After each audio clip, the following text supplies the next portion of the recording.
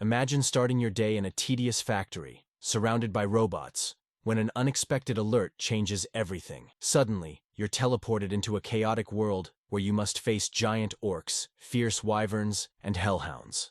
Along the way, you meet people in need, a guy riding a bike in the weirdest way, and you begin unlocking powers that might be your only chance at survival. All this while searching for your missing family and relying on the most unlikely mode of transport to outlast the apocalypse. But before we dive into the video, don't forget to subscribe to the channel.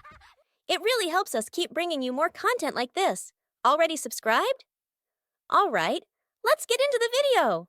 The main character of this manhwa is one of the most unremarkable individuals you'll ever meet, working at a logistics center to make ends meet. Kim Jong-yum isn't too fond of his job, and you'll soon understand why. When he attempts to make small talk with the robot beside him, the machine simply ignores him and gets straight to work. That's exactly what he dislikes about the place. The entire logistics center is filled with advanced AI robots that handle most of the labor. Jong-yum is responsible for overseeing everything, but there's no one around to chat with. He often feels down, missing the warmth of human interaction, and sometimes wonders if he's in the wrong place. This all began 2 months ago, right after he was discharged from the military, marking the start of a streak of bad luck. The first blow was when his parents relocated to Wajongbu. As a discharge gift, they paid the deposit and 6 months' rent for his small apartment, leaving him to live alone near his old school. Thus, his solitary life was forced upon him. Though financially stable thanks to government support and his parents covering rent, he took his time searching for a job, hoping to find the perfect opportunity without rushing. Unfortunately, things didn't go as expected, and he faced rejection after rejection before even getting a chance to prove himself. After a month of job searching, he was going stir-crazy from boredom. One day, while venting to his sister about being the unemployed brother, she teased him mercilessly. During their conversation, she mentioned that many people were working as operators for delivery companies using AI robots to make things easier. His interest was piqued, which led him to this lifeless place where there's literally no one to talk to. Just as I'm narrating this, someone else calls out to him. This person looks rather grumpy and unpleasant at first glance, someone who could easily pass for the manager. Anyway, the senior worker informs Jong-yum that they're out of tuna stock, despite the system indicating there's still some. He tells Jong-yum to check the warehouse for any missing stock, and of course Jong-yum agrees with a forced smile. Let's be honest, he finds the robots much warmer than his cold-hearted senior. As Kim enters the warehouse, the door behind him begins to close. He quickly searches for the tuna, eventually spotting it, climbing up to retrieve it. Just then he hears the door slam shut with a loud thud. He tries turning the knob, but it's jammed. He calls his manager Shin, but there's no response. He briefly considers calling 911 but decides against it, figuring it's not worth the trouble since he's not in immediate danger. Instead, he takes a selfie and sends it to his sister, letting her know he's trapped. She initially teases him, but then mentions hearing a building collapse near her house. Naturally, Jong-yum gets worried and calls her, but when she picks up, she stays silent. Just as he starts thinking it might be a prank, the entire warehouse shakes and an emergency alarm blares. The atmosphere turns chaotic, with announcements urging evacuation. Trapped in the warehouse with no idea what's happening outside, Jong-yum bangs on the door, but no one responds. Panicking, he tries calling 911 again, only to find there's no signal. He's losing his mind, wondering if there's a full-scale disaster outside. Suddenly, he hears something pounding on the door from the other side, each hit leaving massive dents in the steel door like it's made of cardboard. Trembling, he backs away from the door, instinctively knowing things have gone terribly wrong, and if he makes a noise, he's done for. Sweating, he drops to his knees, relieved when the pounding stops, though the noise and screams outside still terrify him. 3 days pass and he's still trapped inside, surviving on whatever food is available. With no one searching for him, he's convinced something catastrophic has happened. He wonders if there's a war going on and feels almost grateful to be stuck inside, thinking he might be safer here. The alarm, which used to blare constantly, has been silent since yesterday, giving him a bit of peace. However, with his phone's battery running low, he's unsure how long he can last. This might be his final note to the outside world, praying someone finds him soon and keeps his family safe. Just when he thought it couldn't get worse, a system window pops up, notifying him that he's been selected and should check his awakened abilities. At first, Jong-yum thinks he's hallucinating, but then another window appears, revealing he's gained his own personal subspace for storing items. He starts to wonder if there's some kind of drug in the tuna cans he's been eating for the last 3 days. Another digital notification pops up, informing him that a target has been designated and asking if he wants to store it. Without hesitation he confirms, and suddenly he feels himself falling, landing hard on the ground outside. Scrambling to his feet, he looks around only to find everything in ruins, debris and wreckage everywhere. He spots his senior lying dead nearby. As system windows keep flashing, our protagonist is too busy vomiting after seeing his senior's lifeless body. The system then announces that a suitable operating system has been found for him and is now being installed. Suddenly he hears footsteps approaching from behind, casting a huge shadow over him, and he's almost certain this shadow isn't human. As the scene zooms out, we see a monstrous orc-like creature with sharp fangs and a massive blood-covered body. Jong-yun starts sweating profusely, trying to calm himself, hoping his worst fears aren't true. He convinces himself that the loud roar he heard 3 days ago might have come from a gorilla or a bear. Still, he doesn't dare look back and instead sprints away as fast as he can, running for his life.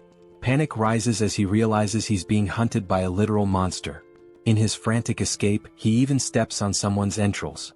He has no clue why an orc-like creature is here or why it's after him, but one thing is clear: he has to get away. Suddenly, a system window pops up, announcing that synchronization is complete and asking if he wants to enter the subspace. Without a second thought, Jong-yun says yes, just as the monster's hand swings at him. He leaps into the portal, leaving the monster trapped on the other side, groaning in frustration. Jong-yun is confused, wondering why the creature can't follow him. A floating drone appears, explaining that nothing can enter his subspace without his permission, as he is the master of it. The drone further clarifies that the subspace is completely under his control. Shocked, Jong-yun feels a strange sense of déjà vu seeing the drone talk to him. Looking around, he realizes he's back in the PAX Fulfillment Center warehouse, but now it's part of his new subspace. The place is filled with the same robots as before. The system then informs him that as he's entered the subspace for the first time, he will be rewarded with a mana stone. The stone materializes in his hand, but before he can figure out what it does, the monster outside begins pounding on the portal again, startling him. He momentarily forgets he's being hunted by a monstrous beast and asks the system if it's sure the creature can't get in. The system reassures him that nothing can enter without his consent. A new system window appears, informing him that the PAX Fulfillment Center is a 5-story facility with a total area of 10,000 pyeong, approximately 33,000 square meters, and contains everything necessary for improving customers' lives.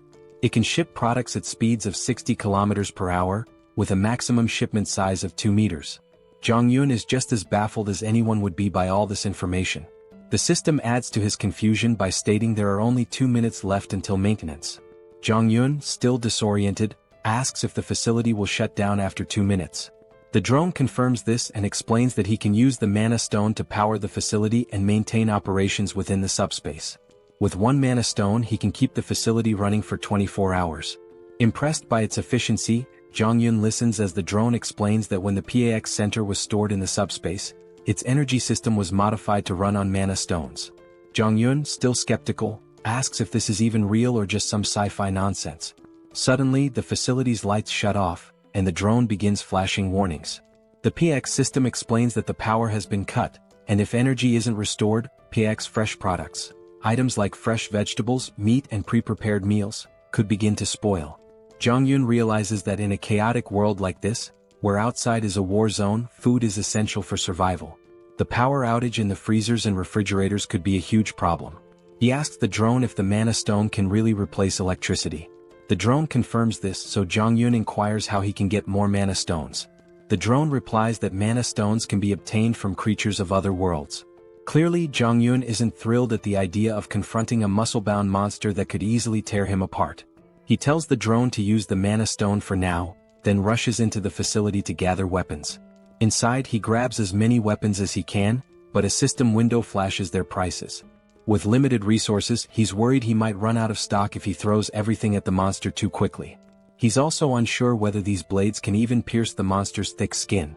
He figures that wounding the monster slowly rather than trying to kill it outright might be a smarter strategy. Since the creature can't enter his subspace, there's no rush to finish it off in one go. He'll focus on injuring it little by little, ensuring he doesn't waste resources or run out of weapons too quickly. Jong-yun hurls an axe at the monster, but it only grazes its body, which only enrages the creature further. With his original plan failing and aware that his weapon supply is limited, he decides to give the heavy axe another try, hoping it will have a more noticeable effect this time. He asks the system how many axes are left in stock, and to his surprise, he's told there are 15 remaining. He was expecting far fewer, so the number takes him off guard. He quickly checks the location of these axes, and upon reaching the storage area, he's shocked to discover that the axes are duplicating infinitely. The system explains that the items are produced through a process that allows them to be duplicated endlessly. While they can be damaged or altered, they cannot be fully depleted. This revelation leaves Jong-yun stunned. If the system is right, he has an endless supply of weapons at his disposal.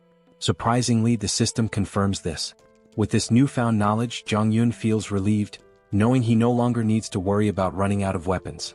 He can throw as many as he wants at the monster without fear of exhausting his stock. He realizes that his shoulders will probably give out before the monster does, but at least he has a seemingly unlimited arsenal. The system then reveals another useful detail. He doesn't even have to throw the weapons himself. He can automate the process, shipping items from the subspace to the outside world. The system clarifies that shipping can only occur every 30 seconds, but this speed can be increased by leveling up his skills. Jong-yun quickly asks how to launch the weapons, and the system tells him he only needs to think of the registered item and say ship to have it automatically sent out. As soon as the system explains this, Jong-yun says ship, and an axe hurtles through the air at incredible speed, slamming into the monster's grotesque face and bringing it down instantly. The axe was launched by the drone, and when Jong-yun asks about the speed of the throw, the system replies that the default shipping velocity is 60 km per hour.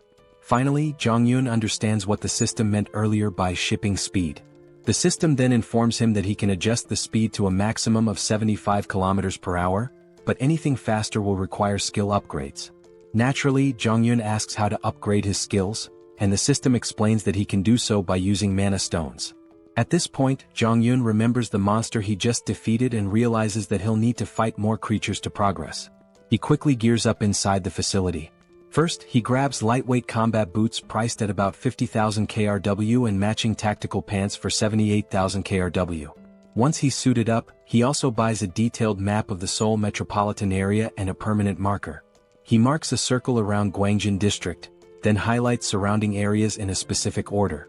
With his route planned, he decides to start with the nearest district and gradually work his way toward his final goal, Ijeonggu, where he hopes to reunite with his parents. Since he's starting from Gunpo and doesn't have a car, Jong-yun knows the journey will be long. Even though it's not as fast as a car or motorcycle, a regular bicycle is incredibly valuable in a post-apocalyptic world, and in this situation it might as well be a Lamborghini. He hops on the bike and pedals through the desolate landscape. After around 30 minutes, night falls and Jong-yun has already taken down nearly 12 orcs. He reveals that he's learned a valuable lesson from defeating them, but before he can explain, a new monster appears and tries to attack him. Jong-yun quickly retreats to his subspace, leaving the creature outside. While the monster is stuck, he uses the shipment ability again to launch an axe at high speed. Unfortunately, the axe only hits the monster's shoulder, wounding it but not finishing it off. With the cooldown period of 30 seconds before he can ship again and a range limit of 10 meters, Jong-yun realizes that his abilities, though impressive, need more refinement, and that he can further improve them by collecting mana stones. Beyond shipment, Pax's ability has other applications, and we'll soon discover what those are. Suddenly, the monster notices movement and turns around, only to see the axe flying back into the portal and then returning, striking it in the face again and finishing it off. This is actually the second function of Pax's shipment ability, known as product retrieval, which automatically brings back dispatched items, just as useful as the shipping ability itself. Jong-yun uses the retrieval function once more to claim the mana stone from the monster, all while wondering why he can't simply retrieve the mana stone without killing the creature first. He then asks Pax the same question and learns that he can only use his retrieval skill on the stone after killing the monster, as it belongs to him at that point. Regardless, Jong-yun steps out of his subspace and shares another vital piece of information about this apocalyptic world. It turns out that the strange orcs aren't the only creatures wreaking havoc. There are also winged monsters, and he knows it will be a serious challenge to hunt one of those. Suddenly, he hears cries for help, but before he can identify the source, the scene shifts to a man named Choi, desperately fleeing. He's so exhausted that each step feels heavier than the last, and a flying creature is chasing him. The monster swoops down, slamming into Choi from behind, sending him crashing to the ground in agony. There's another person behind Choi, but before he can help his fallen friend, the monster lands right in front of him, blocking his path. Its fierce, drooling mouth suggests that human flesh is the most appetizing thing around. However, strangely, the monster doesn't attack the man standing before it. Instead, it fixes its gaze on Choi, who is writhing in pain on the ground. The man, confused as to why the monster is ignoring him, realizes it has been targeting Choi all along, likely because he seems like an easier victim. He feels helpless, unsure of what to do with only a small knife in hand, doubting whether it could even distract the monster. Just then, the sound of a bicycle bell rings through the air, and not surprisingly, it's our boy speeding toward them, though these two have no idea who or what is approaching. Before they can process what's happening, they witness the monster that was hunting them get struck by a projectile, sending it sliding across the ground from the force of the impact. The creature was felled by a single axe throw, leaving both men in stunned disbelief. Jong-yun quickly checks if they are okay, but they're still in shock, their mouths agape as they try to understand how someone on a bicycle managed to defeat a flying wyvern with just an axe. They immediately ask Jong-yun if he's a soldier, bowing their heads in gratitude for saving their lives. Jong-yun, glad they're safe, points to his uniform in response to their question. He explains that he's an employee of PAX FC, and they notice he's wearing the company's gear. This revelation shocks them even more, as they had assumed he was a trained soldier, given his impressive skills and presence. Even though he's not a soldier, his abilities are so extraordinary that if they hadn't seen it themselves, they wouldn't have believed someone could take down a wyvern with just an axe throw while riding a bicycle. Jong-yun is surprised to find out that these people are already familiar with the concept of abilities. One of them confirms this, mentioning that he himself has an awakened ability, though it's just a simple driving skill, which he hasn't had much chance to use under the circumstances. Choi then laughs, admitting that he's a bit jealous because he hasn't awakened any ability of his own. Jong-yun asks if there are more survivors nearby, and Choi explains that there aren't. They're currently in Block C, which houses a logistics center where many people gathered, but unfortunately so did the monsters. Most of the people were attacked, killed, or devoured, leaving only around 10 to 15 survivors who are now hiding in the underground terminal of Block E.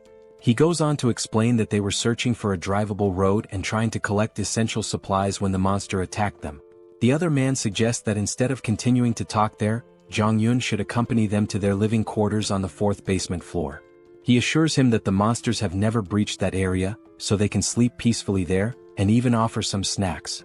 Jong-yun considers the offer, clearly interested in seeing the vehicles they mentioned, as he's in desperate need of information about working transportation.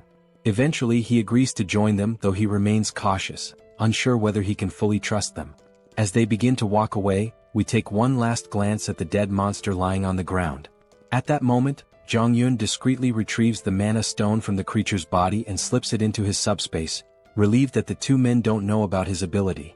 This way he has an escape plan in case things go wrong. He can always retreat into his subspace if necessary.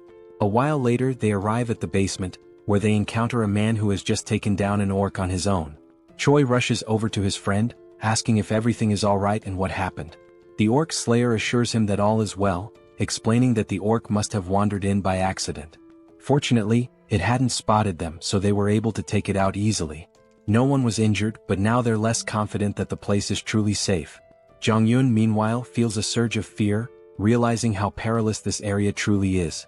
His thoughts are interrupted when the orc slayer asks who he is. Choi explains that Jong-yun is the one who saved them from the wyvern and used to work for PAX FC. He also mentions that Jong-yun is quite powerful, having taken down the wyvern with an axe throw from a distance. Everyone is both amazed and curious about what kind of abilities he might possess. At that moment, a woman rushes toward him, absolutely ecstatic that he saved Yongsu and Byung-kal. Overjoyed, she begins to do a little celebratory dance. The rest of the group starts to gather around, showering him with praise. Jong-yun tries to brush it off, modestly saying that he was only doing what was necessary. As he continues to receive so much attention, Choi steps in to break up the crowd, telling them not to tease the young guy. Just then, the orc slayer speaks up, revealing that everyone there has been working together for over a decade, and that Yongsu and Byung-kal are like family to him. He expresses his deep gratitude for saving them and introduces himself as Lee Jin-mak, the center manager of Daehoon Express Terminal. He even bows respectfully to thank Jong-yun for saving his two friends. After the introductions, Jin-mak gives Jong-yun a quick overview of the place. He explains that while they can't guarantee total safety, it's far more comfortable than being outside. They have a stockpile of food and water from the logistics center, and he encourages Jong-yun to eat as much as he wants and to make himself at home. Jean-mak adds that they have enough supplies to last for a while and can always get more from the logistics center if needed.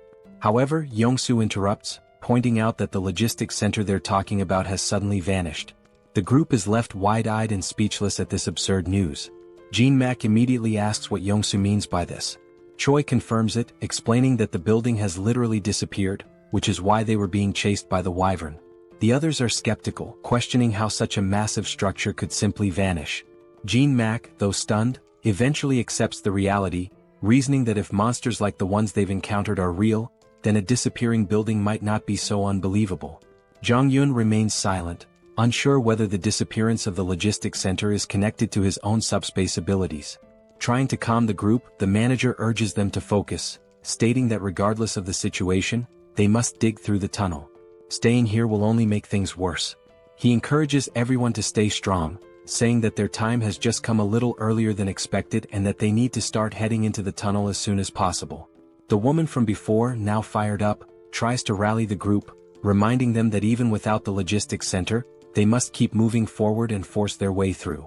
Jong-yun turns to the manager, asking what forcing their way through actually means. The manager explains that everyone has homes elsewhere, and vehicles are essential for getting around. But with the roads blocked, they need to find a way through. Jong-yun's interest peaks at the mention of vehicles, and he asks for more details.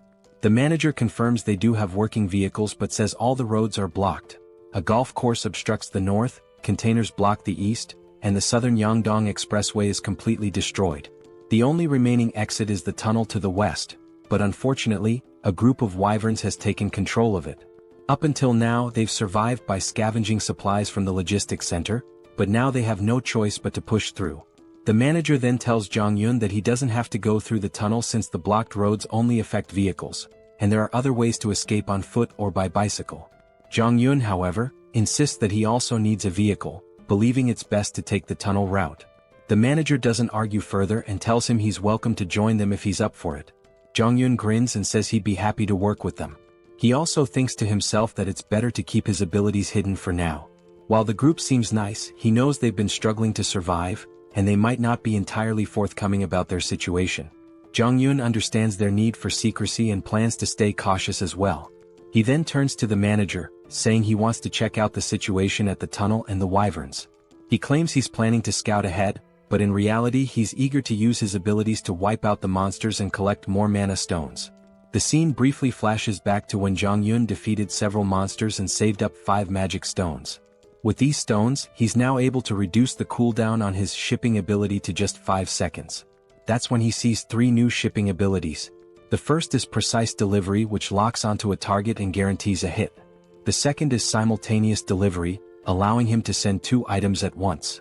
The third is Automatic Delivery, which lets him deliver designated items automatically, with adjustable timing. While these abilities sound amazing, each costs 10 stones and Jong-yun can't wait to try them out, though he's still unsure about the exact function of automatic delivery. In the present moment, Jong-yun is grinning, thrilled about the mana stones he's collected and eager for his scouting mission to earn more, or so he thought. His excitement is quickly dashed when he finds himself stuck with Yong-soo, one of the guys he had saved earlier. When Jong-yun asks why he's tagging along, Yong-soo replies that it's too dangerous to go outside alone. Jong-yun dryly reminds him that he was the one being chased by the wyvern earlier. But Yong-soo insists that it doesn't matter. He can't let him go alone. Besides, he's confident that if needed, Jong-yun will save him again. Jong-yun recalls that Yong-soo mentioned he had awakened a driver's ability, so he asks if Yong-soo can see a message window or something similar. Yong-soo replies that he hasn't seen any window, but he feels deep down that he's awakened some sort of ability. It just hasn't fully developed yet. This answer isn't exactly comforting to Jong-yun, who starts feeling more concerned. As night falls, they zoom down the road on their bike at crazy speeds. Jong-yun is sweating in fear as he watches Yong-soo steer the bike with one leg while trying to maintain balance. When Jong-yun asks why he's driving like that, Yong-soo explains that the road is full of cars and it's hard to see. Suddenly, Yong-soo spots a wyvern ahead. Jong-yun quickly tells him to stop because he can't see anything. It seems like the monster has finally noticed them, and as it stares menacingly, Yong-soo nervously asks what they should do. Just then, a projectile strikes the wyvern, taking it down in one shot, leaving Young-so utterly shocked. Meanwhile, Jong-yun calmly tells him to focus and not look back. While speaking, he discreetly retrieves the mana stone and stashes it in his subspace. Finally, Young-so notices the tunnel up ahead and slams on the brakes. Before Jong-yun can ask why he stopped in the middle of the road, the answer becomes clear. They see a horde of monsters crawling around the area. Young-so is absolutely terrified, and Jong-yun wouldn't be surprised if Young-so had already panicked beyond measure. As one of the monsters starts advancing toward them, Young-so is convinced their time is up. Even with the electric bikes, there's no way they can outrun so many wyverns. Just as Young-so braces for the worst, Jong-yun realizes he has no choice but to use his subspace ability. He quickly pulls up his system and dumps his mana stones to reduce the cooldown from 30 seconds to just 5 seconds. Confused, Young-so asks what Jong-yun is doing, but he doesn't explain. Meanwhile, the monster roars and every nearby creature starts converging on them. In the nick of time, Jong-yun shouts, "Ship!" and a projectile drops, taking out the monster and saving Young-so. Looking back, still panicking, Young-so's eyes widen as he spots a portal behind them. After defeating the monster, Jong-yun quickly grabs the stones and tells Young-so to stay close. It's the only way he can protect him. Young-so agrees, though he remains completely clueless about what's happening or why there's a logistics center behind them. Just then, more monsters appear, but Jong-yun swiftly deals with one using his axes. As more monsters prepare to attack, Young-so panics and stumbles back, eventually falling into Jong-yun's subspace. The monster crashes into the subspace barrier, while Young-so falls to the ground in shock. The monster regains itself and charges again, but Jong-yun slips into his subspace just in time. The creature slams into the barrier once more before being taken down by another axe. Young-so watches in awe, unsure what to be more impressed by, the logistics center or the flying axes, but he's certain of one thing. To Jong-yun, these monsters are nothing more than nuisances, and this tunnel is just a minor obstacle he can clear without breaking a sweat. Young-so reflects on how everyone back at the base was relying on the delivery vehicle for safety and food transport, and how the tunnel was part of their escape route. Even if they made it through, monsters still lurked outside. But for Jong-yun, things are different. He only needs the vehicle for transportation since he can handle any threat with ease. Young-so even begins to feel a tinge of jealousy, thinking how with an ability like Jong-yun's, he could reunite with his family much faster. He wonders why Jong-yun needs a vehicle in the first place. Suddenly they notice the monsters starting to retreat. Jong-yun is intrigued, noting that these creatures are smarter than expected since they're fleeing rather than rushing into danger. As Jong-yun collects the mana stones, Young-so spots a blue stone hovering in the air and asks what it is. Jong-yun, surprised, asks if he's never seen a mana stone before. Young-so admits he hasn't, so Jong-yun explains that he uses them to boost his abilities. Young-so finally understands and wonders if he'll ever get a chance to use one himself. This clears up why Young-so didn't bother extracting the mana stone from the orc earlier. Young-so points out that with abilities like Jong-yun's, he could easily clear the entire tunnel on his own. Jong-yun replies that he didn't come here intending to clear the tunnel. He just wanted to check it out. If it seemed manageable, he'd sneak through quietly and not show off his powers. Young-so apologizes for tagging along, but Jong-yun reassures him that it's fine. He didn't know the way to the tunnel anyway, so if he had come alone, he wouldn't have made it this far. He then suggests they head back since the wyvern has retreated, but it could return soon. At that moment, Young-so asks how far Jong-yun plans to travel that he feels the need for a vehicle. Jong-yun explains that he's trying to reach his family, with his final destination being Wajongbu, near the Gangnam district. This revelation surprises Young-so because his own destination is along the same route. He shares that he's heading to Indaequan, which is on the way, and asks if it would be too much trouble to let him tag along until then. Jong-yun hesitates, unsure how to respond, but Young-so continues, admitting that even if he makes it through the tunnel, he's not confident about reaching home safely. His driving ability isn't much help in combat, but since Jong-yun can fend off monsters, he might have a better chance of reuniting with his family. Young-so then promises to help Jong-yun get to Gangnam faster than anyone else and swears he won't be a burden. He even offers to provide food along the way. Jong-yun starts to see some merit in this partnership. Young-so's driving skills are impressive, and more importantly, with him around, his secret abilities might stay hidden. It's a mutually beneficial arrangement since Jong-yun fears that if word got out about his powers, people might try to use or even eliminate him, though that might be overthinking. Still, better safe than sorry. Ultimately, Jong-yun agrees to let Young-so come along, and Young-so beams with excitement like a child in a candy store. Jong-yun then informs him that he'll handle clearing the tunnel, but emphasizes that Young-so should keep his abilities a secret and make sure others don't interfere. Young-so eagerly agrees, vowing to make sure everyone cooperates and stays out of the way. However, things don't go as planned. Young-so, in his excitement, ends up telling everyone that Jong-yun will clear the tunnel using his awakened abilities. All they need to do is wait outside until he's finished. Jong-yun is left in disbelief, realizing that Young-so just spilled the secret. The others are stunned by the news and eager to watch Jong-yun in action, while Young-so proudly explains. Meanwhile, Jong-yun curses his bad luck, knowing he's now stuck in a difficult situation. In the end, Jong-yun steps forward and announces that by the next morning, he'll have the tunnel cleared so everyone can leave. In his mind, helping them seems like the best option, especially since they still have food, which should keep things calm for now. However, once the supplies run out, chaos might ensue, so it's smart to clear the tunnel and ensure everyone's safety. Just then, the manager approaches Jong-yun, stating he won't pry into his abilities or ask questions about them. Instead, the manager expresses respect for Jong-yun's decision to help everyone. He offers some food from their reserves as thanks, which surprises Jong-yun. This level of generosity feels overwhelming.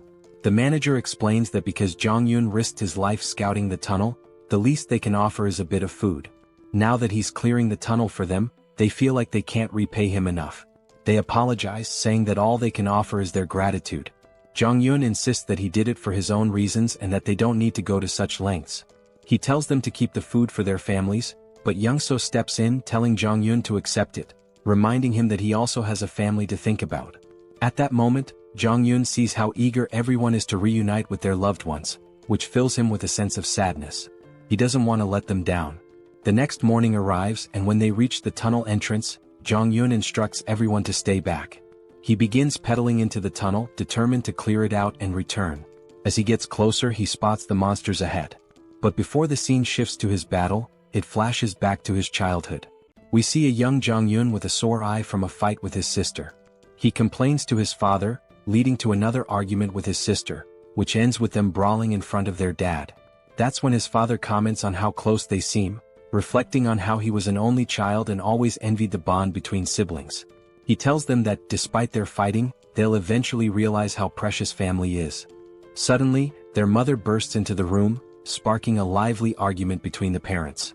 Jong-yun feels a warm sense of family in that moment. The scene transitions back to the previous night, where Jong-yun, seeing how excited everyone was about reuniting with their families, reflects on his own family memories. He knows they're relying on him to clear the path. They spend the night filled with hope and anticipation, waiting for Jong-yun to ensure their safety. After midnight, as everyone sleeps, Young-so wakes up to use the bathroom. Noticing that Jong-yun is missing, Young-seo heads outside and asks the patrolling guards if they've seen him. They tell him that Jong-yun mentioned stepping out for some fresh air a while ago. Curious, Young-seo walks further ahead, scanning the area, and eventually spots Jong-yun. He quickly asks why Jong-yun can't just go to sleep, to which Jong-yun replies that he can't sleep there. As Young-seo looks ahead, he's stunned to see the vehicle loaded to the brim with food and supplies. Completely baffled, Young-seo asks why Jong-yun is giving away so much. Jong-yun casually explains that he only loaded half the supplies to avoid weighing the vehicle down, but assures him it's more than enough for everyone. Young-seo is even more shocked when Jong-yun mentions that this is the last vehicle he had to load. The realization hits hard. If this is the last one, then Jong-yun must have packed the other 15 vehicles with the same amount of supplies. Jong-yun quickly tells Young-seo to keep this a secret from the others. Still confused, Young-seo points out that if Jong-yun is giving away all these supplies, what will they have left for their own journey? Jong-yun nonchalantly responds that they still have plenty of supplies. Young-seo is left astounded, realizing the amount of resources Jong-yun has given away is more than you'd find in an entire logistics center.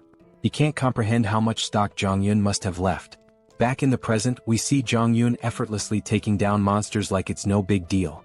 While fighting, he contemplates how much easier it would be if he could put all the people into his subspace and carry them to safety. Unfortunately, his system informs him that with his current subspace level, it's impossible. However, if he reaches subspace level 2, he could carry up to 20 people. To level up, he needs at least 100 mana stones. After mentally counting, Jong-yun notes there are about 40 monsters left, with a few fleeing. The numbers aren't enough for him to level up here. He realizes he'll need to find another way to gain experience, especially since he wants to eventually bring his family into the subspace. Suddenly, Jong-yun notices something strange among the fleeing monsters. A closer inspection reveals a stronger, more imposing version of a wyvern, clearly some kind of boss-level monster. Even Jong-yun is unsure of what he's facing. The scene then cuts back to the group waiting outside the tunnel, growing anxious about whether Jong-yun is okay inside. Finally, they see him emerge, pedaling his bike effortlessly, as if he's been out for a leisurely ride. His uniform is stained with blood, and the group anxiously watches until they see him smile. They burst into celebration, relieved that their mission was successful. It's finally time for everyone to part ways and reunite with their families. They thank the manager for sticking with them and wish him a safe journey home. Jong-yun hints that if they face any trouble, they should open the cargo hold. He's left a little surprise that might help. Curious but eager to continue, they get into their trucks and slowly make their way through the traffic. After crossing the tunnel, they wave their final goodbyes before heading in different directions. In the truck, Jong-yun sits in the passenger seat, still thinking about the monster he saw in the tunnel. He's unsure if it was really a wyvern since it fled before he could get a good look. He wonders if it was a leader or just an adult version of the monsters they've been fighting. His thoughts are interrupted by a disturbing crunching noise from under the truck. Looking near the tires, they see they've run over some corpses, and the driver's face is full of sorrow from hearing the bones break. Even Jong-yun notices the regret in his friend's expression, but they have no choice but to keep moving. The road is filled with bodies and wreckage, leaving no clear path. Jong-yun reflects on how, if his discharge had been delayed by just 3 months, he might have ended up as one of those dead soldiers. The situation is even worse than they imagined, with monsters still feasting on the remains. Suddenly, Young-seo calls out to him, snapping him out of his thoughts. When Jong-yun looks ahead, he sees that the road is blocked. Young-seo points out that the barbed wire looks like it was set up by the military to block something, and they'll need to find another route. He suggests they try crossing another bridge, but just then Jong-yun notices something at the far end of the blocked bridge. Upon closer inspection, they see a new type of monster they've never encountered before, and it becomes clear what the military was trying to contain. While Young-seo panics and considers turning back, Jong-yun sees this as a perfect opportunity to level up his subspace. He spots a narrow sidewalk along the road, blocked on both sides, and quickly suggests they drive through it. He explains that he has a plan to get through without turning back and excitedly tells Young-seo to push the truck through the pedestrian path. Young-seo is horrified by the risky idea, especially when an orc appears ahead among the mutant hounds, scattering the pack. The monsters didn't seem to get along with each other at all. Despite the orcs' advantage in size and strength, the mutated dogs had sheer numbers on their side. The poor orcs stood no chance against such a ravenous pack, as their hollow mouths relentlessly tore into its flesh. Blood and chunks of meat flew in every direction, and our two protagonists could only watch the brutal scene unfold. Young-seo was truly terrified, and despite knowing the abilities of our hero, he seriously doubted the sanity of the plan to go straight ahead. He hesitantly asked if Jeonjaen really intended to cross the bridge, but Jeonjaen was completely confident in his skills, thinking it was easier than his frightened companion believed. As Young-seo tried to muster some courage, Jeonjaen suddenly asked him a strange question. Had he ever heard of a game where 3 different races are at war with each other? It was a space strategy game called Stark, but since Young-seo was older, he didn't know anything about it. Jeonjaen went on to explain a little about the game. In it, players could customize maps and tweak settings for fun. Jeonjaen's favorite map involved holding off waves of monsters with limited units and clever use of terrain. As he saw it, the current situation was quite similar to that game. Young-seo of course had no clue why Jeonjaen was sharing this story, but it didn't really matter. His job was simply to follow instructions. The first step was for Young-seo to back the car up to the barbed wire barrier, ripping it down and making as much noise as possible, all to attract the attention of the mutant hounds who were busy feasting on the orc. After that, it was Jeonjaen's turn to get to work. Activating his system, he unlocked a skill he hadn't planned on using but realized it was perfect for the situation. Auto shipping. He spent 10 mana stones to unlock it, then instructed Pax to spend the rest of the stones to boost the shipping speed. Pax quickly complied, increasing the delivery speed to 100 km per hour. With everything set, Jeonjaen called out to the mutant hounds, inviting them to chase him after their meal. The unsuspecting creatures charged, but they weren't fast enough. A double-door refrigerator zoomed towards them and obliterated the pack. It was clear the hounds were in for a tough time. This game wasn't fun for them. And it didn't end with just one refrigerator. More kept coming, and within seconds Jeonjaen had collected 12 mana stones, much to his delight. The enhanced shipping range and precision targeting he had fine-tuned during his tunnel clearing worked perfectly now. Jianjian had initially planned to use axes, but with his upgraded precision delivery system, refrigerators proved to be much more effective. He had discovered earlier that the precision delivery skill didn't track targets fully but only adjusted the trajectory slightly based on their movements. Against these swift mutant hounds, an axe flying at 100 km per hour might still be dodged, making it a less reliable option. But the refrigerator, with its size and weight, was ideal for taking out multiple enemies at once. A mere graze from it was enough to crush several hounds. On top of that, the auto-shipping feature made things incredibly convenient. Jianjian didn't even need to monitor the battlefield anymore. The system automatically took care of any approaching threats. For now, our hero could just relax as the hounds continued their futile attempts to get closer. They howled with rage but were helpless against the flying refrigerators. As the battle raged on, Youngseo made the mistake of looking back. His jaw nearly dropped when he realized what he was witnessing. He had thought Jianjian could only throw axes, but what he saw was beyond his wildest imagination. Refrigerators flying through the air, one after another, every 2 seconds. The sheer number of refrigerators was unbelievable. Youngseo couldn't fathom why the logistics center would even have so many in stock. He began to wonder if Jianjian's system somehow replenished items, like how the axes were retrieved and reused. But how this worked with refrigerators remained a mystery. Youngseo stood frozen in shock, unable to comprehend what he was seeing. He didn't even notice when Jianjian came up to him and casually asked if he wanted something to eat.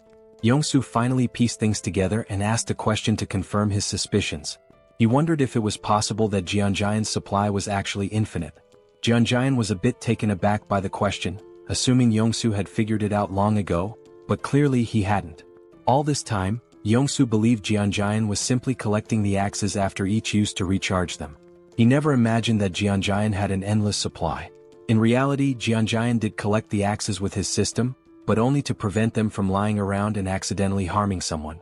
Even after hearing this explanation, Yongsoo still found it hard to grasp the concept of infinite items.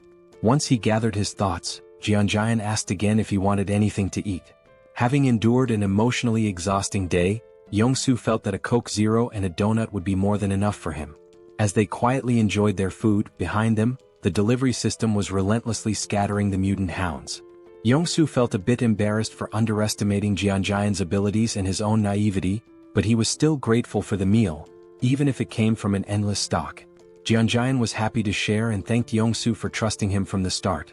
He told Yongsoo that if he ever needed anything he should just ask since he had almost everything in stock. However, Yongsoo wasn't keen on overusing someone else's generosity. Jianjian had already done enough by clearing the path of monsters and helping him get home faster.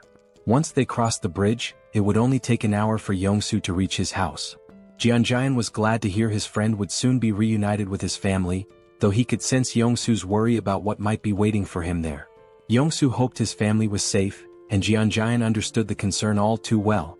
He was worried about his own parents and sisters as well. Wanting to give Yongsoo a gift, Jianjian noticed his friend's tattered clothes and thought he shouldn't return home like that. Plus, with the hounds still lingering, they had time to resolve the clothing issue. The only question was what style Yongsoo would prefer. Feeling a little uneasy about receiving even more help, Yongsoo didn't refuse. He knew Jianjian probably had what he needed: aviator glasses and a cool jacket, the perfect outfit for a top-class driver navigating the apocalyptic landscape. Just in time, the last few hounds were almost dealt with. Yongsoo's new look gave him a boost of confidence, and with renewed assurance in the truck's durability, he was ready to get going. He moved with speed and precision that would make even Formula One drivers envious. Jianjian barely had time to grab on before Yongsoo floored the gas pedal. The remaining hounds didn't stand a chance as they sped down the narrow road. Yongsoo handled the driving with lightning speed, so much so that it seemed like they'd reach his home in just 20 minutes. But Jianjian had to hold on for dear life as the truck zoomed over broken roads as if they were smooth highways. Jianjian desperately asked Yongsoo to slow down, but it was futile. It seemed like he was about to be sick. Fortunately, the wild ride didn't last too long. They finally arrived at Yongsoo's destination, or rather what was left of it. His home was now nothing more than a ruin. Yongsoo stands in front of his house, looking out at the wrecked buildings through the window. The destruction is overwhelming, and he tries to reassure himself that these buildings were just old. That's why they crumbled. But deep down, Yongsoo's hands are shaking. He's right at his own doorstep, frozen with fear, dreading what might be inside. The thought haunts him: what if his family isn't there? What if he opens the door to find their lifeless bodies?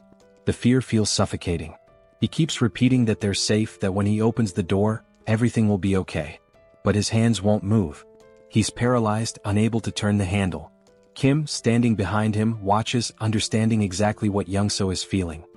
He had driven like a maniac, covering a journey that would normally take an hour in just 20 minutes, fueled by the hope of reuniting with his family. It shows just how desperate he was to get here. But now, standing before the door with the potential of finding something horrifying, Youngso can't bring himself to move. He knows that if he finds death behind that door, it might destroy him too. Sensing this, Kim steps forward, places a supportive hand on Youngso's shoulder, and offers to open the door for him. Youngso freezes, frustration and fear etched on his face. Almost on the verge of tears, he pleads with Kim to do it. Kim, understanding the fear of facing one's worst nightmare, steps up to the door. If he were in Youngso's position, he'd be scared too, wanting someone else to open it for him. Turning back to reassure Youngso one last time, Kim tells him he's about to open the door. But before Kim's hand reaches the handle, the door opens from the inside. Both Kim and Youngso freeze in shock.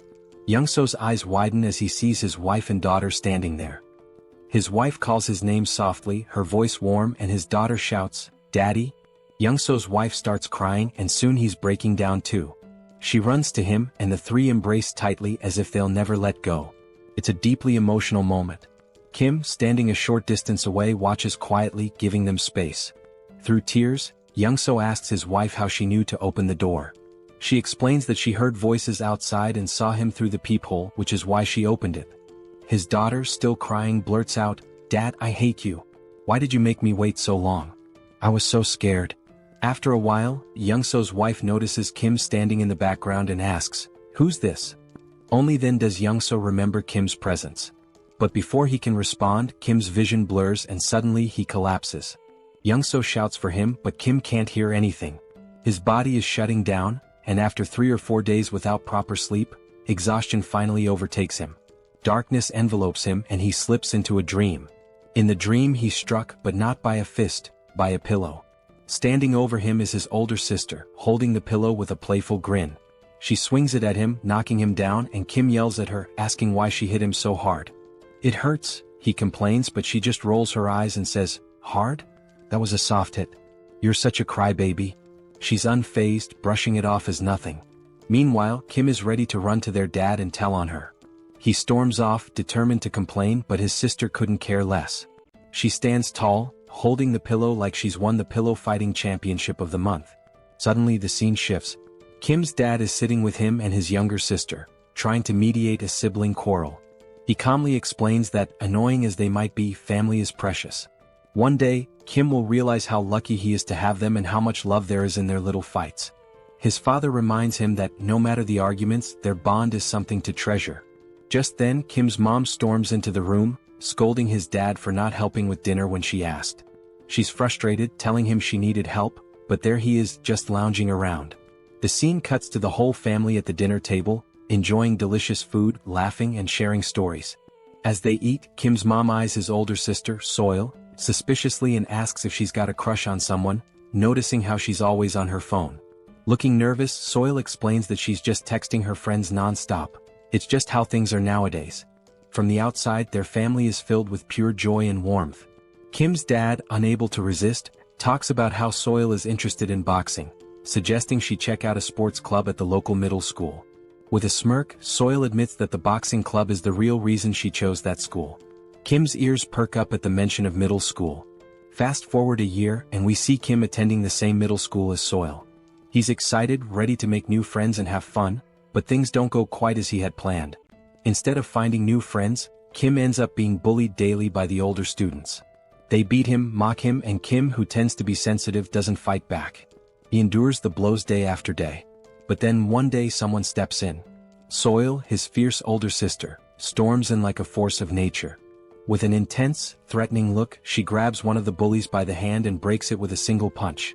Kim feels relief seeing his sister, his rescuer, but that relief is short-lived. Frustrated by her brother's weakness, Soil declares that his training starts now.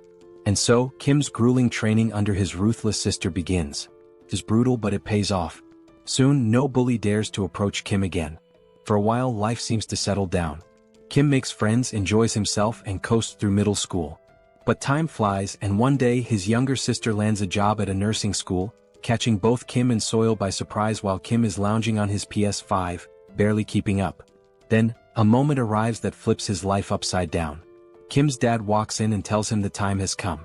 Kim doesn't understand at first, but when it sinks in, it hits hard. It's time for him to enlist in the military. The family worries, though Kim tries to put on a brave face. Outwardly he's tough, but inside he's trembling. He doesn't want to leave his family. And after that, well, the rest is history. Slowly, Kim's eyes open. He feels disoriented and a bit afraid, lying in an unfamiliar bed. He remembers collapsing, standing outside Youngso's door, meeting his family, but after that, nothing. His mind races. Did Youngso betray him? Instinctively, he opens his portal and pulls out a heavy axe, gripping it tightly. Suddenly, a calm, warm voice interrupts his thoughts. Kim turns, startled, and sees Youngso's wife and daughter at the table, looking at him with puzzled expressions. Reality hits him. He's in Youngso's house. Looking to the side, he spots Youngso sound asleep, completely out. It dawns on Kim, he must have been so exhausted that he collapsed at the door. Youngso's wife had said he fainted and had been out ever since. He must have been more worn out than he realized. Kim glances down at the heavy axe in his hands, momentarily confused as to why he even drew it. What had he been thinking? Quickly, he stashes it back in his portal, hoping no one noticed, especially Youngso's wife. She didn't need to see that. He asks how long he's been asleep, and she tells him it's only been a few hours. Then the mood shifts. With a soft smile, Youngso's wife begins to thank him, expressing her gratitude for everything he's done. Kim can feel the weight of her words, how he saved Youngso's life and brought him home safely. The gratitude in her eyes and her slight bow make him feel uneasy. Kim isn't used to this, feeling awkward and a little nervous, wanting to brush it off as no big deal. He thinks about how Youngso had helped him too. It hadn't all been on him. Just then Youngso wakes up. Still groggy, he chimes in to back up his wife, insisting that Kim had done far more than he lets on. Youngso makes it seem like driving Kim here was nothing compared to Kim saving him again and again.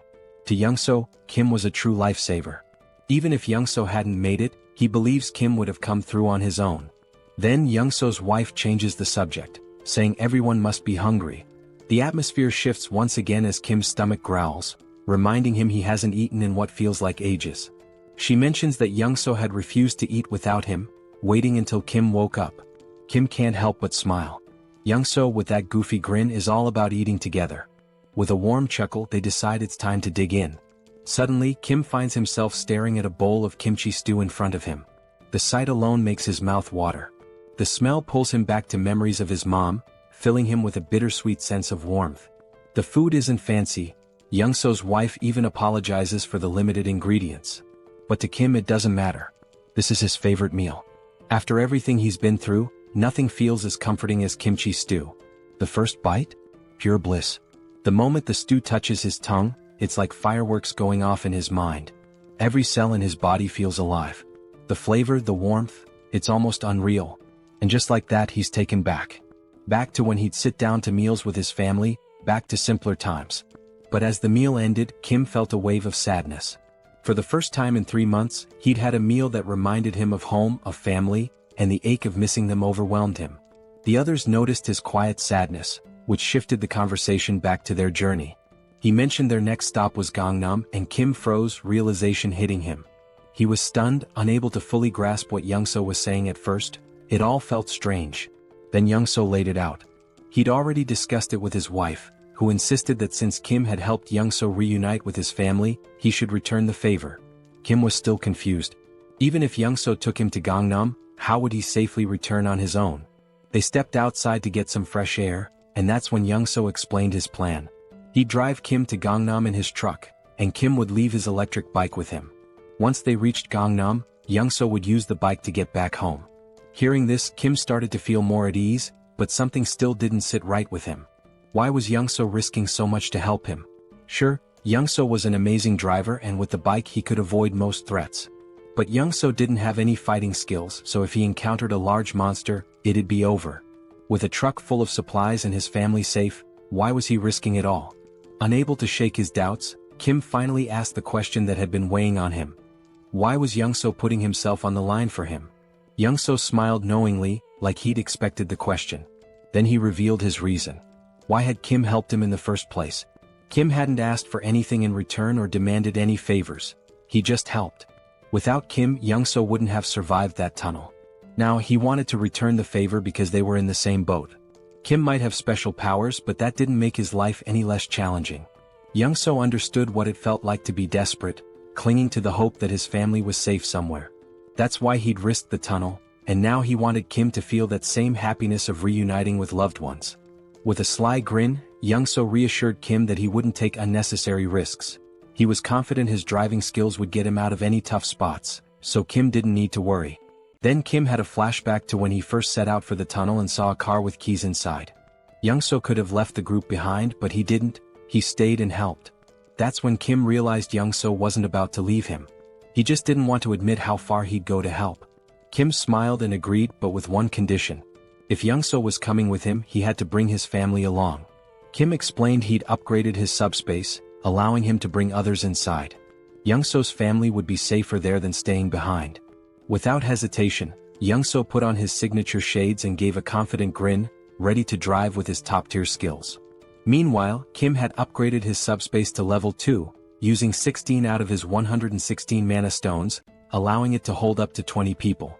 The system informed him it would cost 6 mana stones per day to maintain, but he didn't mind. The system also asked if he wanted to enable external presence in the portal, and he agreed. A few months later, Youngso, his wife and daughter entered the subspace, astonished at what they saw. The expansive Logitech Center was stocked with endless resources.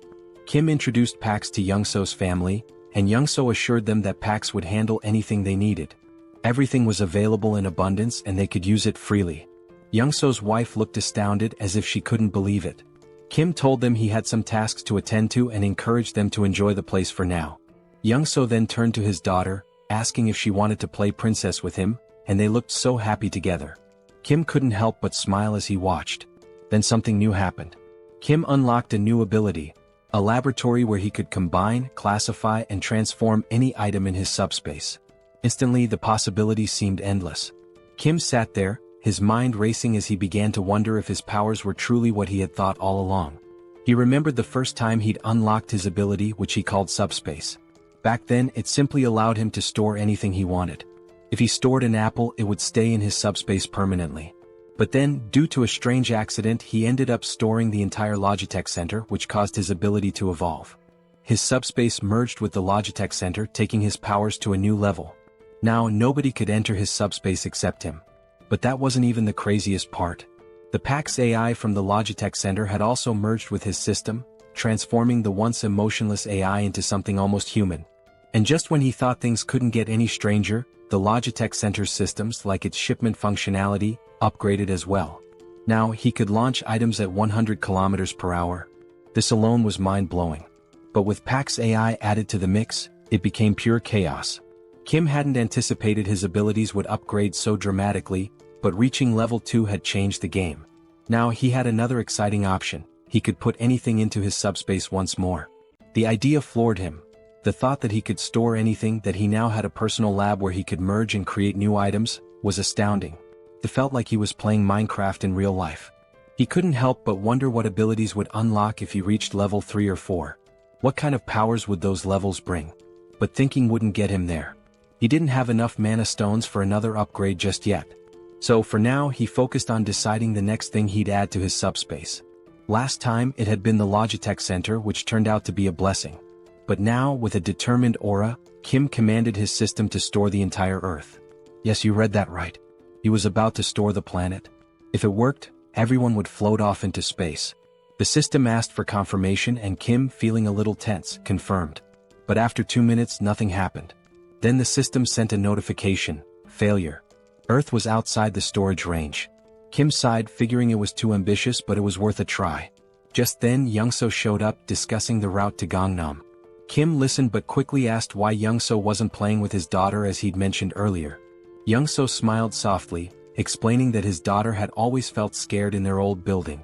But here in this new place she finally felt safe, and that's why she'd been able to fall asleep. It was all thanks to Kim. Youngso expressed his gratitude, but Kim, ever modest, reminded him that he'd been a huge help too. Without Youngso's driving skills, he wouldn't have made it this far. In his mind they were even. But Young-so, with a serious tone, insisted he'd do whatever he could to support Kim. The scene shifted, and there they were, Young-so in full driving mode wearing his signature shades and Kim feeling the tension in the air. Something felt wrong. Young-so, smiling, casually remarked that driving was his one true skill, and he was confident no one could match his speed. He told Kim to buckle up because things were about to get intense.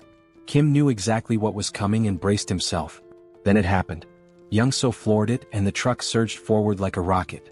In no time they had covered a massive distance. But everywhere they looked was pure destruction. The ground was torn apart, buildings in ruins. While Young-so kept his cool, Kim looked pale, his nerves frayed from the stress. Young-so mentioned they were close to their destination, but as they neared, they saw the road blocked by military barricades, complete with spike strips. Kim sensed something was wrong. These weren't standard barricades. As they took a closer look, a military jeep approached, but the people inside didn't look like soldiers. Kim tensed. These men weren't military, they were trouble. Kim knew that if they tried to escape they'd be shot down. Young-so, tense now, asked what to do. Kim opened his portal, telling Young-so to get in, and assured him he'd handle it. Without hesitation, Young-so slipped into the portal, leaving Kim to face whatever came next. Kim stepped out of the truck as three men approached, guns in hand, strutting like they owned the place. One of them, all muscle and little brains, ordered Kim out of the truck. Kim, barely holding back a smirk, stared them down with a cold glare. Without a word he got out. They opened the truck's cargo and were stunned to find it packed with food. Their eyes lit up like they'd just hit the jackpot. They turned to Kim asking if the food was his. Kim, as calm as ever, nodded. But the musclehead stepped forward, puffed up with arrogance, and declared that the food wasn't Kim's anymore. Now it was theirs. Kim knew these clowns were far from military, they were just greedy thugs after his supplies. The musclehead tried to look intimidating as he questioned Kim about where he got all this stuff. Kim played dumb, pretending to be a clueless delivery guy and claimed he worked at the Logitech Center. But they didn't buy it and pressed him on where the center was located. Calmly, Kim explained that even if he told them, they'd never make it there. The roads were blocked and monsters were everywhere. He himself had barely made it out, just trying to survive. The musclehead looked unimpressed, glaring at Kim and asking how much more loot was left at the center. Kim, staying in character, replied that the food in the truck was only a small part of what was stored there. One of the others glanced at his watch, muttering that it was almost time. Kim was puzzled. What was the rush? Before he could figure it out, wham! The musclehead punched him hard in the stomach and Kim crashed to the ground, wind knocked out of him. Before he could catch his breath, the bulky guy behind them clamped a cloth over Kim's face, knocking him out cold. When Kim woke up, he was tied to a chair in a dim room. His vision was still blurry, but he could see the bulky thug sitting on a makeshift commander's throne. Nearby, a body lay on the ground, a pool of blood spreading around it. Clearly a dead soldier. Kim quickly pieced it together. These guys had taken over the military base. The bulky guy started talking, bragging about how they'd wiped out the military and made themselves the new rulers here. Apparently they'd been fighting Vibrants, monsters that swooped in every day at 6 p.m. The military had tried to fend them off with guns but couldn't keep up, so they'd recruited people like him and his crew. When the military was overrun, the gang had taken control, and now the bulky thug was the self-proclaimed commander. He made it clear that Kim was only alive because he needed him. Kim's task? To head back to the Logitech Center with some of the gang and raid it for more supplies. If he succeeded, maybe they'd let him join their group for protection. Kim was beyond annoyed. He was done with these lowlifes. Standing there, he decided what to do next. It struck him. This military base would make a perfect addition to his subspace. Without hesitating, he commanded Pax to store the entire Joint Commander Communication Headquarters in his subspace. The thug didn't even notice what was happening. He just sat there, confused as the entire base vanished around him. 1 second it was there, the next, poof, it was gone. He was left in his chair, now in the middle of nowhere, utterly clueless. By the time the thug realized what had happened, it was too late. Kim had already disappeared into his portal, leaving the thug sitting alone in the wasteland with nothing but his chair. At least Kim left him something to sit on. Around him, the thug's crew was completely baffled. They gripped their rifles, staring at the sky, trying to wrap their heads around the fact that the whole building had disappeared. The thug, wide-eyed and anxious, scanned his surroundings, his face showing a mix of fear and confusion. He was probably thinking, where did the whole building go? Meanwhile, Kim spat on the ground, noticing a trace of blood. That punch must have done some internal damage. He felt himself sway on the edge of fainting. Storing the base had drained his mana like nothing before. He was exhausted, completely wiped out. If he'd known it would take this much out of him, maybe he would have waited, maybe ducked into his subspace first. But it was too late for second-guessing. He had made his choice, now he just had to deal with the aftermath. His priority now was to get into his subspace to recover. As Kim slipped into the shadows, the thug's crew suddenly froze as the sky turned blood-red. Dark, looming shadows filled the air. The wyverns were coming.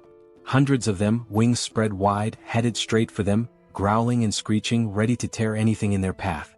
The sight hit the thug's men like a slap, sending them scrambling in all directions, completely forgetting Kim as they bolted for their lives. Even the guy who had captured Kim took off, leaving him free to drop to the ground. The thug was furious, shouting at his crew to hold their ground. He yelled that their rifles could still take out the smaller wyverns, vowing to handle the largest one himself. But his men weren't listening, they were too busy running. Rage twisted his face as he cursed them, calling them traitors. Then bam! The ground shook. Something huge landed behind him, shaking the earth. He turned slowly, terror contorting his face, only to see a massive wyvern towering over him. This one wasn't like the others. It stands a solid 20 feet tall, with black scales gleaming under the blood-red sky, and its piercing yellow eyes locked on him with deadly focus. This wyvern is 20 times larger than any he's ever encountered, a real monster brought to life. Amidst the chaos, we see Kim slipping into his subspace, bringing along an injured soldier. The system pings asking if Kim wants to allow the outsider in. Kim nods, weary but resolute, and both are let inside. Kim feels exhaustion pulling him down even further, and he knows he's just seconds from passing out. His mind races, he barely managed to sneak himself and the soldier in, and he realizes he'll have to be careful with these aftereffects. Storing something as massive as a whole base during such a critical moment might be risky next time. The black-scaled wyvern is still looming behind, its fierce gaze fixed directly on him, making Kim wonder why it's so intensely focused on him. Meanwhile, Pighead stands confidently before the wyvern, boasting about his new physical enhancement power, bragging he can shatter boulders with a single punch. Without hesitation, he swings at the wyvern, but to the enormous creature, it's nothing more than a mosquito's tickle. The wyvern doesn't even react. Suddenly, a bone-crunching sound fills the air. Kim, dreading what's happening, turns around slowly to see Pighead's fate, eyes widening in shock. With a single chomp, the wyvern swallows Pighead whole. Just like that, he's gone. Young-soo rushes over to Kim, checking if he's okay. Kim assures him, though he's clearly drained, his energy barely hanging on. He managed to bring the injured soldier along, who looks worse for wear. Kim and Young-soo gently lay the soldier on a bed, relieved to see he's mostly unharmed, with just a few scratches. But the man is severely malnourished. Kim recalls Pighead's rant about taking over the military base while struggling with food shortages, which must have left the soldier without proper nutrition for weeks. Young-soo then mentions something strange happening in Kim's subspace. An enormous structure has appeared, and not just any structure, it looks like an entire city. He leads Kim to a vantage point and Kim's jaw drops. He thought he'd stored just the military base, but somehow he transported the whole base city into his subspace. His mind races, he hadn't realized the extent of his power. He'd only commanded the system to store the base, but without specifying a building, it interpreted it as the entire city. Young-soo is equally stunned, staring in awe at this impossible sight. Kim realizes he needs to explore the military base thoroughly. Young-soo agrees to watch over the soldier and let Kim know when he wakes. Kim hops into his Mercedes and begins driving through the military base city, his mind buzzing with possibilities. Weapons, ammo, gas masks, military vehicles, even tanks. It's the ultimate jackpot for surviving the apocalypse, but there's a catch. Unlike the Logitech Center, where PAX handles everything and can send supplies directly, this sprawling city means he'll have to locate and retrieve each item himself. As he drives, Kim starts to grasp just how huge this place really is, realizing he has a massive job ahead of him to map out every corner. If he'd known it was this vast, he might have stored all the weaponry and supplies directly in his subspace. Now he's planning his next move. Once he identifies the locations, he'll send Young-soo to retrieve ammo and weapons, while he prepares to strike from his portal. Then a crucial thought hits him: supplies here aren't endless. Unlike the Logitech Center's infinite stock, resources from the base could run out. No more limitless bullets or grenades for reckless use. As he's lost in thought, Pax suddenly appears, casually correcting him. Pax explains that the base isn't an ordinary storage area. It's been fully integrated into the Logitech system format. Kim's jaw drops as Pax continues, revealing that since the military base has merged with his subspace, he can now command it just like the Logitech center. Kim can hardly believe it, but Pax confirms that the base is synchronized. He'll have unlimited access to its supplies, vehicles, and equipment, just like in the Logitech center. This changes everything. Kim can barely comprehend it. His mind races through the possibilities, his face a mixture of shock, wonder, and pure excitement. He asks Pax for double confirmation. Are they really talking about endless rifles, ammo, grenades, everything? Pax nods, and it's like Kim's entire reality has flipped upside down. This isn't just groundbreaking, it's downright game-changing. Still buzzing with excitement, Kim needs more details. He asks Pax how long synchronization will take. Pax admits it's a massive job with only 0.81% done so far, so there's no clear timeline. But Pax offers a solution. If Kim prioritizes specific items, Pax can sync those first, making them immediately accessible. Without hesitation, Kim lists his essentials. Rifles, ammo, grenades, vehicles, and fuel, the lifeline for surviving this apocalypse. Kim smirks, knowing that with these at his fingertips, there's nothing out there he can't face. Pax informs him that the synchronization will be ready in just 10 minutes. After that, he'll have unlimited access to all the weapons, vehicles, and supplies he needs to go full throttle. Feeling a surge of confidence, Kim asks Pax if there's a security system, something to ensure no one touches the base without his direct approval. Pax confirms with a simple, yes. Satisfied, Kim tells him to lock everything down immediately. Kim thinks about it for a moment, not that he doesn't trust Young-soo and his family, but he's unsure about this soldier they saved. Standing by his portal, he realizes he now holds power over food, vehicles, and weapons in his hands, hoping the outside isn't as chaotic as he suspects. But outside it's a nightmare. The wyverns are on a rampage, tearing through Pighead and his lackeys one by one. Kim understands that the chaos outside won't settle down anytime soon. Back inside, he and Young-soo prepare for battle. Young-soo dons his old boss uniform, looking every bit the part, and Kim grips his M416 rifle, locking and loading. In front of them is a massive crate filled with endless ammo. Young-soo, with a hint of nostalgia, remarks it's been years since he held a gun and never thought he'd be back in action. Kim reassures him. He's duplicated thousands of rounds, each box loaded with 10,000 bullets. Young-soo doesn't need to worry about running out or jams. Kim throws Young-soo a little challenge, asking if he still remembers how to shoot. Smirking, Young-soo picks up his own M416, telling Kim he's about to show him just how skilled he was back in the day. He takes aim, exhales, and fires. Every shot hits its mark, taking down wyverns one after another. Headshot after headshot, Young-soo drops over 50 wyverns in record time. After half an hour, his gun is red hot, smoke thick in the air. When the haze clears, the floor is littered with wyvern bodies. Adrenaline still pumping, Young-soo admits he hasn't enjoyed himself this much in years. He thinks they've cleared them all and are ready to move on. But Kim's face is tense. He has a nagging feeling. Kim warns Young-soo, saying not all the wyverns are dead. Young-soo looks around, confused. Every wyvern he can see is down. But Kim mentions a massive black-scaled wyvern he saw earlier, unique and ominous.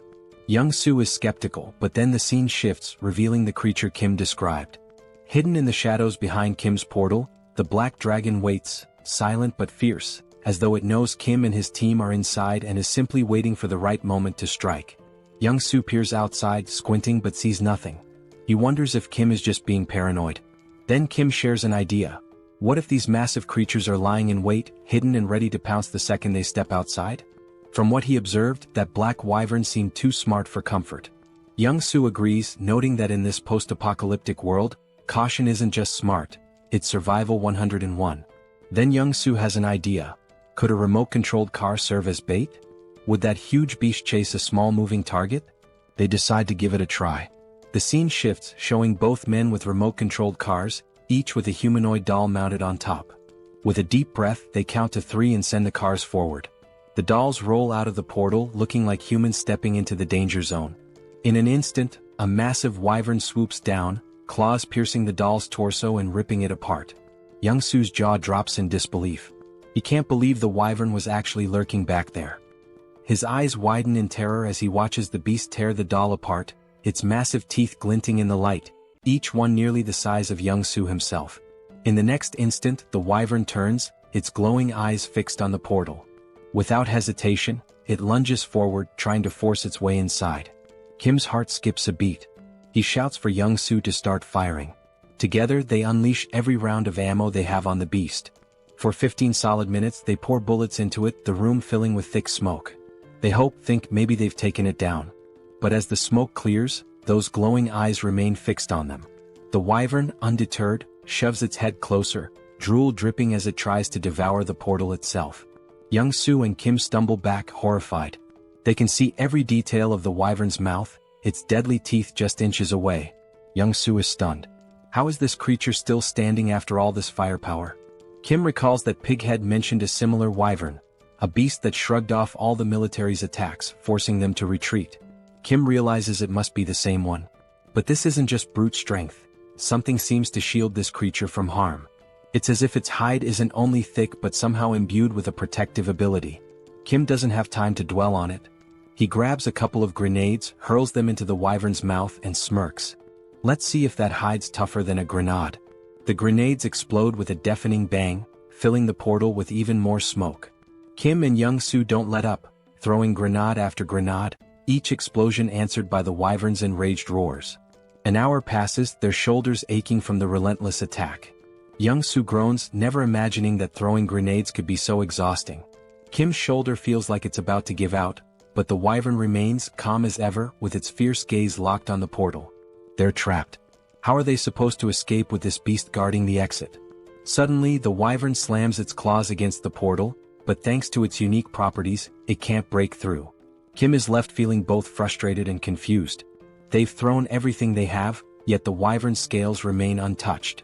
Finally, with what seems like a snort of boredom, the wyvern turns away and flies off. Young-soo, bewildered, wonders why it left. Kim suspects it got tired of waiting for them to make a mistake. After hours of failed hunting, it probably decided to look for easier prey. At least for now they're safe. They wait an extra hour to be sure. When the wyvern doesn't return, Kim and Young-soo share a look. Exhausted but determined, they gather their supplies, ready to continue the journey. The scene shifts as Kim and Young-soo hit the road again. Young-soo, still visibly shaken, can't help but mumble about the horror of facing such a monstrous wyvern. Kim shares his concern. Those dozens of grenade explosions barely left a mark. If a creature that size can withstand grenades, what kind of weapon would it take to bring it down? Kim realizes that regular explosives just aren't enough. Bombs are designed for taking out smaller targets like humans, not dragons. Sure, he could grab a rocket launcher or missile from his subspace, but that kind of firepower would destroy everything around them, risking innocent lives. He can't take that path, it would strip away his humanity. Frustrated, he realizes he needs a weapon as powerful as a bomb but without the massive destruction. The more he thinks, the more his head aches. Maybe, he muses, if he had something heavy enough dropped from an extreme height, it could seriously damage the wyvern. But using a tank wouldn't work, the wyvern would dodge it with ease. He needs something small, heavy and lethal, but such a thing doesn't exist yet. He's stuck with just grenades and guns. Just as he resigns to the situation, he decides to check his magic stones. When he glances at his crystal, he's stunned. 314 magic stones. How did he get so many? He recalls killing dozens of orcs and goblins and barely gathering 50 stones, but perhaps wyverns yield more. With this many stones, Kim gets an idea. He'll upgrade his abilities. He invests 100 stones into his subspace, expanding its range to an impressive 50 meters. Now he can transport 4 items per second, making this skill incredibly powerful. With 189 stones remaining, there's one thing he hasn't tested yet: his pocket dimension lab. It was something he'd unlocked with his last upgrade but never got around to testing. Now, with curiosity piqued, Kim decides to activate it. He channels 50 magic stones into it and suddenly, his pocket dimension lab comes to life. According to the description, this is a space where he can combine or separate anything he desires. A spark of excitement lights up his eyes. Maybe he can create something unique, something that will give him the advantage he's been looking for. Kim turns to Young-soo, telling him he has something important to investigate and that he should hang out in the subspace for a while. Young-soo pauses, then grins, saying they're almost in Gangnam. He points out that there's no sign of any monsters, so he'd rather keep driving while Kim checks out the subspace. Kim, still worried, asks if Young-soo is sure it's safe. Ever the problem solver, Young-soo suggests that if Kim's that concerned, He can go into his portal while Young-soo continues driving the Mercedes. He's noticed that as long as he's driving, the portal stays with them. Intrigued, Kim ducks into his portal and sure enough, as Young-soo drives, Kim realizes he's moving right along with him. Impressed, Kim agrees to the plan, though he still feels a bit tense. He steps into his newly unlocked pocket dimension to explore. Inside, everything is vast, white and empty. He wanders around, testing the space, when his system chimes in, explaining the capabilities. He can combine or separate objects here. He can merge multiple items, regardless of their type, or break them down into components. Kim's mind races. This could change everything. Could he, for example, merge a rifle with its magazine to create an endless ammo feed so he wouldn't need to reload? Pax confirms that this idea is completely possible. Then Kim wonders if he could pull a grenade safety pin while storing it, so it would explode the moment he sends it out. Pax confirms again. Eager to test it, Kim has Pax remove the pin and create a new item, costing him 15 magic stones. He's fascinated by the result, but he knows a single grenade won't be enough for the wyvern. He needs something far more powerful. A smirk forms as Kim begins crafting a secret weapon. Meanwhile, Young-soo encounters a massive barricade, a wall of stacked cars blocking the road like some post-apocalyptic obstacle.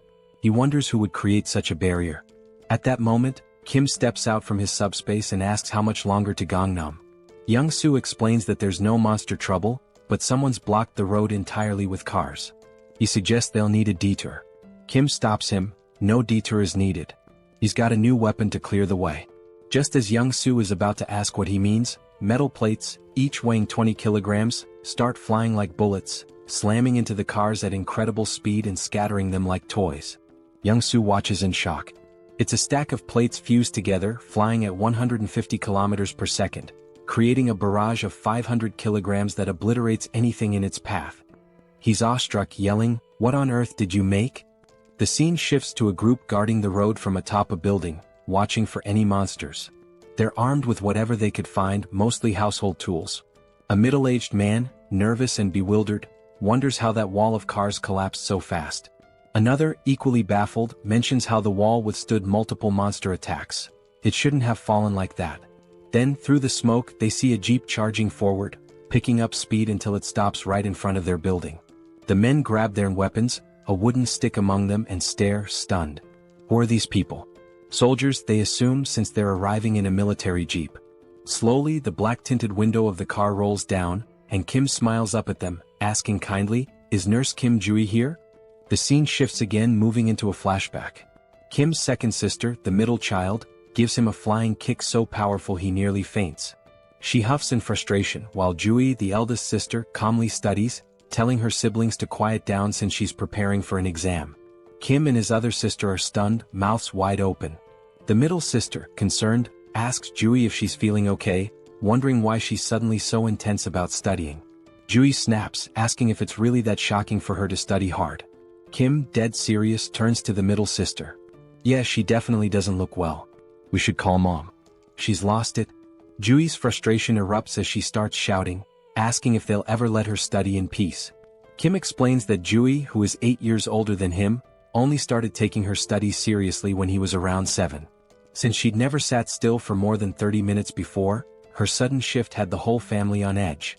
With big worried eyes, Kim and his other sister drag their mom over to Jui, pointing out that their big sister has completely lost her mind. Even their mom looks concerned. Jui can't believe it. Her own family doesn't think she's capable of doing anything with her life. Frustrated, Jui finally reveals her secret. Proudly, she holds up a medical textbook and declares her dream: she's going to be a doctor. She announces, "Even if the world ends tomorrow, today I'll still help those in need." Her face glows with pride, her eyes shining with determination. The whole family is stunned. They just stare at her, speechless. Kim and his other sister turn to their mom, whispering that Jui's condition is getting worse. Maybe she needs a mental hospital ASAP. The house erupts into a family brawl, everyone yelling, laughing, the whole scene chaotic. Days pass, and they assume Jui's passion will fade like a teenage phase, and that her ambition to be a doctor will pass. But no, her grades soar. She skyrockets through high school, and before anyone realizes it, she's accepted into the top nursing school she applied to. Her dad, mom, Kim, and her other sister are shocked. Juri, who once couldn't sit still for 30 minutes, has achieved the unthinkable. In the present, Jui stands frozen in shock, staring at Kim, who's come back to find her. It's all real, her journey, her family, her dream, and now this reunion. Tears start streaming down Jui's face, her cheeks red with emotion. Kim stands before her, his eyes filling with tears too, overwhelmed. Barely able to speak, Jui, still sobbing, asks Kim how he made it this far and if he's hurt. Kim, equally emotional, tries to reassure her, saying he's fine, nothing happened. Young-soo, watching from behind, smiles warmly, whispering to himself, grateful that Kim's sister is safe. Kim and Jui finally embrace, holding each other tightly, letting the weight of the world fall away, if only for a moment. Once they calm down, Kim wipes his tears and introduces Young-soo, explaining how much he helped him get here safely.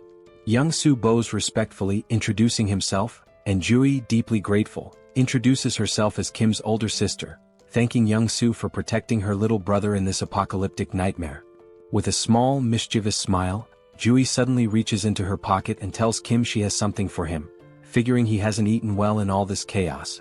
She hands him a chocolate bar, but Kim stops her, saying, "I'm really full, sis. Actually, I've got enough chocolate to last me a lifetime."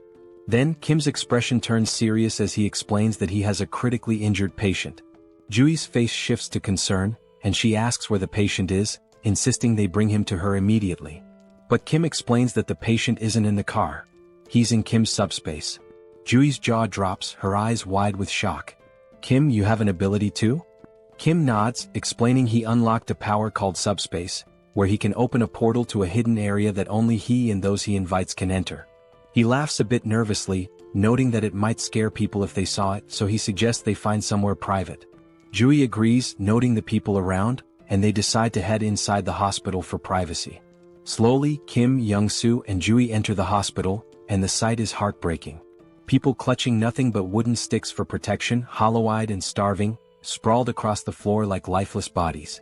They finally reach Jui's private room. Young-soo closes the door behind them, leaving only the three of them.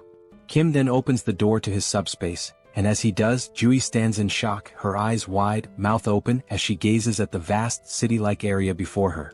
"What is this?" Jui asks in amazement. "Are all these buildings part of your ability?"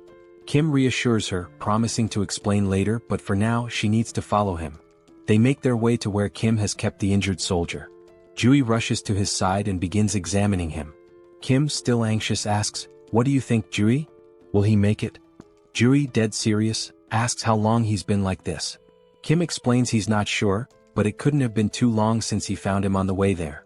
He suspects the man was beaten and tortured.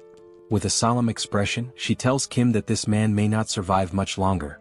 Upon hearing this, both Kim and Young-soo freeze, fear visible in their eyes. They had been holding on to hope that the man could be saved. Desperate, Kim asks, "Is it really that bad?" Jui's tone then shifts. She smiles and explains that under normal circumstances, his chances would be slim.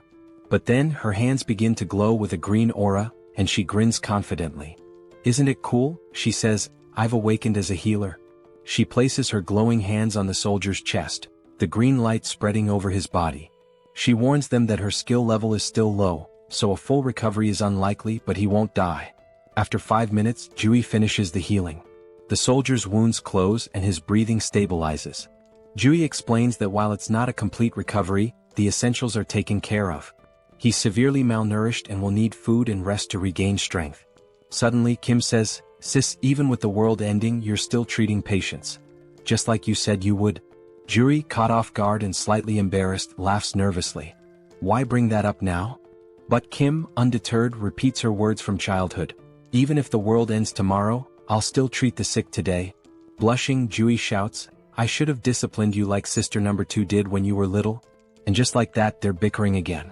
Once the playful quarrel dies down, Jui turns serious. "Now, explain everything. What's been going on?"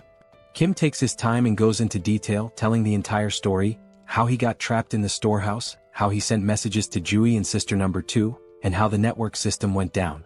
He recounts unlocking his subspace ability, accidentally storing the Logitech Center, and merging with Pax AI. He talks about meeting Young-soo and their journey here. While Kim is telling the story, Jui is devouring a meal as if she hasn't eaten in days. Kim sighs, annoyed, and asks, "Are you even listening, Jui?" With her mouth full, Jui nods and says, "Of course I'm listening." Kim challenges her, "Alright, what did I just say?" Juri, clearly distracted, fumbles and gives a brief summary missing most of the important details. Kim groans but lets it slide, chuckling a little. It turns out the delicious meal was prepared by Young-soo's wife, who introduces herself to Juri. Juri smiles warmly and says, "Nice to meet you, I already love you." They all laugh together. Young-soo's wife offers more food, saying, "If you're still hungry, there's plenty more in the fridge. Just ask." She also tells Kim that she's prepared a bed for him in the first-floor staff room with supplies, suggesting he rest there. Kim tries to thank her, insisting she didn't need to go through so much trouble, but she smiles and replies, "With everything you've done for us, it's the least I could do." Juri, still curious, turns to Kim and asks, "How did Young-soo and his wife get into your subspace?"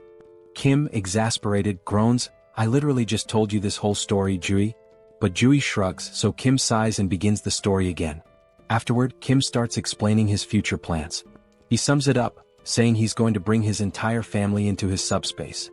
The first goal has already been accomplished. His older sister, Jui, is safely inside. Next, he'll go find sister number 2, who is in Area 0. Jui's expression changes at this. In a serious tone, she apologizes to Kim, saying she can't come with him because she needs to stay here. Kim's face falls, shocked. "Why do you have to stay in such a dangerous place all alone?" he asks, concerned. Jui sighs, agreeing that it's dangerous, but explains it's not just that. There are other patients, and while other nurses can help, she stops mid-sentence as the scene shifts. In another building, a shadowy figure watches through a window at Kim and Jui's building. He notes that 2 people arrived in a military jeep, and his guards reported a loud crash from the car wall outside. The wall was broken by a jeep, he wonders. Puzzled, he speculates that they might be special forces, but an unknown voice interrupts, suggesting that one of them is Jui's younger brother. The man's face is revealed, ugly and intimidating. His companion, sounding hopeful, remarks that if one of them is Jui's brother, they might not be hostile, just in need of food and shelter. With control over the food supply, they could leverage Kim if necessary. But the ugly man's expression turns serious as he smirks and says, "Do you really think those 2 are stronger than you?" Just then, a towering 7-foot muscular figure steps forward from the shadows. His body is covered in veins and has a lifeless, vacant look, almost like a living corpse. The muscular man reassures his boss that it's unlikely anyone is stronger than him. The boss instructs him to greet Jui and her brother warmly, feigning kindness, while also making sure to fix the broken car wall. The muscular man nods, explaining that he has doubled the wall's height, ensuring it will be impossible to break through again. The scene shifts back to Kim and Jui, where Jui starts telling Kim about the department head, Jean. She reveals that Jean has an awakened ability, allowing him to control minds and poison people. Kim's expression turns serious as he listens intently. Jui continues, saying that Jean has somehow gained control over most of the awakened people in the area, and they are now guarding the food and monostone supplies. Because of this, the people in Jui's building are starving. She confesses that she's been secretly stealing monostones, trying to strengthen her own ability to potentially cure those who are poisoned or mind-controlled. She explains that she plans to stay behind to help these people while Kim goes to rescue their parents. But Kim firmly says no. Juri, frustrated, begins to explain that the people here have no food or water and will starve if something isn't done. Kim interrupts her with an annoyed tone, asking, "Did you even listen to my entire story?" Juri looks puzzled as Kim, arms crossed and eyes closed, coolly points out, "The main weapon Jean has is control over food, right?" Juri nods. With a sly grin, Kim says, "Then solving this problem is a piece of cake for me." He tells Jui to watch his incredible ability in action. Jui winces, muttering that it seems like Kim's middle school phase is back, but before she can finish her sentence, her jaw drops. From Kim's subspace, stacks of meat, vegetables, water and other food supplies come pouring down from above, filling the room to the brim, leaving Jui and the others in stunned silence. At this point, Kim has just uncovered the ultimate infinite food glitch. Jean Sung-hak received an urgent report about Jian's younger brother bringing in a supply of food, but he remained unimpressed. The messenger emphasized that the quantity was remarkably large, but the man stayed indifferent. With just 2 individuals in a single military vehicle, he doubted their capacity to transport such an amount. Sooner or later, people would steal their food, and once it was gone, they'd come back begging for rations like everyone else. Jean Sung-hak thought they should have hidden their provisions and used them sparingly instead of being overly generous. Yet, this generosity might eventually play to the villain's advantage, making things easier than anticipated. The messenger added that the newcomers had brought in more supplies than the entire hospital had managed to gather so far. This revelation sent a chill down Jin Sung-hak's spine. No matter how one looked at it, it was physically impossible for two people to collect such a large quantity of food for everyone. The hospital's current stash had been gathered by their scouting team, enough to fill an entire truck. Jin Sung-hak speculated that the newcomers possessed some sort of ability to duplicate items or manipulate object sizes. Whatever the case, they clearly relied on an ability to secure those provisions, and the hospital needed to recruit them. Jin Sung-hak prepared his signature drug and tasked his strongest subordinate, Song Hyun-gu, with the job of getting Ju-hyun's younger brother addicted to it. If the plan failed, they could simply kill the boy. There was also the driver to consider. Late at night, Jung-hyun distributed food among the hospital's residents, all while searching for someone in the crowd. He believed that finding this person would simplify matters significantly. A short while earlier, he had shared his strategy for neutralizing all of Jin Sung-hak's weapons. The plan involved dumping the poisoned food and replacing it with fresh supplies, subduing the addicted ability users, and dealing with Jin Sung-hak, who was no combat threat at all. Jung-hyun tried to gather as much information as Ju-hyun had. Most of the abilities possessed by the addicted users were trivial. One could reseal cans and another could automatically do laundry. In general, very few awakened abilities were combat relevant, with the exception of one individual in the hospital. That person was Song Hyun-gu, whose presence alone was intimidating. After the world descended into chaos, Hyun-gu traveled from Iljiro to Gangnam, concerned for his mother in the hospital. Ju-hyun didn't know much about Hyun-gu's ability other than that he was unnaturally strong. His massive frame was impossible to miss, and the car wall protecting everyone had been built by him with his bare hands. Now, that giant of a man had finally come face to face with Jung-hyun for a private conversation. Although Jung-hyun felt nervous, he had some business to settle with the muscle-bound man, making this encounter ideal.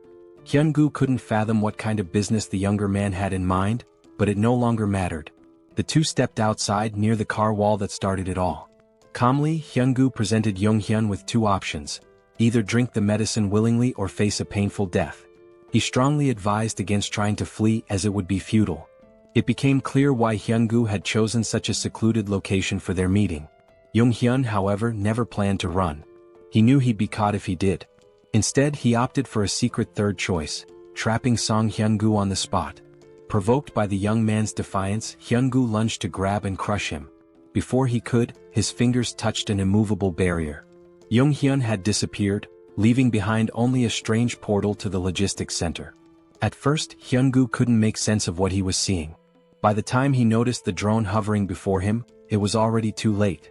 A professional-grade high-speed bowling ball struck him in the stomach, winding him.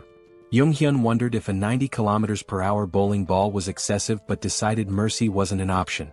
He followed up with another strike, this time targeting Hyun-gu's right leg. The attack left Hyun-gu groaning in pain, unable to move effectively. When the muscleman demanded to know what ability Jung-hyun was using, the young man responded by launching a barbell plate stack to the ground. Immobilized, Hyun-gu was warned to stay put. The plates, though slowed, were still heavy enough to shatter bones or end lives. Refusing to stay idle, Hyun-gu charged at one of the stacks and managed to grasp it firmly, surprising Jung-hyun. The brute began lifting the stack, disrupting Jung-hyun's plan. But while Hyun-gu focused on lifting the stack, he unknowingly triggered the metal trap. Jung-hyun apologized for the cramped conditions of the makeshift prison and promised to release Hyun-gu once the situation was resolved.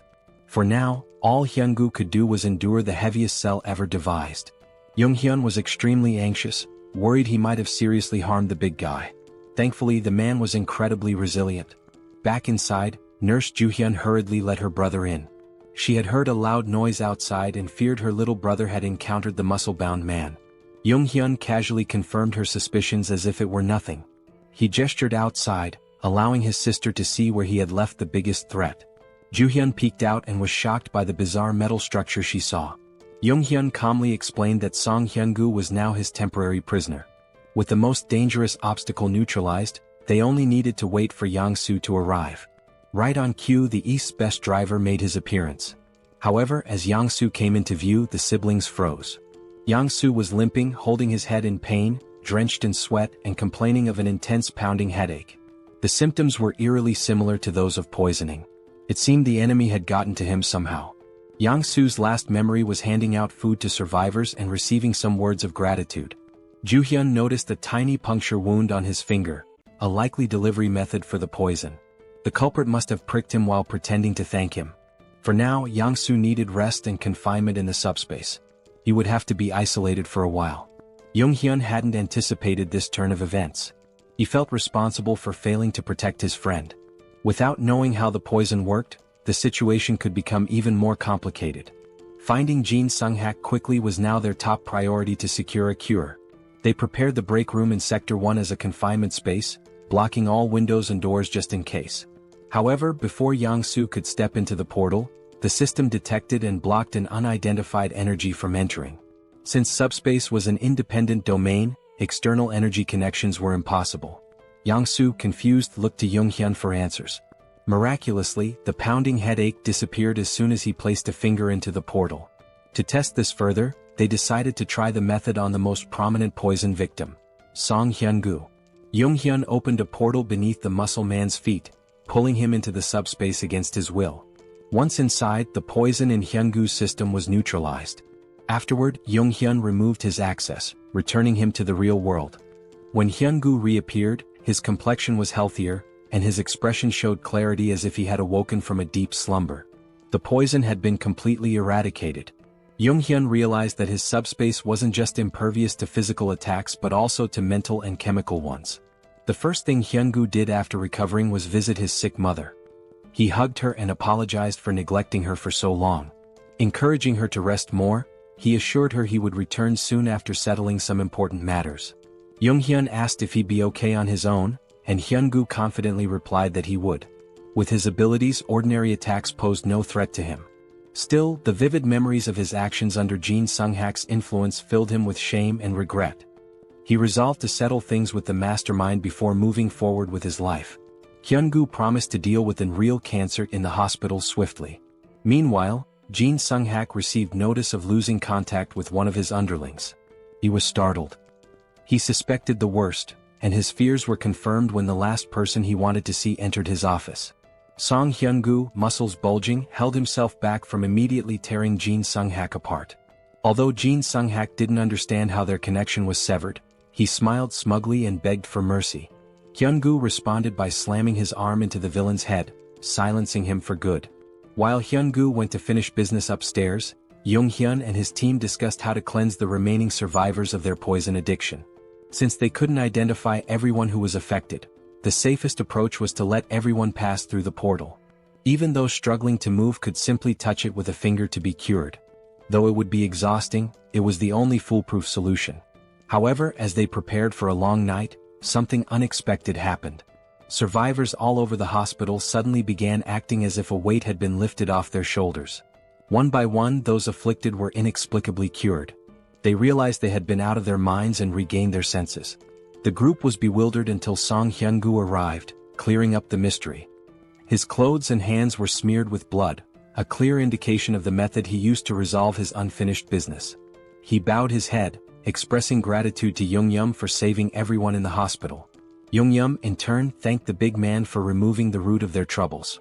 He also apologized for earlier throwing bowling balls with excessive force. Thankfully, Hyun-gu's resilience meant he only ended up with a few light bruises, his bones miraculously unharmed. Since the apocalypse began, Hyun-gu had encountered many monsters and strange occurrences, but seeing those plates descend from the sky to trap him was truly surreal. Even monsters paled in comparison to the sheer power of Jung-yum's abilities. When Hyun-gu asked if he planned to stay at the hospital, Jung-yum seemed surprised. The big man admitted it might be selfish to ask for more after all Jung-yum had done, but the hospital would undoubtedly be safer with him around. Jung-yum explained he was still on a mission to find the rest of his family and would have to leave soon. Understanding this, Hyun-gu didn't push further and wished him success in reuniting with his loved ones. This brought up the topic of family, and since Hyun-gu came from Iljiro, it was a good chance to ask about the situation in the city. Hyun-gu was startled to hear that the group planned to head there, warning that it was now impossible to reach. Several hours later, as dawn broke over the hospital, the survivors awoke to a brighter future. Not only had Jung-yum ensured they had enough food to last for a long time, but he had also supplied them with essential items like clothing and tools. Former enemies parted ways as allies, with Hyungu shaking Yoongyum's hand and promising to repay his kindness someday. With that, the group departed the hospital, heading toward Iljiro. Mr. Yong-soo, now fully recovered, drove with his usual expertise. He brought up the wall around Iljiro that Hyungu had mentioned, theorizing it might be a product of someone's ability. If so, Yoongyum hoped to establish communication with whoever created it. Otherwise, breaking through might be their only option. The previous night, Hyungu had explained what he saw while leaving Iljiro. He described the wall growing out of the ground like a tooth emerging, eventually reaching the height of a typical skyscraper. This meant ground travel was nearly impossible. Hyungu also mentioned something peculiar about the monsters in Iljiro. Unlike those in Gangnam, the city was infested with undead creatures, skeletons that reanimated even after being destroyed. Walking corpses were a common sight there. Despite Iljiro's challenges, Yoongyum wasn't worried about his sister, Seol, who was trapped inside. He believed she could handle herself, even without awakening any special powers. While inside his subspace, Yoongyum received a call from Ju-yeon, who had finally agreed to join them after the hospital was freed of poison. When he lazily asked why she was calling, Big Sis immediately scolded him to adjust his tone. She informed him that the soldier they had rescued had regained consciousness. Yoongyum quickly entered the subspace, where the soldier sincerely thanked him for saving his life. The soldier introduced himself as Colonel Han Hyung-ho of the 50th Intelligence Communications Battalion. Thanks to Ju-yeon's careful treatment, he had made a full recovery. Looking around, the colonel seemed confused. He could see the military command center outside but found the rest of the surroundings unfamiliar. There shouldn't have been any buildings in that area, let alone a logistics center. Yoongyum explained they were currently inside the staff lounge of the PAX FC Logistics Center within his subspace. Outside, they were in Gangnam, heading toward Hanam Bridge. The colonel struggled to process this information until Ju-yeon simplified it. They were inside the kid's ability, situated in Gangnam. Upon learning this, the colonel humbly requested to be dropped off on the road. Yoongyum assured him they meant no harm and only wished to help. The colonel acknowledged this as the group had saved him from near death, but he couldn't share the details of his mission, which was to reach the Joint Chiefs of Staff as soon as possible. Recognizing the national importance of the mission, Yoongyum called PAX for assistance. Instead of simply letting the colonel go, he handed him banana milk and a sandwich, insisting he eat before explaining more about his mission. Despite his hunger, the colonel resisted at first. But when Yoongyum presented a feast of pizza, waffles, chicken, and other delicacies, the colonel couldn't hold back. As he ate, he began to reveal classified information. It all started when creatures from the other world appeared simultaneously across the globe. These entities included more than just monsters. There were insects, animals, plants, and even geographical features like mountains suddenly emerging. They attacked indiscriminately, targeting humans, animals, and even each other. They showed no mercy to anyone or anything. With the appearance of these monsters, the government began enlisting individuals known as the Awakened to form a specialized unit. These recruits, wielding their extraordinary abilities, were highly effective against the creatures. Colonel Han's unit was stationed near Gwacheon and Anyang, where they maintained a relatively stable situation. Everything was under control until that beast appeared. He witnessed his men being massacred and devoured by a massive wyvern. Their weapons, guns, grenades, and even heavy artillery were completely useless against the creature. They repeatedly called for reinforcements from nearby military units, but everyone else was overwhelmed by their own battles against other formidable monsters. Strangely, they were able to communicate with Gwacheon and Anyang during the battles, yet no reports or updates ever came from command. Ultimately, Colonel Han made the tough decision to retreat to avoid complete annihilation by the wyverns. Their destination became the National Communication Command. As the monsters relentlessly hunted the remaining members of his unit, more comrades fell. When they reached a city, they attempted to recruit additional awakened individuals to strengthen their numbers. After many days of exhausting travel, they finally arrived at the base camp, only to find it deserted as expected. The reason for the abandonment became evident soon after. While searching the command center, they discovered suspicious documents containing references to a coup. It appeared a rebellion was unfolding. Colonel Han made every effort to reach the Joint Chiefs of Staff, but the relentless wyvern trapped them at the base.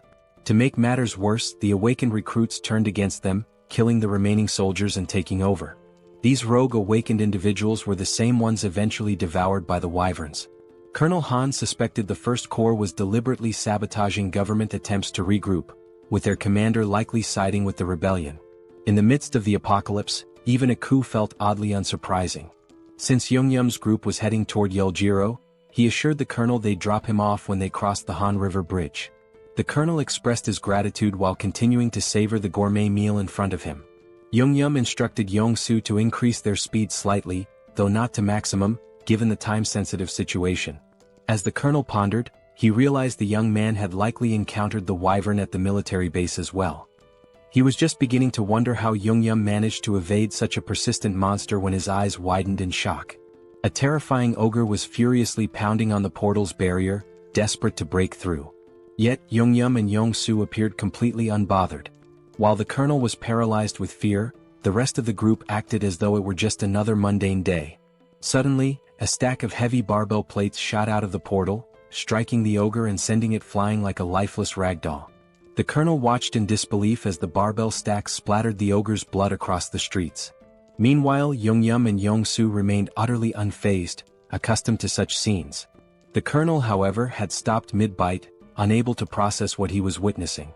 When Yoongyum summoned a military vehicle from thin air, the colonel nearly choked in shock. The duo exited the subspace, leaving the colonel with instructions to eat and rest. Yoongyum left the portal open so the colonel could monitor the situation on the road if he wished. Launching pillars of discs at incredible speeds and conjuring vehicles out of nowhere clearly highlighted the overwhelming power of Yoongyum's ability. What once were fearsome ogres now became trivial enemies, easily defeated in a single attack. Yoongyum's method was simple: hurl stacks of discs at the monsters, crushing them instantly. Colonel Han was so captivated by the ogre massacre that he leaned closer to observe. He saw magic stones from the slain ogres being effortlessly absorbed into the subspace. At first he doubted his eyes, but it was all happening before him. The portals were indeed propelling heavy objects at breakneck speeds, obliterating enemies at a rate of 4 per second. The trajectory of the discs could even shift mid-air, while magic stone collection had been streamlined through an automated system. Anyone could see that Yoongyum's subspace ability was nothing short of broken when used this efficiently. Eventually the group reached Banpo Bridge, only to find it completely destroyed by some unknown force. Yoongyum apologized to the colonel, explaining their travel time would increase slightly as they sought an alternative route. The colonel, however, remained grateful for their assistance and decided to rest in the subspace while they searched for a new path. Even with the detour and the constant monster attacks, it was remarkable that they had reached Banpo Bridge from Gangnam in just an hour. Although Yoongyum's ability played a significant role, most of the credit belonged to Yongsu, who was in the driver's seat. Jongsu might seem like a bit of a clown at times, but his driving skills were absolutely top-notch. Even from the passenger's seat, watching him navigate the roads was enough to make one's head spin. When the colonel experienced it for the first time, he was so startled that he almost threw up in the back seat.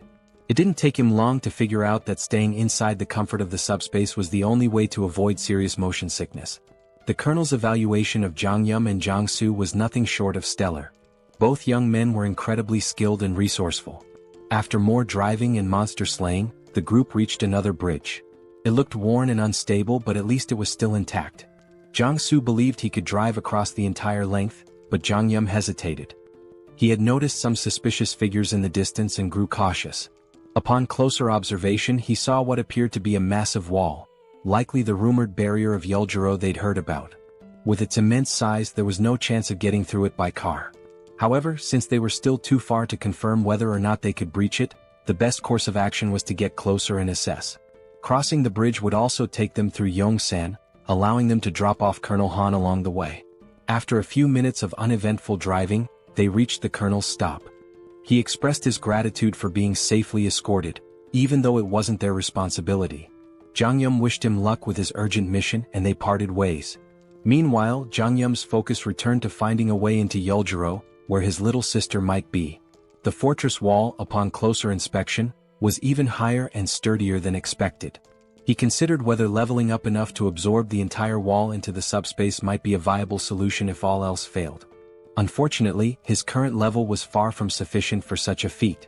He estimated needing another 2 hours of grinding, collecting 400 magic stones per hour, to upgrade his subspace abilities. Han, meanwhile, suggested that Jongyum and Jongsu join him in the government's efforts. The government was offering mana stones and resources to aid the initial growth of awakened individuals. Han believed the duo's talent would ensure they received substantial support. Jang Yum, however, politely declined, explaining that his family was his top priority. As for the magic stones, he had no issue collecting them himself while hunting monsters. Han, though disappointed, understood Jang Yum's reasoning. However, he mentioned that if they went to the Joint Chiefs of Staff headquarters, Jang Yum might reconsider since they likely had helicopters available. Han guessed correctly, they probably did. Meanwhile, the headquarters was abuzz with reports of Guaqin and Anyang falling, along with the destruction of the 56th Division. It seemed that only the 1st Corps retained any semblance of operational strength. In such chaos, the existence of a governing body was uncertain. The military forces that survived were completely in the dark.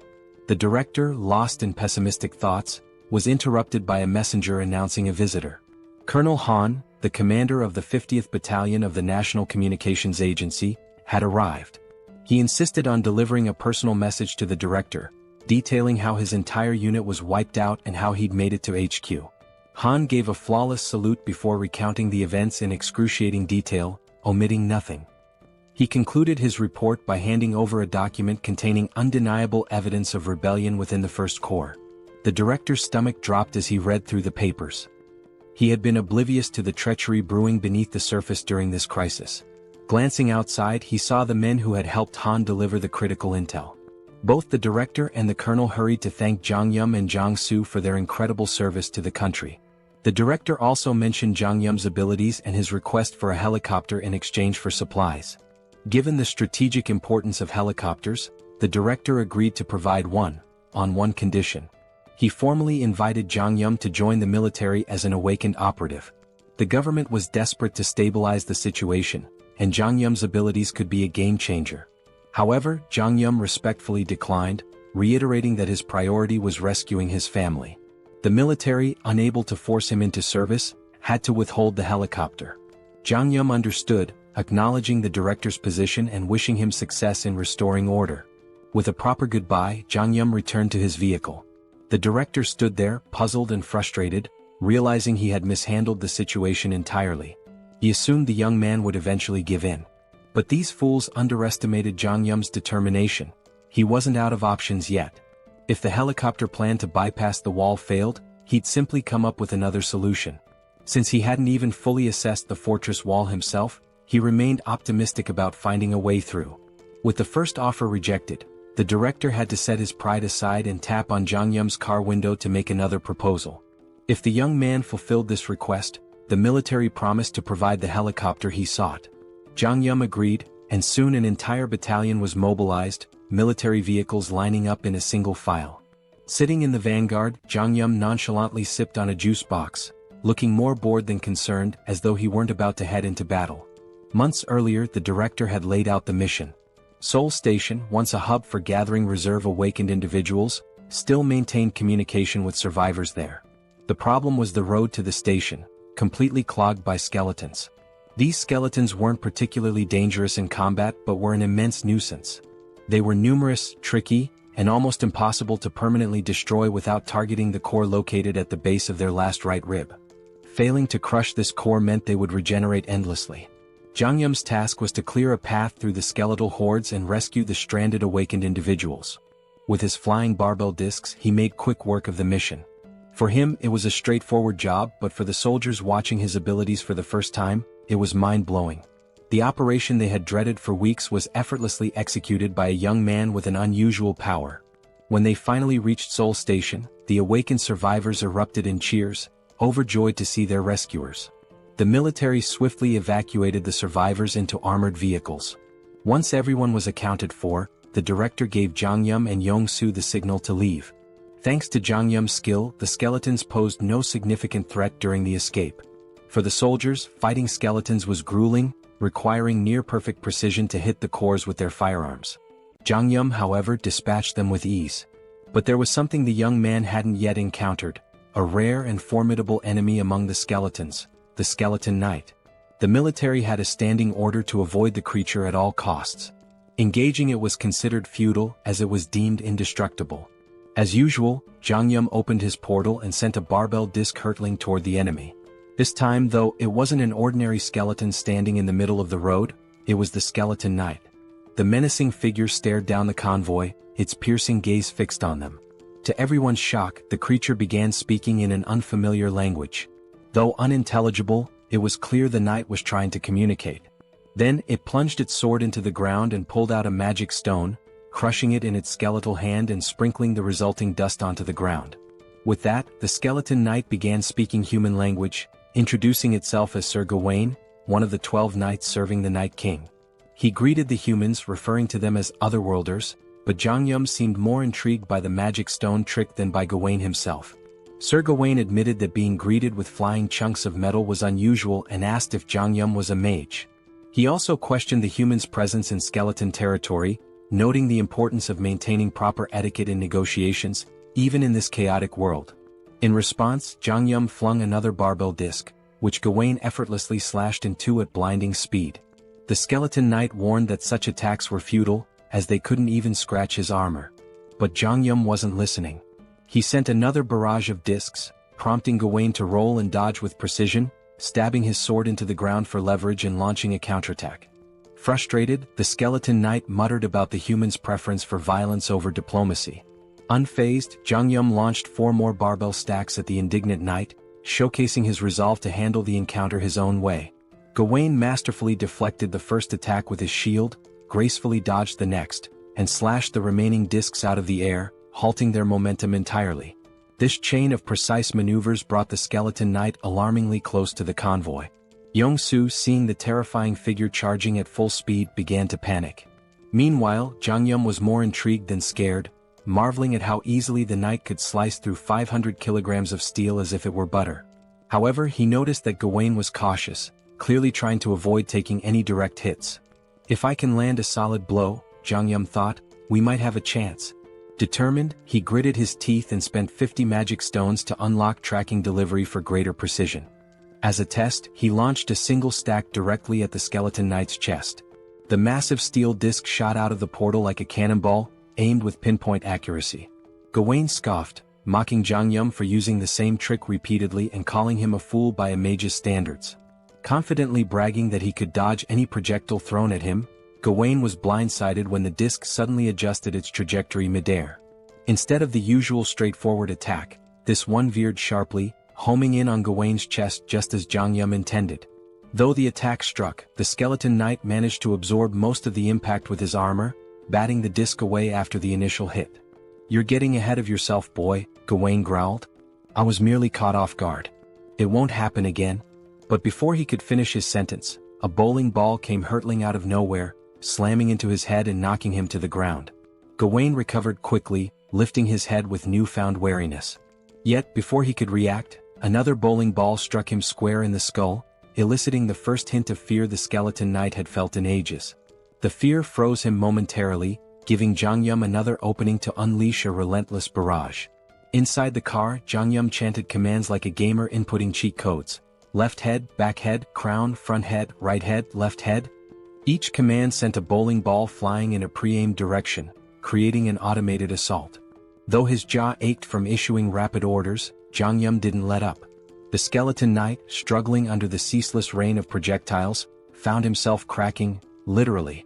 Jangyum noticed fractures spreading across Gawain's skeletal frame and decided it was time to act decisively.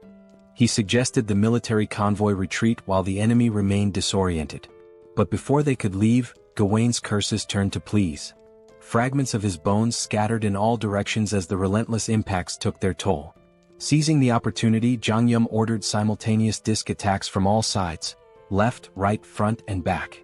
The coordinated strikes shattered the skeleton knight's form, marking the end of the formidable foe.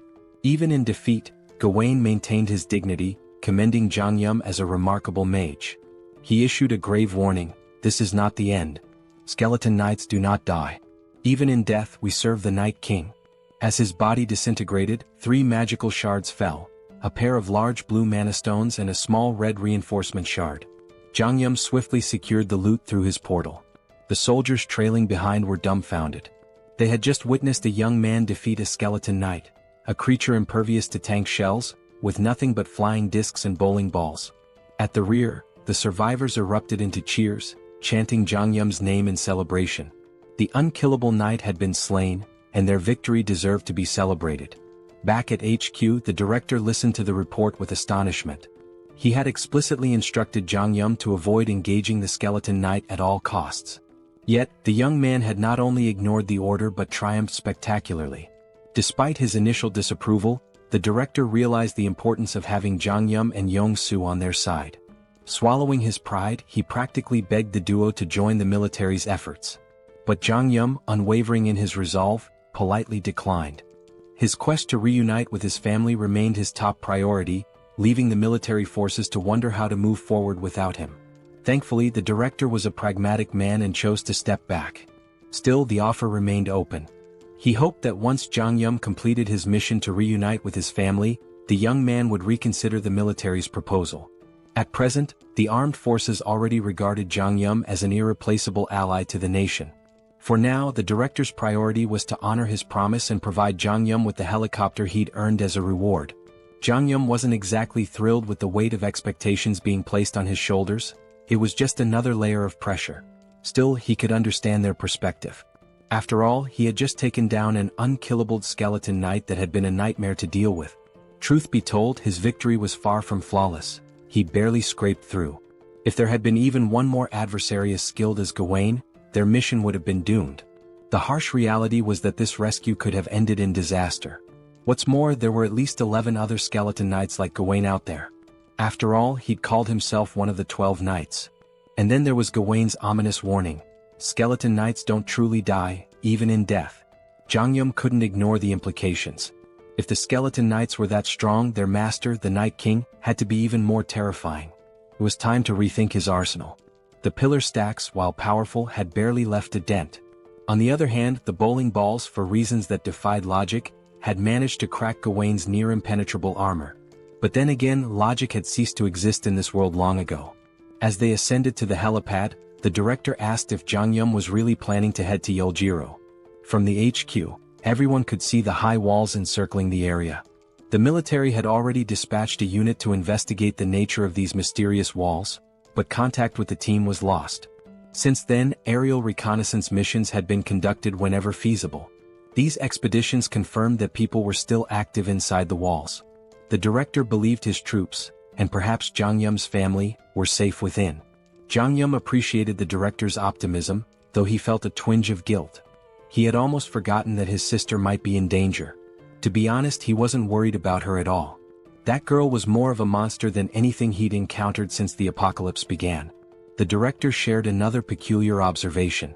The top of the wall appeared to be growing and curving inward, as though it were forming a roof. While they couldn't estimate how long it would take for the structure to fully enclose, the director was relieved they could provide Jang Yum with a helicopter before it did. At last, after a long climb to the rooftop, they arrived at the helipad. Jang Yum's gaze landed on a battered, worn-out helicopter that looked like it had been plucked from a battlefield. Did I really go through all that trouble for this? He thought. Trying to convince himself it would suffice, he reasoned that as long as it could fly over the wall, it didn't matter how it looked. But the director quickly redirected his attention to the other side of the rooftop. There, parked at the far end, was a pristine cutting-edge helicopter, gleaming brilliantly under the fading sunlight. Jang Yum and Yong-soo were momentarily stunned into silence. Meanwhile, the director allowed himself a smug smile, finally able to prove his usefulness. Yong-soo burst into laughter, his excitement palpable. With his aviator sunglasses and Top Gun jacket, he now looked perfectly at home next to the sleek, powerful aircraft. Kim was equally taken aback. At the same time, the director began explaining something, but Young-soo interrupted with loud laughter. Turning to the director, Young-soo expressed how touched he was that the director was lending them a Black Hawk helicopter in such a desperate situation. He was already thrilled at the prospect of flying it. The director chuckled, remarking that he had been wondering who would pilot the Black Hawk, but it seemed Young-soo had prior experience with such aircraft. Before the director could finish, Young-soo interjected, "I've never flown a Black Hawk before." Young-soo then glanced at his system notification and explained that while he'd never flown a helicopter, he felt confident about piloting this one. As he inspected the Black Hawk, a notification appeared on his system. It stated that by using 50 magic stones, he could register the helicopter into his system, which would instantly transfer all the knowledge necessary to fly it directly into his mind. Excited, Young-soo enthusiastically shared this discovery with the group, explaining his unique ability, Best Driver. This skill allowed him to operate any vehicle effortlessly. Until now he had believed his ability only worked with vehicles he'd already driven, but this moment revealed something new. Instead of leveling up his skill traditionally, young Su realized he could register new vehicles to his system individually. This revelation exhilarated him. Kim was equally amazed and things began to fall into place. Reflecting on their countless battles together, Kim recalled how young Su's ability never seemed to evolve in a conventional sense. Now it was clear, young Su's skill wasn't about progression but about expanding his arsenal by registering new vehicles. The director then surprised them by retrieving a suitcase from the Black Hawk. Opening it, he revealed a collection of magic stones. Placing the suitcase before Kim, he explained that it contained 200 magic stones. Originally intended as a surprise for their journey, the director now offered the stones so young Su could register the Black Hawk immediately. Hearing this, both Kim and young Su expressed their deep gratitude. Without delay, young Su took 50 magic stones and began the registration process.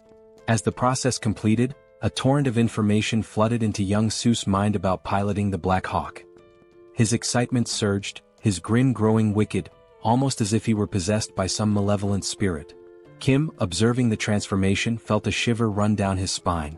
With a devilish smirk, young Su declared, "I've got this bad boy all figured out." He urged Kim to board the helicopter quickly, claiming he couldn't wait to take off.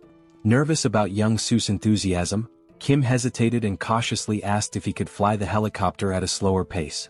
Maintaining his mischievous tone, young Su laughed. "Slow? I don't do slow." Moments later, young Su leapt into the pilot's seat, his excitement palpable. Kim, his eyes brimming with tears of apprehension, reluctantly strapped himself in, resigned to what he knew would be a chaotic ride.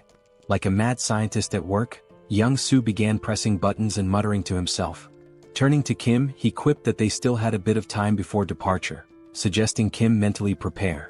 Finally accepting his fate, Kim shifted his focus to what lay ahead. He knew that once they entered the city, they would face more skeleton knights. With this in mind, Kim decided to check his inventory to assess how many magic stones he had. He needed to upgrade his subspace level. Kim thought upgrading his subspace might unlock a new skill. Opening his inventory, he used 2 large mana stones and 1 enhancement stone. The system notified him that the large mana stones had been converted, along with 200 regular mana stones, leaving Kim with a total of 1,393 mana stones. Shocked at the sheer quantity, Kim used 1,000 mana stones to upgrade his subspace to level 3. The system informed him the upgrade would take a few minutes. While waiting, Kim inspected the enhancement stone. The system explained that enhancement stones were unique, imbued with special properties. Unlike regular mana stones, they could be consumed via the awakening system to grant specific enhancements to an item. The enhancement stone in his possession carried the fire property. A spark of inspiration struck Kim. He now had an idea of how to use the enhancement stone. However, the critical question loomed: which item should he upgrade? More importantly, Kim had no way of knowing how much his ability would increase from enhancing an item with the stone. He considers his 2 primary weapons for offense, the bowling ball and the iron pillars. However, whenever Kim used the iron pillars, the skeleton warriors easily sliced through them. Only the bowling ball proved effective against them. This is why Kim decides to upgrade the bowling ball. Upon upgrading it, he receives a new item, the fire bowling ball, which is surrounded by lava-like flames and possesses 2 main abilities, penetration and ignite. Afterward, Pax asks Kim if he wants to register the fire bowling ball as a new item. Kim agrees, and as soon as the registration is complete, Pax informs him that it's time to depart. Kim begins to mentally prepare himself, but before he can steady his nerves, young Su starts the helicopter. As the Black Hawk lifts off, Kim grows anxious. The director salutes Kim, expressing his hopes that he will safely reunite with his family and eventually return to the team once his mission is complete. Kim gives a thumbs up, bidding the director farewell. At that exact moment, the system notifies Kim that his subspace has been upgraded. The upgrade reveals new unlockable items and enhancements, including the ability to temporarily increase the shipping size limit for individual items using magic stones. As Kim reviews his unlockable items one by one, he comes across his new skills. His jaw drops in astonishment as though he's seen a ghost. The director, observing Kim's stunned expression from the ground, begins to feel uneasy. Reflecting on the 200 mana stones and the Black Hawk helicopter he provided to Kim, the director feels he has been more than generous. He even imagines reminding Kim of his help once he returns to the military base. However, he can't help but worry if something might be wrong to cause Kim's concerned reaction. Meanwhile, Kim is still reeling from his newly unlocked skill, the SUBSPACE laboratory. This feature grants a transportation function with a minor healing effect, allowing him to recover naturally within the lab. More importantly, it enables Kim to register external objects into his subspace. The system explains that a registration fee will be determined by the object's size, weight, and value. This revelation is a game-changer for Kim.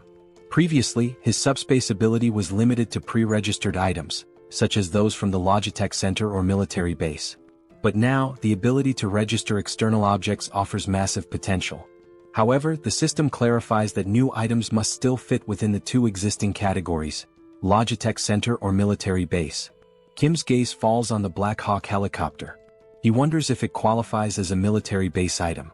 Testing his theory, Kim attempts to register the helicopter into his subspace. The system confirms that the registration will require 107 magic stones. Kim agrees and completes the process. The scene shifts back to the director, who is heading back toward the military base. Suddenly, the sound of the helicopter fills the air again. Turning around, he sees Kim and Young-soo flying back. The director grows anxious, fearing something might be wrong with the Black Hawk. Before he can react further, a large portal opens in front of him. Out of it falls a Black Hawk helicopter. Moments later, a second portal opens and another Black Hawk helicopter emerges.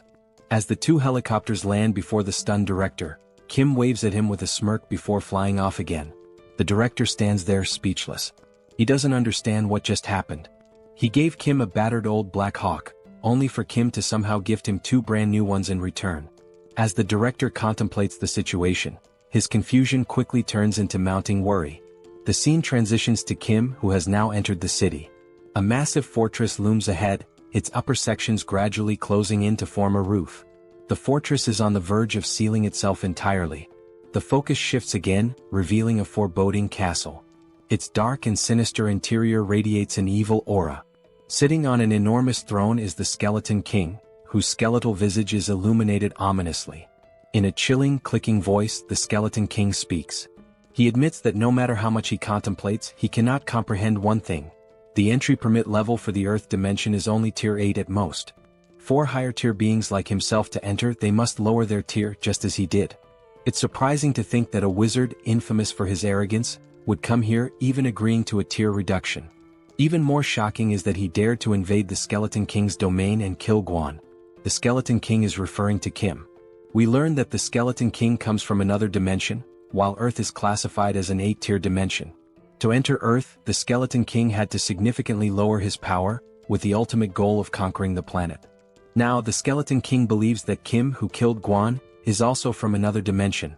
A wizard who reduced his tier to come to Earth with the same objective, to take control. To the Skeleton King's right, a purple flame begins to morph into the shape of a skull.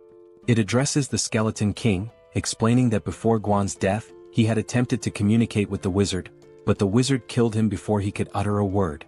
This indicates that the wizard is incredibly dangerous. The flame advises the Skeleton King to kill the wizard on sight during their next encounter, without attempting any conversation. The Skeleton King considers this carefully. He deduces that the wizard is here for one purpose, to take over the territory just like himself. But there can't be two tigers in the same jungle. If the Skeleton King wants to claim this land, he must eliminate the wizard. He mentions that the harvest is nearly complete, and once it is finished they will launch an assault on the wizard. The flame introduces itself as Lancelot, revealing that it is the spirit of a knight whose physical body exists elsewhere. Lancelot communicates with the Skeleton King through this magical flame. Lancelot then informs the Skeleton King of an intruder approaching the castle.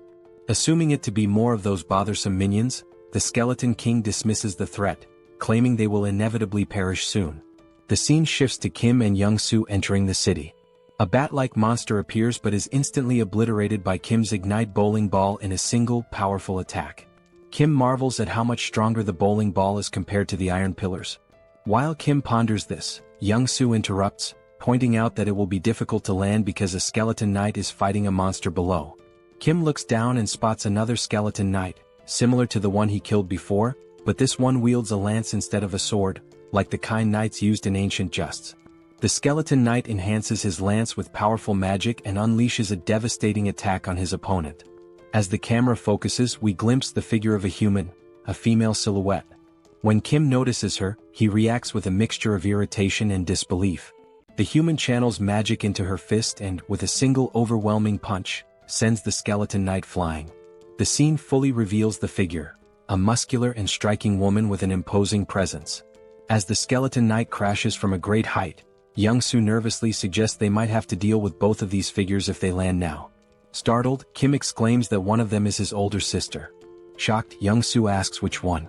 Kim clarifies that the one who just sent the skeleton knight flying is his sister.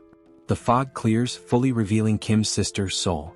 She stands confidently, her toned muscles and impressive physique drawing attention. Viewers might even call her a muscle queen. Clearly annoyed, Sol remarks that while she felt the full impact of her punch on the skeleton knight, the creature refuses to die no matter how many times she beats it senseless.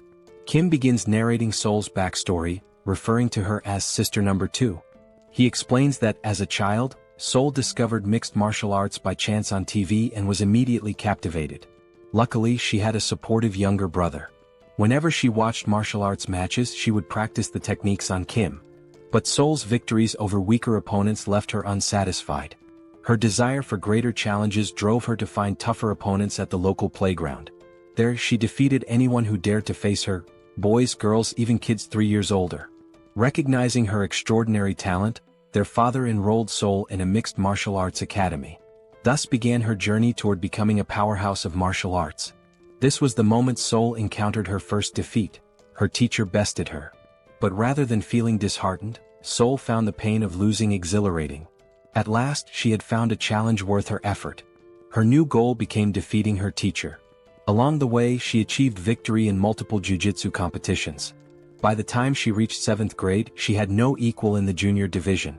Her intense passion for training and obsession with fitness drove her to constantly strive for perfection. However, this fixation soon spiraled into a dangerous addiction. Eventually, Sol sustained a serious injury, tearing the cruciate ligaments in both legs. Impatient with the recovery process, she resumed training prematurely, leading to further injuries. The cycle continued, injury, recovery, and relapse, until she finally made her professional fighting debut at the age of 24. Her skill level could have allowed her to debut much earlier, but her stubbornness and repeated setbacks delayed her entry. Despite the late start, Sol became so formidable that she easily ranked among Korea's top 10 fighters. Young-soo, hearing this, is dumbfounded. But Kim reassures him there's no need to be intimidated by Sol, suggesting they land the helicopter slowly. However, Young-soo, still observing Sol from afar, mutters that she looks more like a monster than a human. Meanwhile, the skeleton knight approaches Sol, his sword in hand, and with a rattling voice, questions why his attacks are failing to connect. Sol replies nonchalantly, "Isn't it obvious? Your movements are too slow." The skeleton knight counters, claiming his speed is no less than hers and accusing her of using some incomprehensible trick. Sol chuckles and explains it's not a trick but simply martial arts. She delivers the explanation so casually that it leaves the skeleton knight bewildered. Hearing this, the skeleton knight compliments Sol, remarking that people like her are rare. He suggests that if Sol were to raise her rank, she could become the greatest knight. Sol, however, is unimpressed and confused, muttering about how all this talk of skeletons, knights, and rankings makes no sense. The skeleton knight continues, confessing that he's developed a deep admiration for her. He promises to speak to the Skeleton King to ensure she's the only one spared in the city. But before he can finish, a flaming bowling ball comes hurtling out of nowhere, smashing into him with a deafening crash and shattering his body into fragments. His remains scatter around Sol. Moments later, the fiery bowling ball rolls to a stop at her feet. Sol, puzzled, wonders how this strange bowling ball managed to obliterate the skeleton knight when her martial arts couldn't. As she contemplates this, 2 large mana stones and an enhancement stone emerge from the knight's remains. The stones are swiftly drawn into a mysterious portal, which appears to be controlled by a device resembling a piece of corn. At the same time, a helicopter hovers overhead and slowly descends. Kim steps out with a smirk, greeting Sol with a playful, well, long time no see." He teases her, saying, "As expected, you're still kicking asses, Sister Number 2. Sol stands frozen, mouth agape, stunned to see Kim after all this time. The scene shifts to a table laden with delicious food, fried rice, pizza, burgers, and an assortment of mouth-watering dishes. Joo-hee and Kim sit silently, watching in amazement as Sol devours the food with feral intensity. Unable to contain her curiosity, Juhi asks if Sol uses some special ability to enhance her strength. Between enormous bites of chicken and pizza, Sol casually responds saying Juhi is partly right and partly wrong. Her physical prowess, she explains, is natural and unrelated to the barrier. The barrier's sole purpose, she says, is to shield her from external attacks. She delivers this explanation as if it's no big deal. As Sol continues eating voraciously, Juhi's patience finally snaps. Eat slower, she scolds, warning Sol that she'll choke or get indigestion if she doesn't. Kim, observing the exchange, chuckles and tells Juhi it's futile to argue. She's been eating like this since we were kids, he says with a resigned smile. Amid their playful banter, a warm, heartfelt conversation unfolds. Kim, smiling genuinely, tells his sisters how relieved he is that all three of them awakened survival-related abilities and managed to endure this long. Kim now had just one more task, to find their older brother. As Sol ate, she glanced at Kim with skepticism and asked, "Everything's fine, but seriously, Kim, your ability feels like a cheat code. How are you even capable of all this?" Kim chuckled softly, replying, "It's a long story. I'll explain everything to you later, but for now, just eat and get some rest." He showed Sol how to use the packs to order anything she needed and mentioned that Youngsu's family was safe in the subspace. He suggested Sol take a moment to say hello to them. Sol agreed with a nod but then asked, "Are we leaving this city right now? Are we really going?" Kim rose from his chair and answered, "Yes, we need to leave immediately. The city's ceiling is closing at an alarming rate, and I'm not sure if this fortress can shield the entire city." His tone was grave as he emphasized the urgency, adding that he had to gather as many mana stones as possible before the ceiling fully closed. Looking up at the sky, Kim felt a pang of dread. The ceiling had already sealed shut, plunging the entire area into darkness. Wasting no time, he boarded his Black Hawk, ascended into the sky, and launched 5 blazing fireballs at the fortress walls with all his strength. Yet, despite the ferocity of the attack, the fortress remained unscathed. There wasn't even a scratch. A sinking feeling washed over Kim. Not even a dent, he thought. He contemplated his options. Should he take the entire city into his subspace? The thought seemed tempting but reckless. He reminded himself that moving such a massive structure into his subspace could have unpredictable consequences. Kim had already exhausted his remaining mana stones, expanding his portal's radius to 19.76 meters, just large enough to fit the Black Hawk. Now he had no resources left. He considered hunting skeletons and monsters in the city to collect more mana stones, but he wasn't sure what would happen to the city's inhabitants if he took the entire structure into his subspace. As Kim wrestled with these dilemmas, Sol's voice interrupted his thoughts. "This seems like a lot of trouble," she said from behind. She then recounted her encounter with the skeleton knight, explaining how he had promised to spare her life because he liked her. Before his demise, the knight had mentioned that if Sol stayed in the city, her death would only be delayed. Curious, Kim asked for more details. Sol shrugged and replied, "I couldn't get anything else out of him because you smashed him into pieces." She admitted she still didn't know how her death would have been delayed if she remained in the city. The skeleton knight had only mentioned speaking to the skeleton king on her behalf. Kim realized then that if they wanted to escape, he would have to confront the skeleton king directly. The challenge was figuring out where to find him in such a sprawling city. Before Kim could devise a plan, the demon king within Youngsu awakened. With a wicked grin, Youngsu announced, "I only need 5 minutes. In 5 minutes, I'll locate the skeleton king's castle." Kim immediately sensed the impending chaos. "Stop yelling, Youngsu," he shouted, but it was too late. Youngsu had already transformed into his demon form. Cackling wildly, Youngsu did something reckless. He flipped the helicopter into a full 360-degree spin and declared, "I'll scour every corner of this city." The helicopter twisted and dove like a snake, zigzagging through the air as it covered every inch of the city. Inside the cockpit, Kim clung to his seat, nauseated and dizzy, while Sol remained calm watching the chaos outside. The scene shifted to the Skeleton King's castle. Lancelot informed the Skeleton King that Lionheart had been destroyed by Kim's fireball. He reported that the knight was obliterated in a single strike, suggesting their opponent was exceptionally powerful. Enraged, the Skeleton King bellowed, "The harvest is so close, and now this intruder is meddling in my plans again." His anger boiled over as he vowed to personally kill the intruder. He demanded to know the enemy's location, but Lancelot calmly replied, "There's no need to search. The intruder is coming here." At this, the Skeleton King let out a deep, ominous laugh. From his vantage point within the castle, he watched Kim's helicopter approaching. Initially he assumed it was a wizard's trick, but after studying Kim more closely the Skeleton King murmured, "This doesn't look like a wizard. It seems undead." For a moment the irony hung in the air. When even the undead think you're undead, things have clearly gone awry. Yet the Skeleton King dismissed his confusion. His focus remained on annihilating the intruder no matter what. Wizard or undead, whoever dared to ruin his plans would not leave alive. The scene shifts again to reveal a massive door leading into the Skeleton King's chamber. Inside the castle, bat-like monsters cling to the walls, poised to ambush any intruder. The huge door creaks open and Kim stumbles into the room, looking barely alive, almost ghostly. In a faint voice he mutters, "I'm never getting on a helicopter again." The motion sickness was on another level. Suddenly Sol notices something behind Kim. She bolts forward, calling his name, but before Kim can react, he sees a massive, muscular bat monster with razor-sharp teeth lunging at his neck. Just in time Sol leaps into action. With a devastating punch she obliterates the bat monster, tearing it apart in one blow. The attack jolts Kim out of his dizziness. He quickly thanks Sol, but she rolls her eyes and tells him to stop being so formal. However, her attention soon shifts elsewhere. Something feels off. Sol scans the dimly lit chamber with a serious expression. "There's more," she mutters. Kim looks around, confused. To him, the hallway ahead seems empty. But then, out of the shadows, countless glowing red eyes emerge, glaring menacingly at them. Kim's heart pounds as he realizes the danger. He turns to Young Soo and urgently says, "Retreat to the subspace." Kim knows he can't handle this alone, but then remembers he doesn't have to. Sol, the martial arts enthusiast, is with him. A wicked grin spreads across Sol's face as she watches the flood of monsters advancing.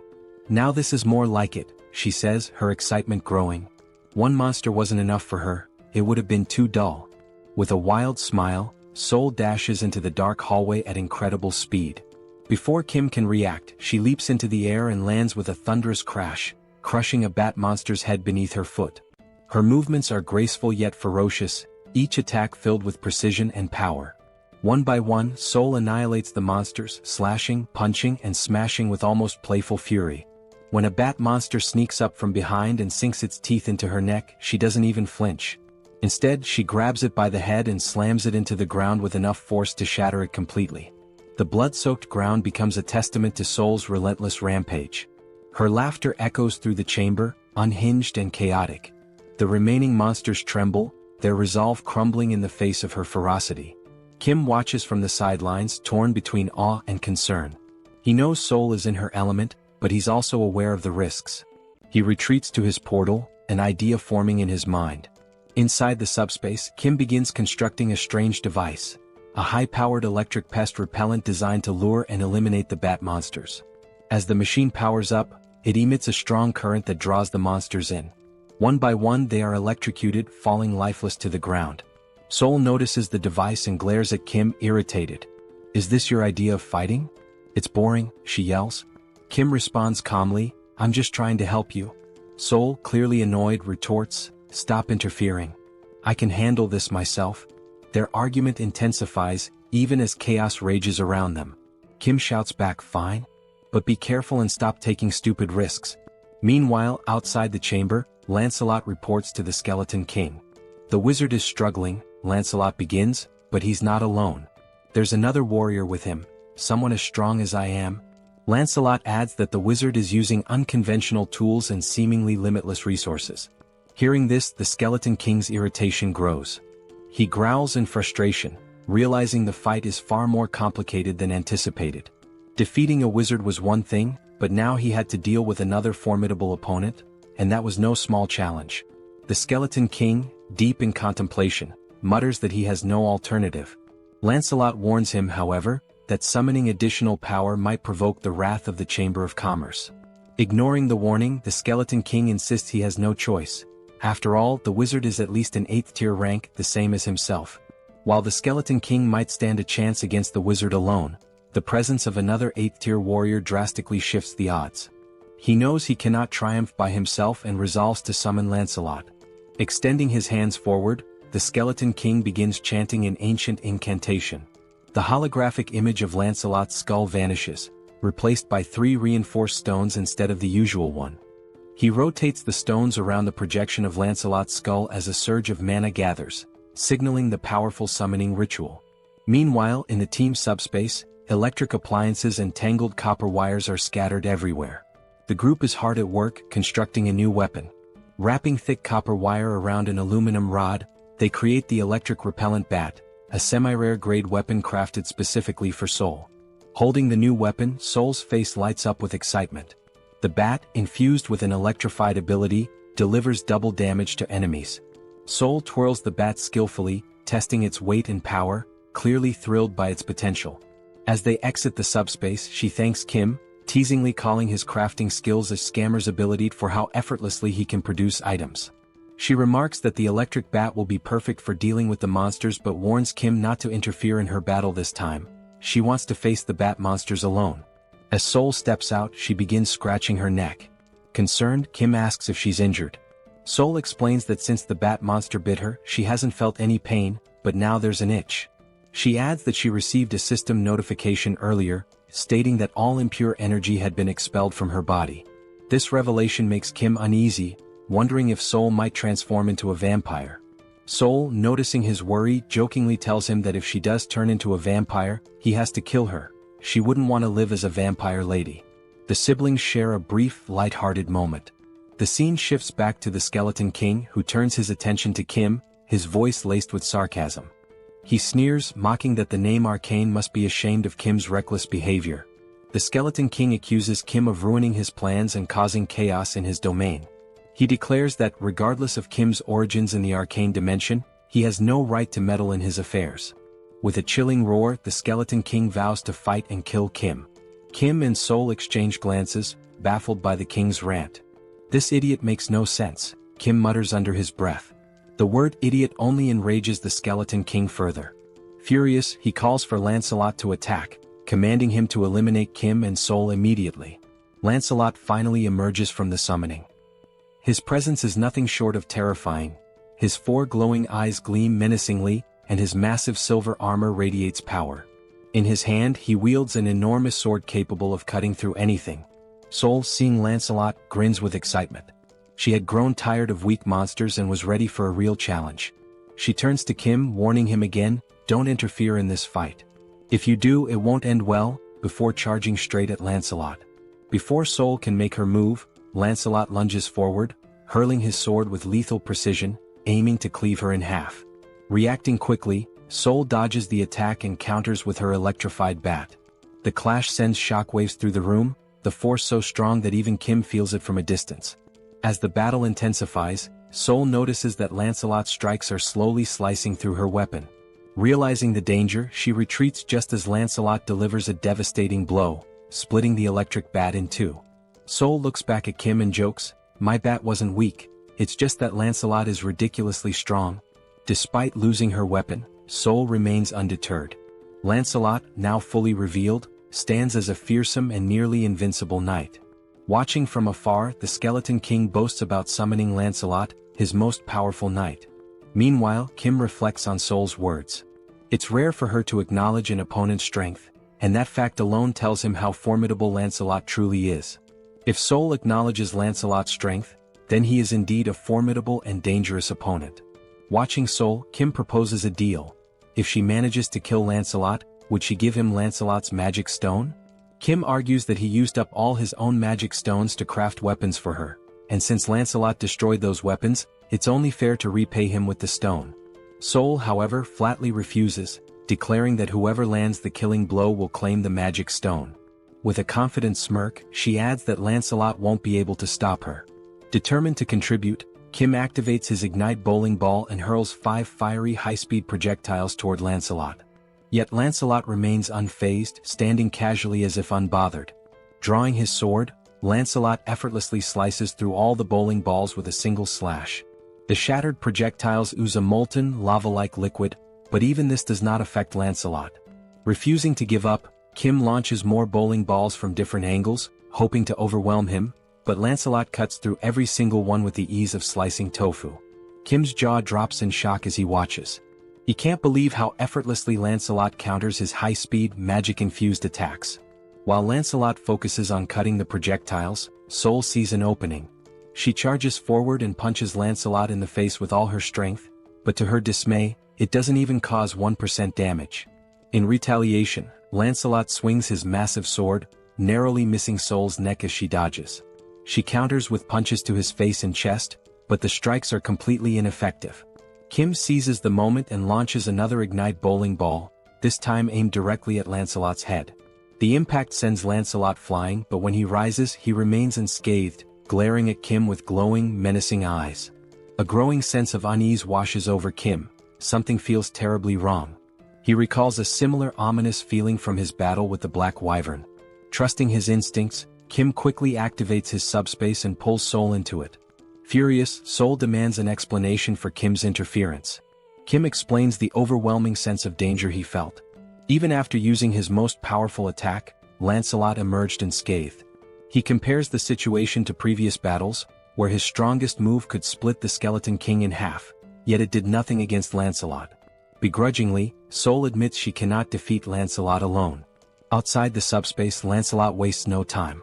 In a flash of insane speed, he vanishes from his position and reappears in front of Kim's barrier, slamming his massive sword against it. Kim is genuinely terrified by Lancelot's speed and strength, while even Sol admits the knight is extremely dangerous. If the fight continues, both of them will die. Despite Lancelot's relentless assaults, the barrier holds firm. Kim notices something crucial. Lancelot is standing dangerously close to the barrier. An idea forms in his mind. If he launches his Ignite fireballs at such close range, Lancelot won't have enough time to dodge. Acting quickly, Kim unleashes 5 fireballs at point-blank range. To his horror, Lancelot effortlessly slices through every fireball, even at such proximity. The situation grows more dire. Lancelot isn't just strong, he's unstoppable. Kim is baffled. None of their attacks are effective. He watches in disbelief as Lancelot cuts through every projectile with precision, as if the heavy metal were nothing more than butter. Meanwhile, the Skeleton King observes the battle from afar, finding it dull. With a smug grin, he taunts Kim, mocking how long he plans to cower behind his barrier. He declares that Lancelot is a 7th-tier warrior, immune to all of Kim's abilities. According to the Skeleton King, no matter what Kim tries, he cannot defeat Lancelot. Seated arrogantly on his throne, the Skeleton King begins reminiscing. He reveals that he poured all his resources and wealth into coming to Earth and believed summoning Lancelot was the only way to survive against Kim and Sol. Now, watching their futile efforts, he expresses disappointment. Had he known how weak they truly were, he wouldn't have taken the risk of summoning Lancelot. As the Skeleton King observes, something unusual catches his attention. Kim is no longer using magic. Instead, he's pulling strange, unconventional items from his portal in an endless stream. Realizing this, the Skeleton King's eyes gleam with inspiration as an idea begins to take shape. Meanwhile, Kim is at a complete loss. He checks all of his abilities: Subspace Laboratory, Replicate, Extra-Large Subspace Life Support, but none seem useful in defeating either the Skeleton King or Lancelot. Desperate, Kim resorts to repeatedly throwing Ignite bowling balls at Lancelot, but Lancelot slices through them with ease, leaving Kim genuinely stuck. Suddenly, the Skeleton King bursts into loud laughter. He commands Lancelot to stop attacking, announcing that the 2 individuals in the portal are not wizards, but rather potential allies for his future plans. Obeying the command, Lancelot ceases his assault and steps back toward the Skeleton King. The Skeleton King rises from his throne and approaches Kim's portal. Initially, he had assumed Kim and Sol were wizards, but as he observes Kim more closely, he realizes they are ordinary humans. Even more intriguing, Kim possesses a unique ability. Confused, Kim wonders what the Skeleton King is referring to. With a cunning grin, the Skeleton King begins to explain. He mentions that Kim must have encountered and killed 2 skeleton knights to acquire reinforced stones. These stones, the Skeleton King reveals, can only be produced within Camelot Castle by sacrificing living beings. The Skeleton King elaborates on his original plan: to sacrifice the inhabitants of the nearby city to mass-produce reinforced stones, which he would then use to summon an army of skeleton knights. However, he proposes an alternative: a business partnership with Kim. The Skeleton King suggests that Kim, with his unlimited replication ability, could duplicate the reinforced stones, allowing them to dominate not just Earth, but the entire universe. Kim stands silently processing the offer. As the Skeleton King laughs sinisterly, envisioning his grand scheme, Kim suddenly begins laughing and crying simultaneously, leaving the Skeleton King perplexed. Kim thanks him, explaining that the Skeleton King has unknowingly solved all of Kim's problems. Before the Skeleton King can react, Kim utters 4 decisive words. Pax, put Camelot in subspace. Instantly, the entire Camelot castle vanishes before the Skeleton King's eyes. The Grand Fortress, once the source of his power, shrinks and disappears into Kim's subspace. The Skeleton King and his skeleton knights are left standing outside, bewildered and enraged. Looking around in disbelief, the Skeleton King tries to comprehend what just happened. Meanwhile, the castle reappears in Kim's hands, now reduced to the size of a toy. Sol, observing the shrunken structure, casually remarks how small and insignificant it looks. Overcome with fury, the Skeleton King roars, "How dare you 9th-tier slaves!" He accuses Kim and Sol of destroying his life's work and vows to annihilate them. Enraged, he summons a dark purple orb of energy, brimming with the souls of the dead. The green, ghostly spirits surge toward Kim's portal, attempting to shatter it. Yet as the smoke clears, Kim and Sol remain unharmed. Now calm, Kim begins to think strategically. He recalls the name of the skeleton knight summoned by the Skeleton King, Lancelot. Deciding to take a bold risk, Kim calls out Lancelot's name, attempting to summon him. To everyone's astonishment, Lancelot materializes before Kim. However, this time his appearance is different. Gone is the dark aura that usually surrounds him. Instead, he radiates a golden light, warm and majestic. Lancelot turns to Kim and acknowledges him as his new master. Without hesitation, Kim commands Lancelot to kill the Skeleton King. Obeying immediately, Lancelot draws his sword and, with a single, precise slash, cleaves the Skeleton King cleanly in two. The Skeleton King, unable to react or defend himself, is defeated in an instant. With grace and overwhelming power, Lancelot ends the battle in one swift motion. As soon as Lancelot struck the Skeleton King, the violet core within the Skeleton King was destroyed. It shattered into fragments with a faint explosion. Lancelot then drove his blade into the back of the Skeleton King like a royal decree. We see the Skeleton King's body sprawled before Lancelot, his jagged crown lying discarded at Lancelot's feet, and his dismembered parts scattered across the ground. As the Skeleton King's form faded, a golden mana crystal began to glow. The system alerted Kim that he had defeated the Skeleton King. When Lancelot transferred ownership of the Night King's dimensional account, it became Kim's property. Upon opening the system notification, a new feature appeared, the dimensional account. When Kim accessed it, he discovered 3,086 mana stones within. Staring at such a vast number of mana stones, Kim felt both bewildered and astonished. This meant that by defeating the Skeleton King, Kim had acquired thousands of mana crystals in one go. Despite his happiness, Kim couldn't help but wonder, what would he do with so many mana stones? As Kim stood lost in thought, Sol placed her hand on his shoulder.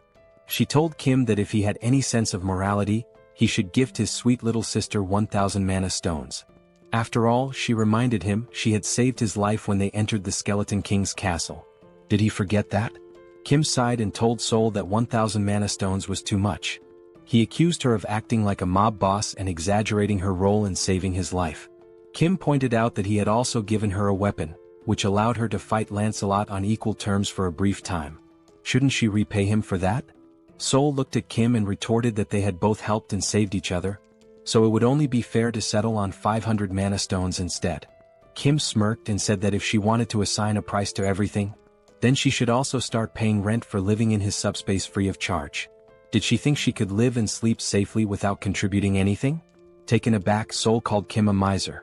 She asked if he was so stingy that he couldn't even spare 500 mana stones. Frustrated, Kim finally handed over 500 mana stones to his sister, not wanting to argue further. Sol smirked, thanked Kim and declared the argument over. But with a serious tone, Sol asked Kim what he planned to do next. Both Kim and Sol turned to their left. From Kim's subspace, Lancelot emerged. Towering at 10 feet tall with eyes glowing red, Lancelot approached them with heavy, deliberate steps. Sol glanced at Kim and asked what he intended to do with Lancelot. Meanwhile, Lancelot reached Kim and in a deep, resonant voice, called him his lord. Lancelot informed Kim that he had carried out his command and cleaved the Skeleton King in two. Now he awaited Kim's next order. Kim stood silently, pondering what to do with Lancelot. The scene shifted, and Kim narrated that no one could have foreseen what happened next. We saw Lancelot standing still. Sitting atop his helmet was Young-Soo's daughter, clutching tightly to one of its feathers. Lancelot gently moved to keep her entertained while, from behind, Kim, Joo-hee, and Sol watched in astonishment. Kim thought to himself how unimaginable it was that one of the most fearsome knights could end up in such a situation. Meanwhile, Young-Soo and his wife stood in front of Lancelot. Young-Soo's wife was beaming with joy as she watched her daughter play happily with Lancelot. She apologized to Lancelot, explaining that her daughter was usually shy and didn't enjoy playing with strangers. But this was the first time she had played so freely with someone she had just met. To her, this meant her daughter genuinely liked Lancelot. While Young-Soo's wife was overjoyed, the same couldn't be said for Young-Soo. He stood there, stunned, his mouth agape as though his entire world had crumbled. His face reflected despair, like someone who had just received a dire sentence. Lancelot, meanwhile, continued playing with Young-Soo's daughter. He calmly assured Young-Soo's wife that aiding the Lord's companions was equivalent to serving the Lord himself. She apologized repeatedly, worried that her daughter would keep bothering Lancelot to play. But Lancelot, in his commanding voice, reassured her that it was no bother at all. He said he loved children and saw her as if she were his own. From afar, Kim, Joo-hee, and Young-Soo watched this touching moment. Joo-hee, with a warm smile, turned to Kim and remarked that it was impossible not to admire someone so considerate. She commented that Lancelot wasn't just strong but also kind and compassionate, someone anyone would look up to. But Kim didn't share her sentiment. With a side eye, he muttered that calling Lancelot a person felt strange. After all, Lancelot was a skeletal knight, and no one really knew what lay beneath his armor. Yet, after a moment of reflection, Kim admitted that Lancelot was never truly evil. He realized that Lancelot had simply been following the Skeleton King's orders. The true villain had been the Skeleton King all along. Now, with Lancelot under Kim's command, away from his former master's dark influence, Kim saw that Lancelot displayed qualities of goodness and loyalty. This made Kim reconsider his initial judgment, allowing him to trust Lancelot at least for now. Joo-hee, noticing Kim's thoughtful expression, turns to him with a serious tone and asks, "Are you planning to go to Dabangu City right now?" Kim glances at Joo-hee and replies that he intends to head to Dabangu City immediately since their older brother's new home is located there. Hearing this, Joo-hee looks visibly concerned. She tells Kim that she has observed from the start how tirelessly he's been working, without taking proper rest for days. With a worried expression, Joo-hee warns Kim that, while she understands his urgency, what if he collapses or falls ill? She pleads with him to prioritize his health, cautioning that overworking himself could lead to severe problems. If that happens, she asks who will look after him. Joo-hee insists that it's already too late to leave tonight. She advises Kim to rest and wait until sunrise to set out and rescue their brother. Kim listens to her advice and nods in agreement. He then turns to look at his wife and daughter. His daughter is still perched atop Lancelot's head, while Young-Soo is trying all sorts of ways to coax her down. With a mix of exasperation and humor, Young-Soo tells his daughter to climb down from Lancelot and sit on his shoulders instead. He even volunteers to play the role of a brave knight. However, Young-Soo's daughter begins playfully hitting Lancelot's head and declares that her father is boring. She loudly proclaims she wants to play with a real knight, not a pretend one. Hearing this, Young-Soo feels a bit hurt, though he hides it behind a strained smile. Meanwhile, Young-Soo's wife teases her husband, joking that even she wouldn't want to play with a fake knight like him. Instead, she quips she'd rather choose Lancelot, the real deal. And yet, despite the humor, Kim finds himself momentarily distracted by a ridiculous thought. Why, of all things, is he imagining Lancelot playing with Young-Soo's wife? Kim shakes his head, silently cursing his own wandering mind. Watching this heartwarming scene, Kim pauses for a moment, his face softening into a warm smile. He announces that they will take the night to rest, enjoy the moment, and set out in the morning to rescue their brother. The scene shifts to Young-Soo carrying his now sleeping daughter on his shoulders, her face peaceful after hours of play with Lancelot. Young-Soo wears a contented smile, as if this moment alone fulfills him completely. Kim suggests that Young-Soo take his wife and daughter to a private room to rest for the night. Young-Soo agrees, nodding appreciatively before leaving with his family. As time passes and the room empties, Sol smirks mischievously. Slowly, he removes his shirt and walks toward Kim, suggesting with a sly grin that now, with everyone asleep, they can begin their real work. Kim responds with a knowing smile and turns to Lancelot, asking if he needs a place to rest.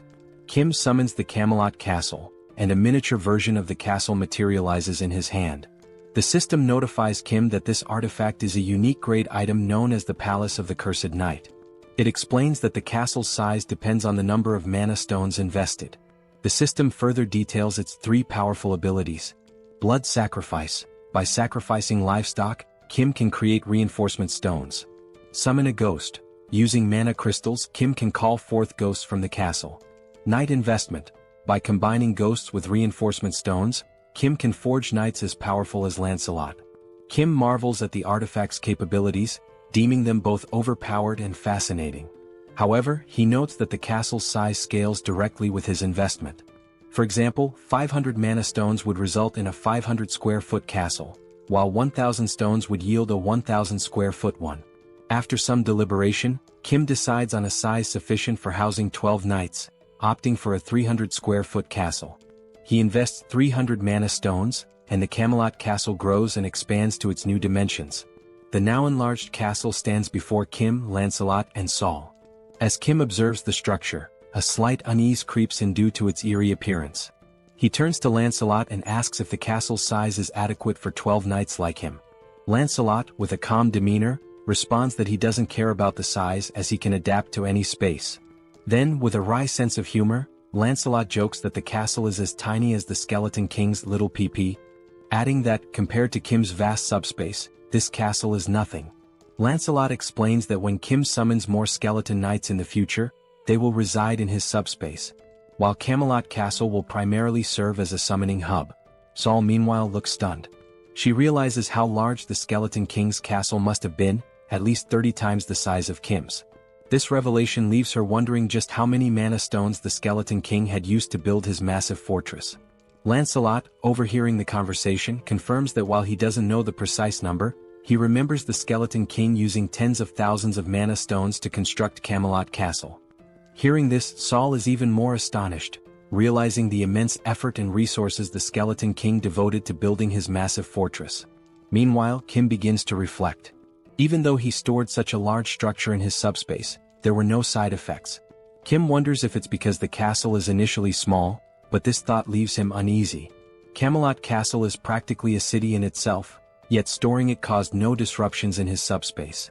Deciding to set aside his concerns for now, Kim turns to Saul and asks why she hasn't gone to rest yet, mentioning that the night is long and she should take a break. Saul, however, explains that she has something personal to ask Lancelot and has been waiting for the right moment to do so. That moment, she declares, has finally arrived. With an eager gleam in her eyes, Saul turns to Lancelot and, striking a confident pose with her hands on her hips, announces her request. She wants to learn his swordsmanship. Saul boldly asks Lancelot to teach her his techniques. Kim, overhearing this, is taken aback. He thinks to himself that if Lancelot agrees to teach Saul, her skills will improve significantly, which would greatly benefit their team in the future. On the other hand, Lancelot looks thrilled. In his deep voice, he responds that he would be delighted to teach her his swordsmanship, but under one condition. Lancelot explains that when Saul used her martial arts against him previously, he found it fascinating. If she wants to learn his swordsmanship, then she must teach him her martial arts in return. It would be an exchange of skills, her martial arts for his swordsmanship. Hearing this, Saul smirks, her expression shifting into one of playful mischief, almost bordering on manic. With a teasing tone, she praises Lancelot for being clever, admitting that her martial arts are indeed impressive. She calls him a little kid and playfully questions whether he could even handle her intense training regimen. Kim, watching this from the sidelines, notes how Saul's excitement peaks whenever the topic of martial arts comes up. She's undeniably a martial arts enthusiast, if not an outright fanatic. Meanwhile, Saul continues to taunt Lancelot, her mischievous smile intact. She suggests they start with a simple sparring session before beginning formal training. The scene shifts to Kim, who, feeling drowsy, starts heading toward his room in Camelot Castle for some rest. Meanwhile, Lancelot and Saul engage in their sparring session. Saul enjoys the match immensely, pushing Lancelot to his limits. By the end, Lancelot earns his place as a true member of their group, fully integrated into their family dynamic. The scene shifts again, this time to Kim and Young-soo observing from Kim's subspace. Both are surprised to see numerous military officers in the vicinity, communicating through walkie-talkies and appearing to scout the area. Confused, Young-soo asks, "Are there other people besides us planning to travel in the morning?" Kim, however, finds the situation suspicious. Just as he is about to voice his concerns, the sound of a helicopter echoes in the sky. Looking up, they spot the aircraft flying toward Kim's subspace. Young Soo, recognizing the helicopter, exclaims, "That helicopter looks very familiar." Kim realizes it too. It's the same helicopter he had stored in his subspace and later handed over to the general. The helicopter lands and the general steps out with an elated expression. Hurrying toward Kim, he greets him warmly, saying, "Hello, Kim." Kim returns the greeting and asks if the general is alright. The general replies that he's fine but shares that he's been searching for Kim for a long time and has finally found him. He explains that when the wall of Yeoljoro City vanished, he suspected it was Kim's doing. Kim, now irritated, cuts to the chase, asking if the general is here to convince him to join the military. With a firm tone, Kim makes it clear that if that's the case, his answer is no. His priority is finding his family. The general quickly reassures him, saying, "Kim, you've misunderstood." He explains that he hasn't come to recruit Kim but rather to deliver critical news. In a serious tone, the general warns Kim that traveling by helicopter is not safe. He explains that a faction that betrayed the military has seized a base and now controls air defense systems. If Kim and Young Soo were to travel by helicopter, especially a military one and a general's at that, they would be targeted and shot down. Both Kim and Young Soo are stunned by this revelation. The general provides detailed information, elaborating on how the rebel faction captured the military base and now commands a significant portion of air defense forces. He also shares that he had sent a scouting team in the same helicopter Kim had given him. That helicopter was destroyed mid-air, leaving the general without any information on those individuals. Growing increasingly concerned, the general reminds Kim that he mentioned traveling through the city to rescue his family. The general warns that if Kim had chosen to travel by helicopter, it could have placed him in extreme danger. Upon hearing this, Kim realizes that if they had used the helicopter, their deaths would have been almost inevitable. Acknowledging the severity of the situation, Kim thanks the general for providing such vital information. At this point, the general shifts the conversation. He brings up how the wall surrounding the city vanished last night, suggesting that Kim must have defeated the Skeleton Knight. However, Kim's focus drifts away from the general's words. Instead, he contemplates the mention of the next city being under military control. Kim understands that if the military has already taken over the next city, it's only a matter of time before they dominate other cities as well. Even if he travels through the entire city to save his family, the looming military presence will remain a significant threat. Adding to the peril is the Black Wyvern, a formidable force capable of annihilating helicopters, intensifying the danger. Kim resolves that to save his brother, he must head to Donggu City, a city now under military control. This means he must obliterate the enemy camp to secure his brother's safety. With a resolute and determined expression, Kim takes immediate action. He summons the Lord. From the subspace, a dark shadow emerges, causing the general to grow visibly uneasy. Kim, maintaining a calm yet intense demeanor, addresses the general. In response to the earlier question about whether he defeated the Skeleton Knight, Kim affirms, "Yes, I defeated the Skeleton Knight and took him captive." As Kim speaks, the Skeleton Knight appears. Towering 10 feet tall, the figure has glowing red eyes, wields a massive sword and carries a formidable iron shield. The knight stands ominously behind Kim. The general stares in pure horror and disbelief. He realizes that this knight is far stronger, at least 10 times more powerful, than the previous Skeleton Knight. And now, this terrifying entity is under Kim's command, ready to follow his every order. The general struggles to process the sheer weight of what he is witnessing.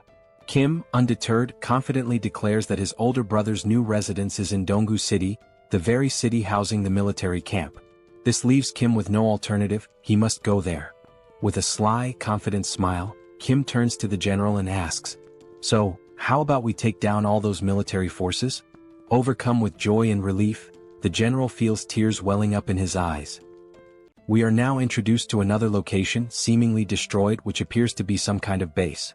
In this base, goblin soldiers, clad in military uniforms, are seen wielding rifles and equipped with heavy artillery. Behind one of the goblins, a human hand becomes visible, revealing humans imprisoned in cages under the watchful eyes of the goblin soldiers. As the goblin squints to focus, it notices something unusual ahead, though it cannot determine what it is.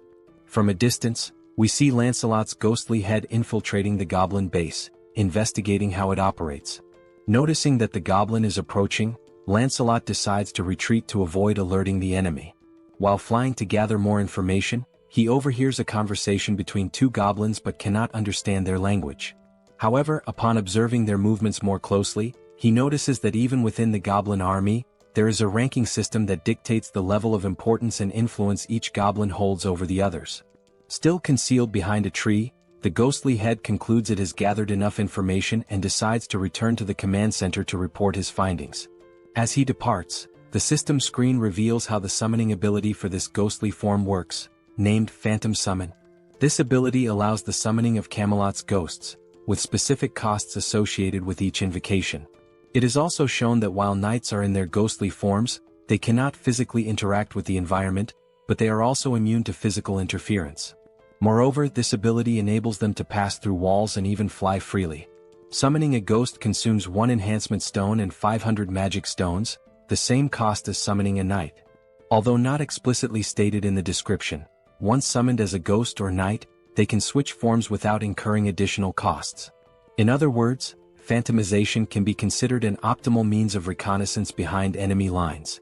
A few hours earlier, the general had been outlining the strategy they would use, showing on a map the cities involved and relying on Lancelot to patrol the enemy lines, determining the strength of their forces, the location of anti-aircraft weapons, and other characteristics of the enemy troops.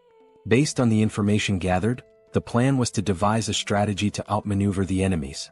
However, due to the ghost's limited range, everyone needed to move closer to the enemy lines and pinpoint where government forces were stationed before reconnaissance could begin.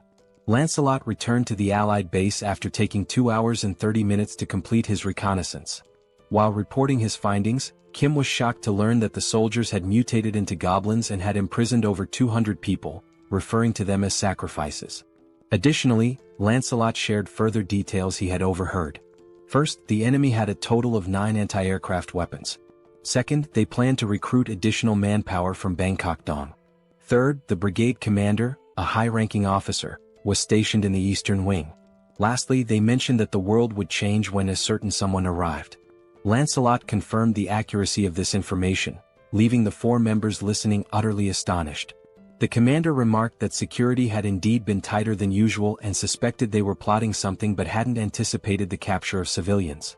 Kim mentioned rumors that some had voluntarily joined the rebel forces but expressed confusion about their motives and the reason for imprisoning civilians. He also questioned who this person capable of changing the world might be. Lancelot's ghost replied that he didn't know who this individual was but speculated that the reason for capturing people was likely to gain repulsive force. He explained that all beings across dimensions have a classification system known as hierarchy. Repulsive force is the power granted by this hierarchy, essentially the right to be protected from lower-ranked beings. The lower the hierarchy number, the stronger the repulsive force, preventing attacks from lower ranks, e.g., a 9th rank attack cannot affect an 8th rank being. However, this is not an absolute rule. At this point, Kim recalled the attack by the skeletal knight. The sister asks if they are sacrificing people to achieve this hierarchy. Lancelot, based on prior information, confirms it, stating that this method is instinctively used by beings with lower intelligence as a shortcut. With a serious expression, he explains that when this method is used in a lower dimensional hierarchy, it signifies that contact has been made, and possibly an agreement, with a higher-ranked being. Intrigued, Kim asks what kind of agreement this could be, but Lancelot admits he doesn't know the specifics. Sol, now furious, says that since they are sacrificing people, they're undoubtedly up to no good and suggests going to the base to eliminate them all. Kim responds that if it were that simple they would have already done it. The colonel adds that these enemies seem extremely dangerous. The colonel also notes that the information provided by Lancelot has been excellent. They now know the positions of the brigade commander and the anti-aircraft cannons, which increases their chances of success. However, he emphasizes that the enemy's defensive line is much stronger than expected. Once the operation begins, the enemy will likely call reinforcements from the 1st Legion, potentially escalating this into a large-scale war. Given that they don't know the full strength of the 1st Legion, it's crucial to capture the enemy before reinforcements arrive. This will require requesting support from nearby units to handle such a large-scale target with sufficient weaponry and troops. Deep in thought, Kim realizes they don't have time to wait for reinforcements. Moreover, Bangkok Dong, where his brother lives, is at risk, making it imperative to finish the mission before the enemy moves there. He also remarks that since Lancelot is of the 7th hierarchy, he could theoretically eliminate the enemy on his own, but the area is too vast for him to cover alone, giving the First Legion's reinforcements enough time to arrive and turn this into a full-scale war. Lancelot suggests that if the anti-aircraft cannons are a problem, Kim could simply summon another knight, and points out that summoning requires both enhancement stones and magic stones. While they have enough magic stones, they are short on enhancement stones. Kim also mentions that while he could unsummon Lancelot and summon another knight, it wouldn't increase their overall strength, making it an unwise move. More importantly, he feels it wouldn't be right to dismiss Lancelot just to summon someone else. Frustrated, Kim says it would be ideal if they could duplicate the enhancement stones and magic stones in their subspace. Lancelot then recalls that after defeating the Skeleton King, they acquired another enhancement stone. Surprised, Kim admits he doesn't remember this, but upon reflection, he recalls that Lancelot did indeed retrieve a stone. Now, with everyone staring at Kim in judgment, he apologizes, saying anyone can have a lapse in memory. He then asks which knight should be summoned.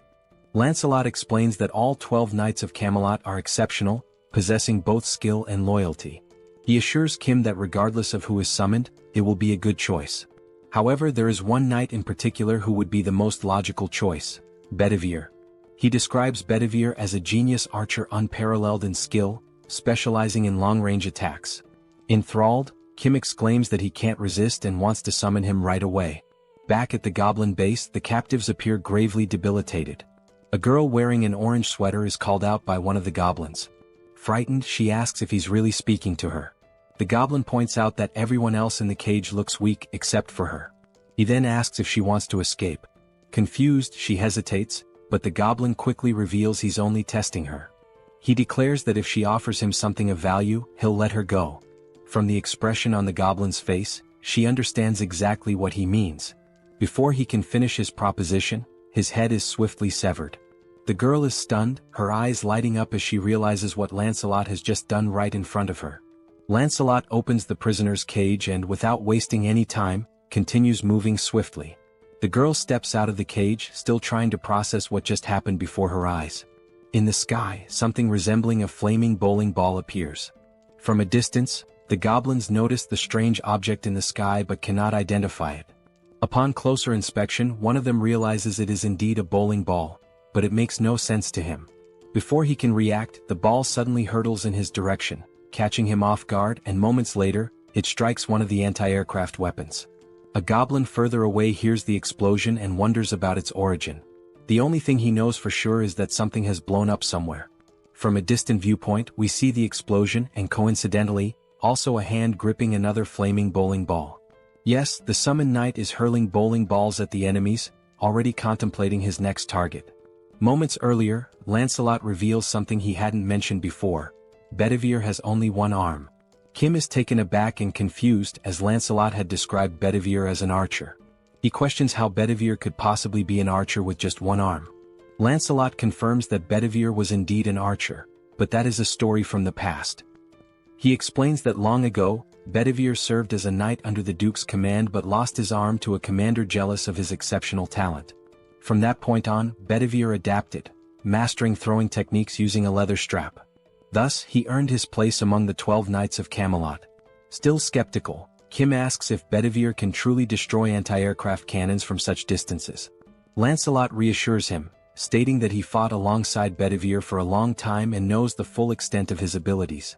Additionally, Lancelot confirms that after scouting the enemy lines, only he and Bedivere will be needed for this mission. Back in the present, we see Bedivere launching more flaming bowling balls at the enemies from afar. The ball soars through the sky and strikes another anti-aircraft cannon. As the goblin base is a large area, a goblin from a distance notices the explosion and wonders what is happening. Turning around, he sees another goblin soldier being attacked and flung away by someone. Alarmed, he asks his officer what's going on, but then hears the distinct sound of a sword. When he looks closely, he spots Lancelot calmly walking in his direction. The goblin, trembling with fear, stammers that this is a restricted area where unauthorized individuals are not allowed. Lancelot remains silent, continuing his steady approach toward him with an air of calm authority. Meanwhile, we see Kim's system sending him notifications. The first shows he acquired 4 magic stones, bringing his total to 2,686. Shortly after, another notification appears, adding 12 more magic stones, increasing the total to 2,698. Kim, staring at the system screen in surprise, reflects that owning a dimensional account eliminates the need to collect magic stones manually, as they are gathered automatically. Still, he finds it hard to believe how quickly the stones are being accumulated and wonders if this is really correct. Moments later, 3 more notifications pop up, one with 5 more magic stones, another with 8, and yet another with 5, bringing the total to 2,788 magic stones. Young, Sol, and Kim stand idly waiting for a signal to act, and Kim continues to question whether this situation is as it seems. Young reassures him, suggesting he look up at the sky, stating that it is likely the source of the multiple notifications. Above, 2 flaming bowling balls launched by Bedivere collide mid-air, creating a massive explosion that draws everyone's attention to the sky. Amazed by Bedivere's precision, Kim remarks that the knights had mentioned they would signal when all major anti-aircraft artillery had been destroyed. Young adds that it's now clear why Sir Lancelot takes so much pride in the Knights of Camelot. As the group stands in awe, the Colonel comments on the extraordinary combination of Lancelot's tactics and Bedivere's abilities. He notes that if all the knights possess this level of skill, there's absolutely no need for special forces to intervene. Young simply nods in agreement. Kim, still astonished, declares it's time to make their move and execute their part of the plan. He also contemplates the immense power he now wields with all 12 knights, most of whom he hasn't even met yet. As the explosion in the sky subsides, smoke begins to fill the air. The scene shifts to the source of the explosions, Bedivere. He is examining a map and muttering to himself that there's a problem. He notes that he destroyed all the necessary targets and even sent the signal in the sky, but now he can't make sense of the map. The map indicates the locations of the anti-aircraft artillery he had to eliminate, a goblin circled in red, and an arrow pointing somewhere else. However, he cannot figure out where Lancelot told him to go next. Bedivere continues staring at the map, trying to recall the route Lancelot had given him earlier, but he has no idea which direction to take now. He mutters that if there were written instructions, it would be much easier to understand. Shrugging off his frustration, he decides to trust his instincts and proceed. Back to Lancelot, he punches a goblin in the face, causing the creature to cry out in pain. Without hesitation, Lancelot follows up with a more forceful blow that sends the goblin flying. Unapologetic, he steps on the goblin with enough force to make it scream in agony. Still pinning the goblin underfoot, Lancelot states that controlling his strength is exhausting and warns the goblin to speak the truth before he accidentally kills it. He demands to know who informed them about using this shortcut, sacrificing humans to climb the hierarchy. He also presses for their plans and the strength of the First Legion's forces. The goblin chuckles, commenting on how much Lancelot seems to know about their operations. Eventually, the goblin gives in, revealing that the one destined to change the world is named Tonediu. He calls Tonediu a bastard of the 8th class, a giant compared to himself. Lancelot, unfazed, replies that he has never heard of this being and asks what Tonediu wants with the goblins and what exactly his plan entails. Reluctantly, the goblin admits he doesn't know and is promptly kicked by Lancelot, spinning him through the air. Now farther away, the goblin uses the last of his strength to flee. He leaps from a nearby window in a desperate attempt to escape.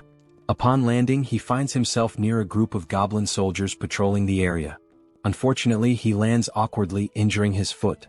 The goblin soldiers rush to him, asking if their commander is all right. Wincing in pain, the commander urgently orders them to fetch his bicycle. One goblin obeys and runs to retrieve it while the commander hobbles away slowly on his injured foot. Suddenly, he hears a sound behind him. When he turns to look, he sees Lancelot leaping from the building in pursuit. Calm and determined, Lancelot declares that attempting to flee is futile.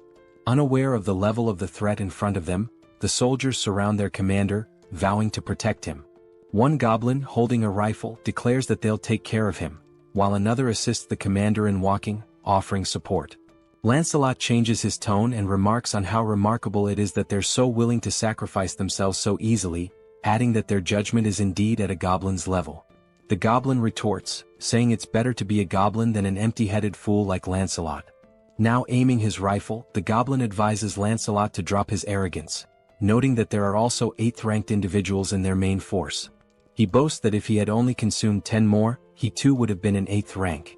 Disbelieving the audacity of their actions, Lancelot questions whether all those who became goblins are doing the same thing. The goblin, with a sly grin, affirms this. He adds that he is one of the intelligent ones, adapting to a changing world. Before he can finish his sentence, Lancelot swiftly lunges forward and drives his sword through the goblin's neck. Lancelot coldly remarks that knowing this will make it easier to decide whose lives to take. The fleeing commander glances back to see what is happening, only to witness blood spurting into the air. Lancelot's sword is now soaked in blood, and his gaze shifts toward his next target. The goblin commander, once again in danger, has no choice but to run. But as he glances up at the sky, he freezes in shock. There he sees a helicopter, unaware that the anti-aircraft artillery has been destroyed. Inside the helicopter are Kim and Young. Young announces his intention to land the helicopter, but Kim, feeling nauseous, warns that landing there is too dangerous and suggests entering the subspace. The goblin commander realizes that government forces are also attacking them. However, with a newfound dark aura, the commander mercilessly strikes down one of his own soldiers. From a distance, Lancelot observes this gruesome act, disgusted by the goblin's depravity. Kim descends from the helicopter and runs toward Lancelot, but upon looking to his side, he is horrified by the goblin commander's actions. With the magic stones of the fallen goblin in hand, the commander consumes them. Lancelot curses him, calling him a bastard and accusing him of becoming an 8th rank because of the stones. From behind, we see the goblin commander now transformed into a monstrous figure with long hair. As he turns, his glowing red eyes burn with rage. Kim asks Lancelot if the commander truly abandoned his humanity to become an 8th rank.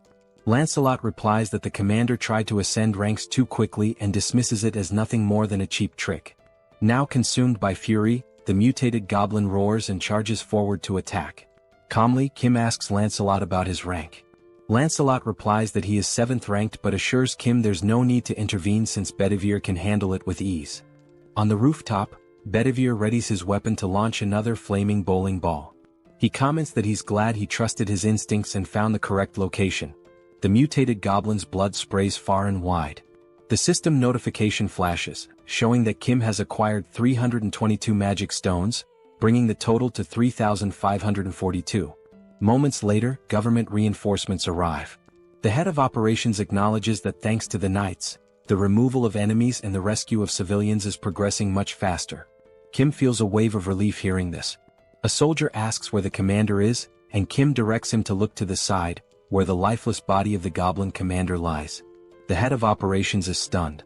Kim asks Lancelot if he has uncovered more information about their plans. Lancelot apologizes, stating that the only piece of information he managed to extract was the name of a high-ranking being, Tonatiuh. He adds that it's the first time he has ever heard that name. Kim remarks that everything remains a mystery. The head of operations suggests searching the building's documents for clues. Lancelot points to the shattered windows on the 4th floor, explaining that the commander was staying in that room. He notes that there are numerous documents to sort through in that area. The chief of operations thanks them for their service, but Kim quickly interjects, asking if the PX system is capable of storing all the military documents from the building. Pax confirms and immediately begins calculating the number of documents and the cost to process them. The system reveals there are 5,086 documents, with a cost of 120 magic stones. Kim gives the order to proceed. The chief of operations remarks that such measures weren't necessary, but Kim explains that PX will handle it efficiently, and he needs to locate the family as quickly as possible. Soon after, the system alerts him that an unsuitable document has been detected among the military files, labeling it as an incompatible item. Confused, Kim tries to understand what an incompatible item might be. Now holding the document, he attempts to read it. It turns out to be a registration form for dimensional beings. Lancelot clarifies that it's a document capable of increasing someone's rank. Examining the two documents in hand, Kim notes that one is in poor condition. Lancelot explains that the pristine document is the official form, while the damaged one is a shortcut. He further elaborates that the soldiers likely turned into goblins because they failed to register properly using the official method. To add to this, Sir Lancelot explains that registering a dimensional being requires magic stones and a dimensional account. He states that Earth's dimension is still in its early stages of exploration, and no one currently meets these conditions, except for Master Kim, who defeated an 8th rank being possessing a dimensional account.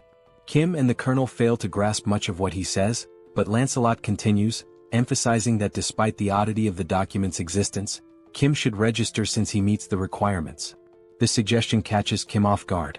However, Lancelot assures him that by completing the official form, Kim will avoid becoming a goblin. He also explains that dimensional being registration is automatically adjusted for each dimension, and the reason Kim can read it in a standard language is that it's the official document.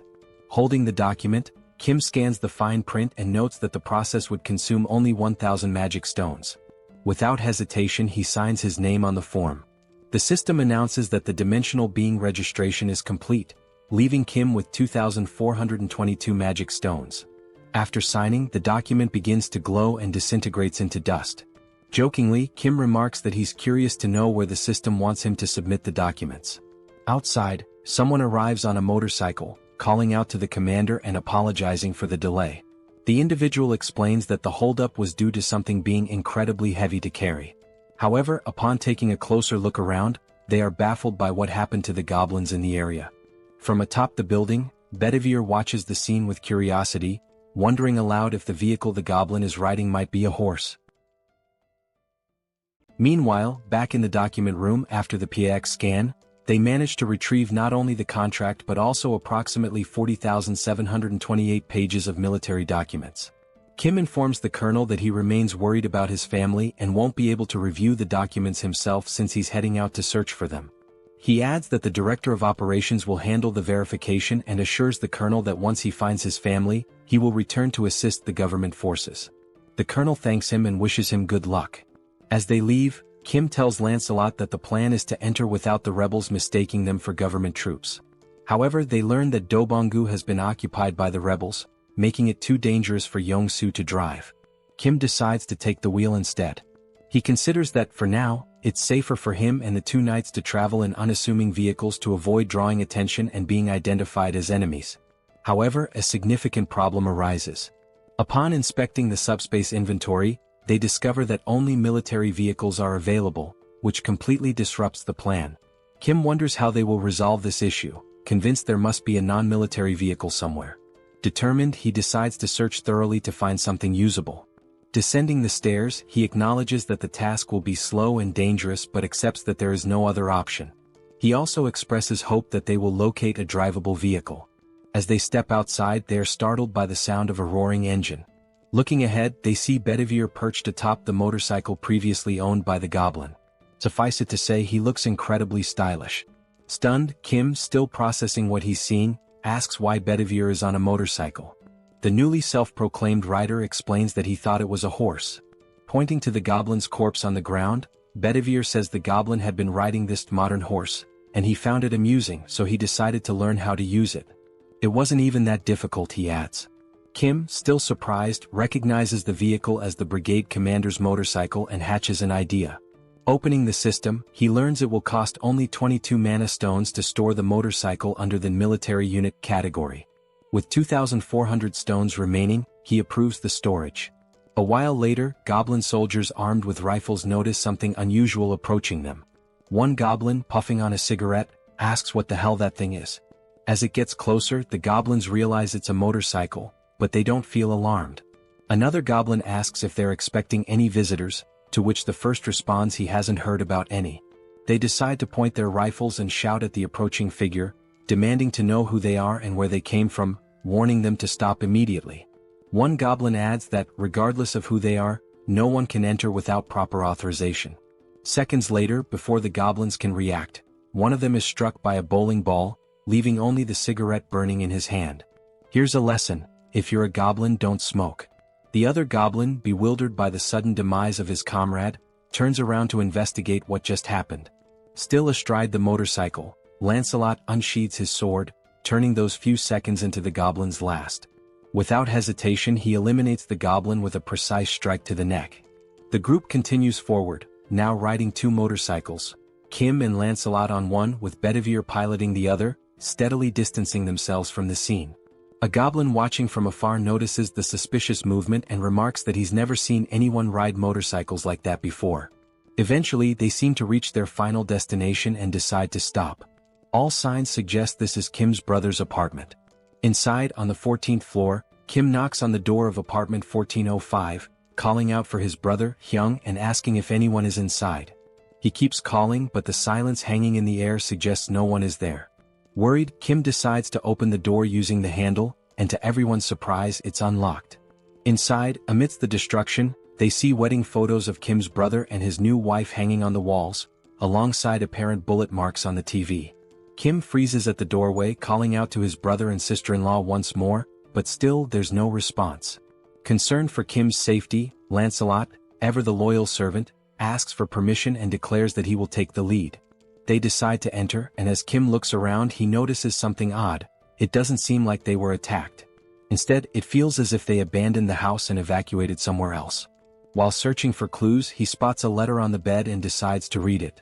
The paper contains a message from his brother addressed to Kim or their sisters. It explains that the phones weren't working, so he left the letter in case one of them came looking for him.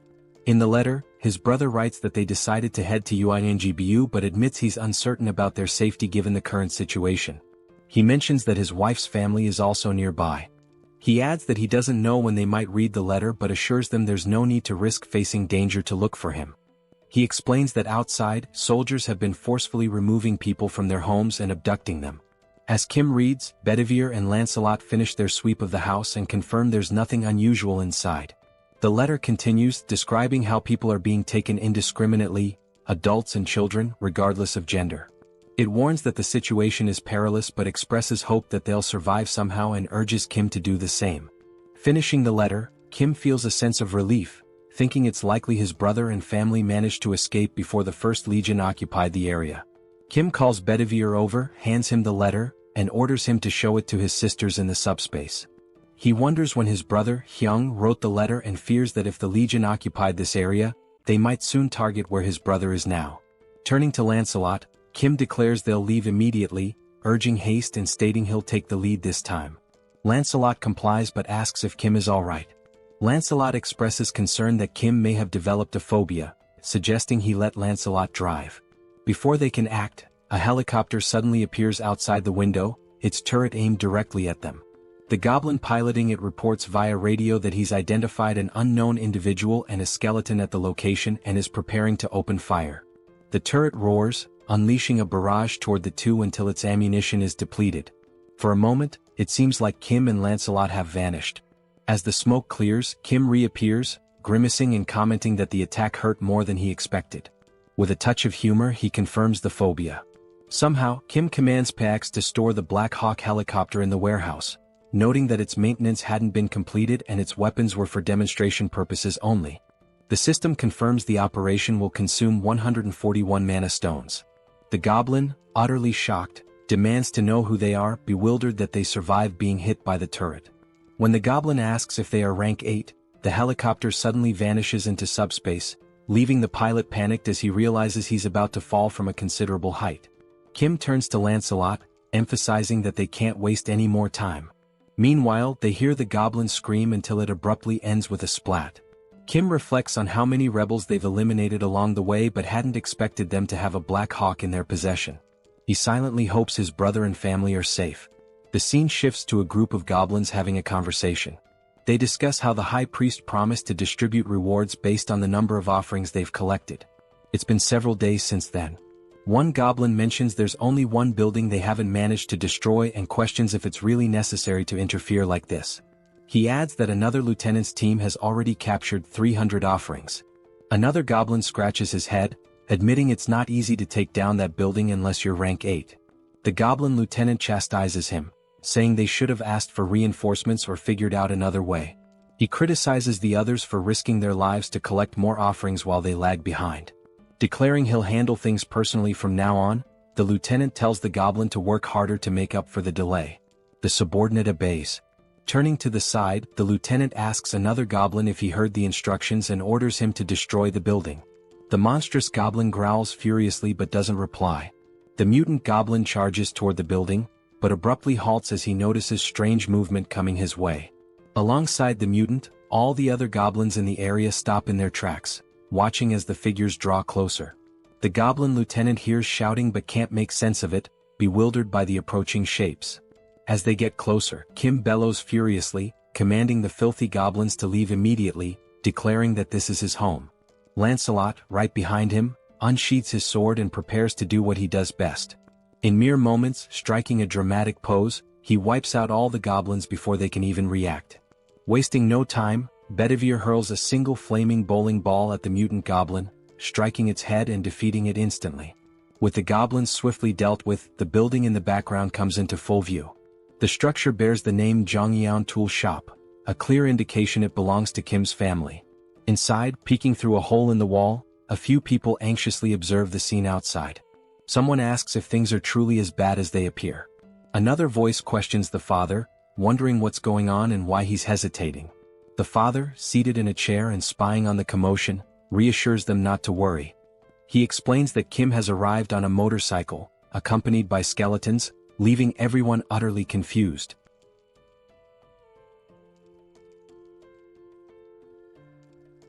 Then we are shown a flashback of his father reminiscing about when he was young. His mother used to say that good and bad things only happen because of people, and this idea had fascinated him. Having survived many challenges, he realized that not a single word his mother had said was wrong. Even when his business failed, the reason he was able to get back on his feet was because of the people who stood by him, and love. He reflects that this is why he raised his children with the values of love and compassion. Watching them grow up from small children into capable adults, he felt like a dream had come true. A scene follows of Kim losing to his sister in a video game. The father continues, sharing his dream of building a large, spacious home where he could live with his family. To pursue this, he began studying civil construction, something he had never done before and found immensely difficult and complex. The financial burden made the dream seem unattainable. In the end, his children all grew up well. His eldest son recently married, his eldest daughter became a nurse, the youngest daughter became an athlete, and his youngest son had just completed his military service. Their futures seemed so bright, until the monsters appeared. He recounts how, luckily, as the manager of a tool shop, he survived the monster attack using hammers and other tools. However, even with that resourcefulness, the situation was dire. They had to constantly worry about food and water. He often pretended not to be hungry to give his wife the little food they had. On top of that, there were neighbors who raided for food and monsters roaming about, forcing them to hide as silently as mice. Amid this catastrophic situation, the first to arrive at their refuge were his eldest son's in-laws. Shortly after, his eldest son and his daughter-in-law made it there as well. Looking at his eldest son's face, stained with tears and blood, he could guess what they had been through to get there. He simply embraced him and silently wept. Another blessing came when his daughter-in-law awakened a new ability to generate water, eliminating one major concern in this apocalypse. He recalls how, over time, soldiers mutated into goblins and began wandering around. These goblin soldiers started abducting civilians regardless of age or gender, isolating their family even further. It was utter chaos. The very soldiers who were meant to protect them were now capturing people. He wished deeply for the safety of his children amidst such disorder. At one point, a system screen appeared before him, and he awakened an ability of his own. The ability was named Architect, and the system indicated that he now possessed exceptional skills in architecture and could build freely. He doesn't fully understand how his long-dormant dream suddenly became a reality, but he feels grateful that it did. With this newfound power, he immediately got to work reinforcing the tool shop. Thanks to his daughter-in-law's water ability and his own architectural skills, they managed to survive. Even for the goblins armed with weapons, breaking into their fortified location was no easy task. Peering through a hole in the wall, he noticed that a group of soldiers had been stationed outside their home since the day before, and they had brought a monster with them. It was clear now that they were determined to destroy their refuge this time. But he had prepared for this possibility and retreated to plan. Seated in his chair, he called for his eldest son and instructed him to gather the family and escape through the tunnel. His son hesitated, asking what would happen to him. The father explained that the tunnel was an emergency passage meant for situations like this, though he couldn't guarantee that the other end was safe. At the very least, it's better than staying here and dying, he said. His wife, looking concerned, asked if he intended to stay behind. With a confident smile, he assures them he will leave as soon as everyone is safely out, telling them not to worry. In the meantime, a strange noise from outside catches his attention, sparking his curiosity. Before inspecting, he urges everyone to hurry, warning that the goblins are already moving and time is running out. Peeking through the hole, he goes silent for a few seconds. Those around him grow concerned, whispering questions about whether the situation outside is dire or if something is wrong, causing him to hesitate. Still in shock, he turns to them and says it's not what they think. It's just Kim. He's out there. He explains that Kim has arrived on a motorcycle, accompanied by a skeleton. Outside, Kim, Lancelot, and Bedivere approach the tool shop. Kim points to the building, now fortified with metal spikes and barricades, and declares, "This is my house." Then sighing he adds, "But that doesn't matter now. What matters is my family, are they okay?" Suddenly the door handle turns in front of him, catching him off guard. Looking more closely at who's in front of him, he freezes in shock. The father steps forward and asks in disbelief, "Is it really you, Kim?" At that moment, Kim realizes the rest of his family, the ones he'd been desperately searching for, are standing right in front of him. Without hesitation, he bursts into tears, running toward them like a child, wrapping his father in a tight embrace he'd been longing for. But the father and brother interrupt the emotional moment, startled by what was standing behind Kim. He glances back to confirm. "Don't worry," Kim says reassuringly, "despite how they look, they're friends, they're on our side." Kim then reveals, "And that's not the only surprise I've got." Using his powers, he opens a subspace portal. Inside, his two sisters are safe and enjoying a hearty meal. Seeing them eating brings tears of relief and joy. His sisters, realizing what's happening, break down, sobbing uncontrollably. Inside Kim's subspace, the reunited family sits down for a meal they haven't had in ages. For the parents especially, it's a heartwarming moment. Tasting the food, the mother is taken aback. She thinks to herself, "No matter where I go, I always trust my cooking. But this grilled mackerel is on a whole other level." She turns to Youngso's wife and asks if she's a professional chef. The wife thanks her for the compliment, smiling. The mother declares, "Now that you've set the bar with such a delicious meal, I can't back down." She takes it upon herself to make a dessert worthy of matching it. The dessert consists of thinly sliced green grapes placed delicately atop whipped cream on a cheesecake, arranged with care. When it's ready, she presents it as a token of gratitude, naming it Mom's Green Grape Tiramisu with whipped cream. Youngso's wife tries it and is overwhelmed by the burst of flavor, reminiscent of something out of Shokyuji no Soma. She asks how the mother managed to make something so divine, and the others eagerly agree as they taste it. Elsewhere in Kim's subspace, someone is hammering iron. It's an elderly man, the father of the eldest son's wife, tinkering with Lancelot's armor. The old man asks Lancelot for his name. "I'm Lancelot," he answers. The man abruptly cuts him off, asking, "Do you know how to play Jengi?" Lancelot pauses, confused. "Are you sure you mean Jengi?" Clearly misunderstanding, Lancelot begins explaining how, in his hometown, they were famous for dismantling monster corpses, so he's dealt with organs before. The man interrupts again, asking what nonsense he's talking about. In the foreground, a reinforcement stone comes into view as the old man remarks, "Seems like you don't know how to play. Grab a chair, I'll teach you." The reinforcement stone, held by the eldest brother, is handed over to Kim. Kim asks his brother why he has such a stone. The system identifies it as a Tier D reinforcement stone, with attributes of penetration and explosion. The brother explains that he found it after witnessing a battle between a rhino-like monster and a griffin. The griffin one tore off a chunk of the rhino's flesh and flew away. He found the stone in the rhino's remains. Still offering the stone, he says, "You'll probably need this more than I do." Kim gratefully accepts, promising to put it to good use. Completing his thought, Kim mentioned he should express his gratitude and reminded them that, as he had said before, if anyone needed anything, whether it was furniture or something else, they should just let him know. He also added that his sister-in-law's family should feel at home here too. His brother was touched by how Kim was looking after his in-laws as well. Reflecting, he remarked how much Kim had grown since being discharged, recalling that when they were younger, Kim used to cry every time Sol hit him. Laughing, Kim admitted he would probably still cry if Sol hit him now. His brother joked that the best thing about being born before Sol was avoiding her wrath. He thanked Kim sincerely before excusing himself, saying he was going to check in with his in-laws. As Kim noticed the scar on his brother's face, he commented on how they had managed to survive so far with the help of their father's and sister-in-law's abilities. He couldn't imagine how hard it must have been. Suddenly, someone approached Kim from behind. Turning, he realized it was his father. The father spoke, saying how happy he was, not only because the family was safe but also because of Kim's abilities, which gave everyone the chance to eat in a secure place. Then his father asked if Kim knew that good and bad things, but Kim interrupted, completing the saying, "Can only happen when there are people." Kim nodded, saying he understood.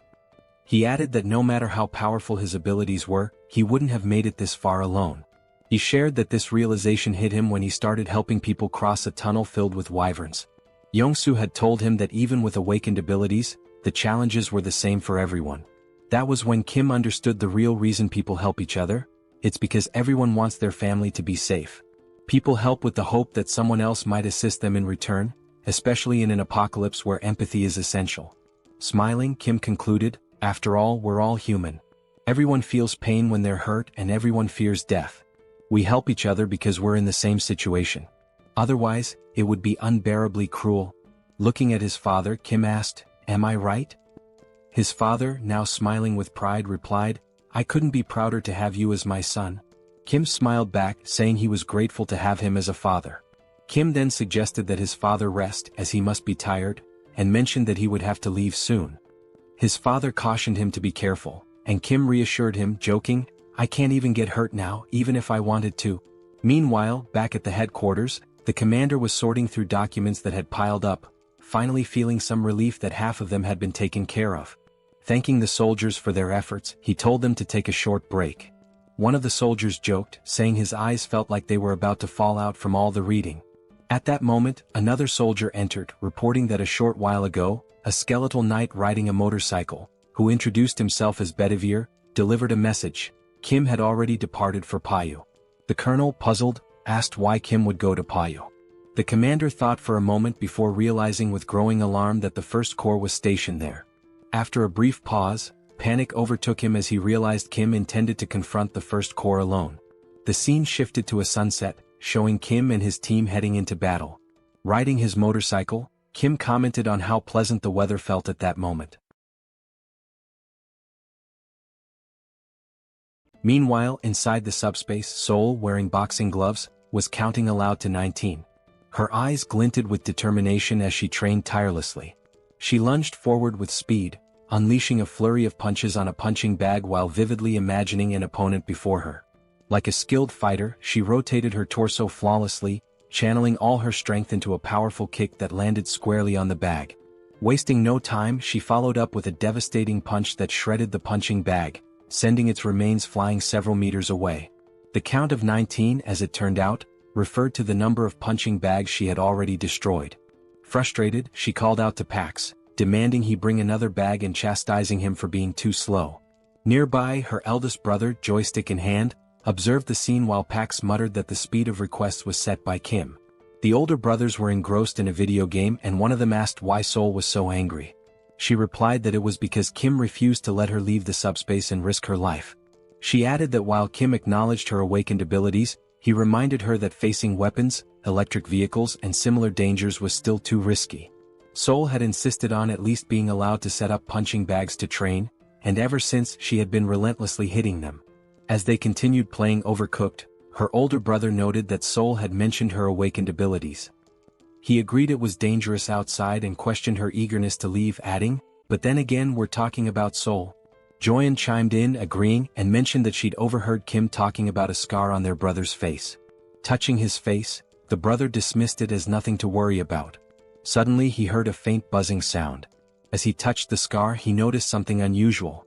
Alarmed, he realized the scar was gone, as if he had woken from a dream. Joyeon teased him, remarking that the scar wasn't that bad but that the bruise was a bit over the top. Still shocked, he insisted that the wound had been significant, pointing out that the scar had still been there yesterday. Smirking, Joyeon mockingly told him he shouldn't act injured, recounting how scared she had been when she was in the hospital. She also recalled a certain chief of internal medicine named Jin Songhak who had used his powers to manipulate and brainwash the hospital staff. Angrily recalling the ordeal, Joyeon admitted that it made her tread carefully with every action out of fear of being controlled too. At that moment, Youngso's wife appeared in the doorway, announcing that it was time to eat. Without hesitation, Joyeon dropped the joystick and bolted toward the dining area, leaving her brother to play alone. As their mother called everyone to the table, she overheard playful voices in the background. Someone declared themselves the devil of the underworld, while another announced, "I'm Yu Jong, the magical girl who's going to defeat you." The voices belonged to their father, Youngso, and his young daughter, who paused their game and acknowledged they were on their way. The mother announced that today's menu was kimchi stew and mentioned she had already served the black rice, urging them to eat while she joined them shortly. She turned to ask where Grandpa was, and the father replied that he likely wouldn't be eating just yet. Noticing the old man sitting with his back to her, she inquired why he wasn't joining them. He was focused on the board game he was playing with Lancelot, visibly intrigued. It was the first time he had ever encountered such a game. He marveled at how Lancelot, despite never having played before, could be so skilled. No matter how hard he tried, he couldn't find a single weakness in Lancelot's strategy. He resolved to ask Lancelot to explain his methods when he returned, impressed by the brilliance of his gameplay. Back on the battlefield, the scene shifted to war tanks rolling steadily toward an unknown destination.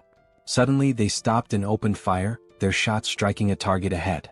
Another volley followed, resulting in a massive explosion at the impact site. From the devastation, a radiant blue light emerged, illuminating the entire area where the tank's shells had landed. As we approached, we noticed that the blue light was actually Kim's subspace, which had been struck by the attacks. In retaliation, Kim launched several missiles. The system screen displayed the status of the missiles, noting that they were ranked rare and had the ability to penetrate and explode. The missiles struck the war tanks, destroying them in the blink of an eye with small explosions. One by one, all the tanks that had previously been attacking Kim were now obliterated. Observing the situation, Kim remarked that he had avoided using high-explosive weapons to prevent any harm to civilians who might be nearby. However, according to Lancelot's information, the First Legion had divided its forces between the locations where civilians were detained and the stronghold of the main rebel force. In line with Lancelot's plan, he himself would handle the rescue of the hostages, while Kim was tasked with attacking the primary rebel force. Given this, Kim no longer needed to hold back, as there were no civilian hostages at the rebel base he was currently targeting. Fortunately, he had stored a Black Hawk helicopter equipped with missiles. Using the subspace lab and the enhancement stone his older brother, Hyung, had given him, Kim was able to upgrade individual features. Additionally, he improved the basic functionality of Pax's deployment system, which he had been procrastinating on for some time. The upgrades extended the range to 100 meters, and the maximum deployment speed increased to 300 kilometers per hour. What was already powerful now packed even more destructive force. Inside the subspace, as he studied the system screen, Kim realized that while the missiles were already powerful on their own, they could be upgraded to become far stronger. With this level of power, he could gather numerous magic stones in the blink of an eye. Looking again at the system display, he saw that 10,000 magic stones were required to upgrade the subspace to level 4. By now, he calculated he should have collected 2,000 magic stones. But when the system displayed the actual count, it showed only 1,890 stones. Puzzled, Kim questioned why the number was so low, insisting he should have more. The system then displayed a message stating that, according to the platform's terms and conditions, 45% of the revenue was deducted as a fee paid to Tonatiuh from the Mexica dimension. Additionally, the regulations required that 25% of the magic stones acquired be allocated to Priest Bongsu. Confused, Kim remarked that the names Tonatiuh from the Mexica division and Priest Bongsu sounded familiar. At that moment, he recalled a conversation with Lancelot in which Lancelot had revealed that the goblins had made contact with a high-ranking entity known as Tonatiuh. This memory startled Kim as he began piecing together the facts they had uncovered earlier. Suddenly, something appeared before him. It was Lancelot, addressing Kim as "my lord" and reporting that he and Bedivere had destroyed all the fields. Lancelot mentioned that Bedivere was helping people escape and that he had come alone for now. He asked if Kim was injured. Kim thanked Lancelot for his excellent work and assured him he was uninjured. Turning to Lancelot, Kim brought up the earlier conversation where Lancelot had mentioned a high-ranking entity named Tonatiuh that had contacted the rebels. Lancelot confirmed this and asked why Kim brought it up. Kim explained that both Tonatiuh and Priest Bongsu were taking his magic stones. He added that Tonatiuh was from the Mexica division and asked Lancelot what the Mexica division was. Lancelot explained that Mexica likely referred to the name of the planet or civilization from which Tonatiuh originated, using the example that their own location was referred to as the Earth dimension. He further stated that Priest Bongsu was sacrificing people to other planets and noted that a traitor was worse than someone betrayed. The scene then shifted to show a mutant goblin from behind, with a system screen open in front of it, displaying the same message Kim had just seen. The goblin tinkered with the system, questioning what he was doing to sound so crazy, remarking that this behavior was unusual. As he continued to look at the system, he wondered how the magic stones could be deposited into the dimensional account so quickly. He also mentioned that there had been massive explosions some time ago. The scene shifted to reveal where the goblin was, a setting resembling a sacrificial altar.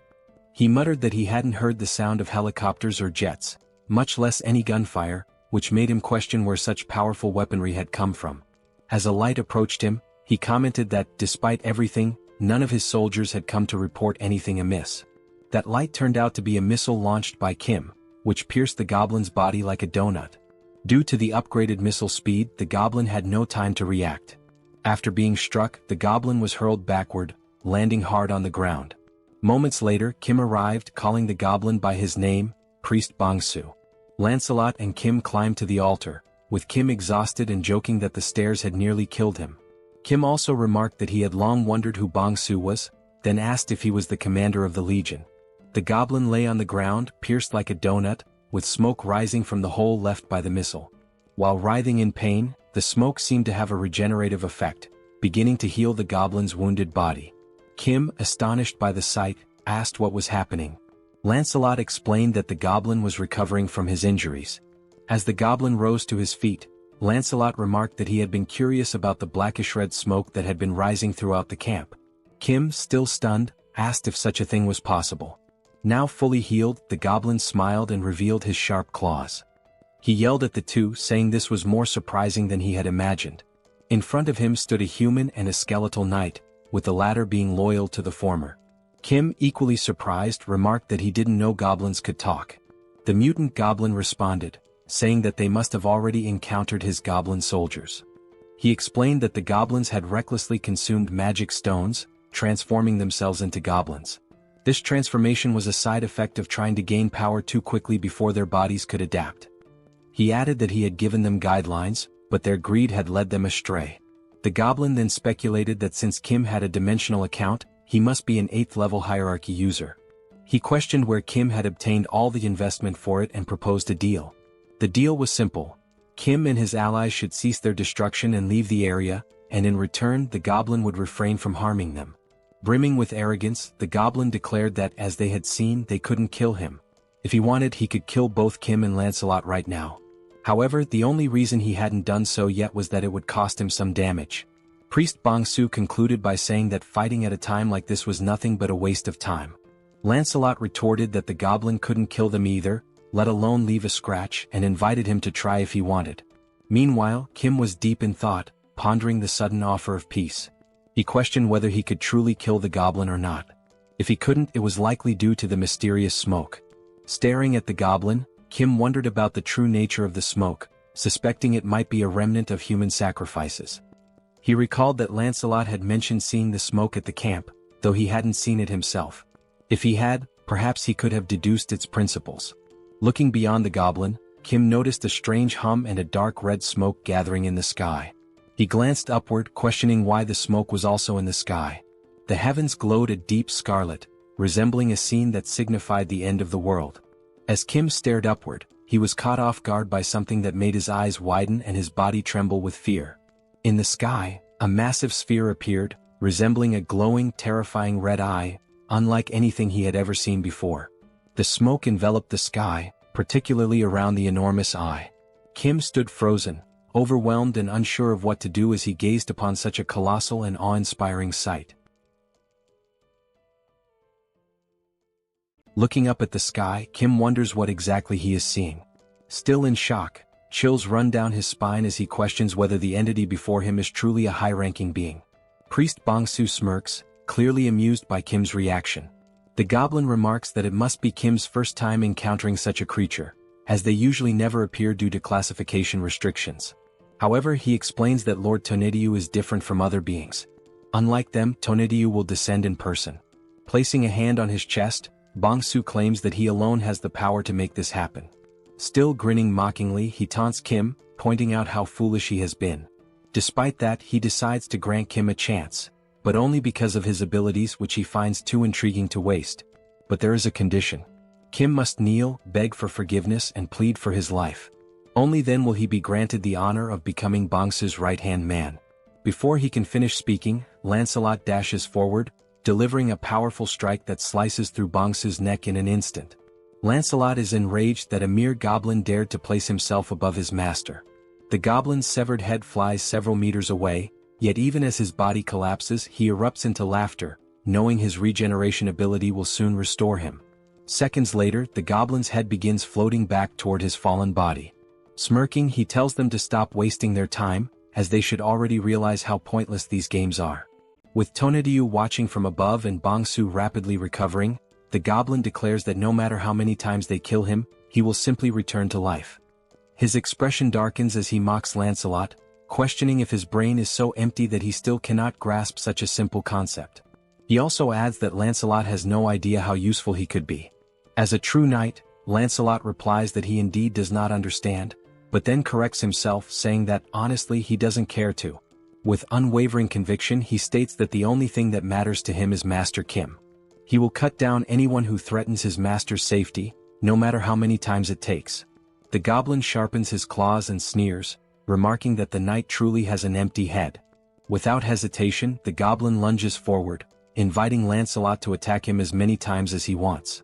Watching Bangsu's reckless charge, Lancelot reconsiders his approach. Instead of drawing his sword, he clenches his fists and decides that if cutting won't kill him, he will simply pummel him into dust instead. With lightning-fast speed, Lancelot lands a devastating punch to the goblin's face. Bangsu has no time to react. With a single blow, his nose is shattered, several teeth are broken, and blood spews from his mouth. The goblin recovers quickly and, grinning, remarks that Lancelot's fists are not bad. However, even with that strength, they are still useless. Boasting about the blessing of immortality, the goblin fails to notice Lancelot moving. Wasting no time, Lancelot seizes him by the hair with his right hand. Focusing all his strength into his left fist, Lancelot states that if something doesn't work, then he will simply make it work. Bangsu's expression instantly shifts to fear as he stammers, pleading for Lancelot to wait a moment. Without mercy, Lancelot begins his onslaught. With the first punch, even more teeth shatter and blood splatters everywhere. But he does not stop there. He continues throwing blow after blow, a relentless flurry of strikes so brutal that the scene is censored, as there may be children watching this absolute manhwa. While Lancelot buries his fists into the goblin's disfigured face, Kim silently observes. He recognizes that Lancelot is doing his best, but if he cannot defeat Tonatiuh, Bangsu's regeneration will continue endlessly. Looking up at the gigantic eye in the sky, Kim realizes that it must be dealt with. However, removing it might be impossible without a proper plan. Still gazing upward, Kim forces himself to think. After a few moments, he wonders whether there is at least a way to stop Bangsu's regeneration. Then, a memory surfaces. He recalls how he disrupted the mind control of that muscular man. He had used SUBSPACE. While Lancelot continues pounding Bangsu's face beyond recognition, Kim finally calls out to him. Lancelot halts his fun momentarily. Bangsu, still suffering in Lancelot's grip, keeps insisting that none of this matters. It is pointless. Ignoring him, Kim activates his power and gives a command: throw the goblin into SUBSPACE. Without hesitation, Lancelot swiftly hurls Bangsu toward the portal. The moment the goblin makes contact with it, the system issues a notification. Warning: Entity Bangsu is attempting to enter SUBSPACE. Do you wish to allow access? Then, Kim grants permission, and the system confirms that entry has been allowed. Inside SUBSPACE, while Joyan is carrying supplies, she notices the portal opening.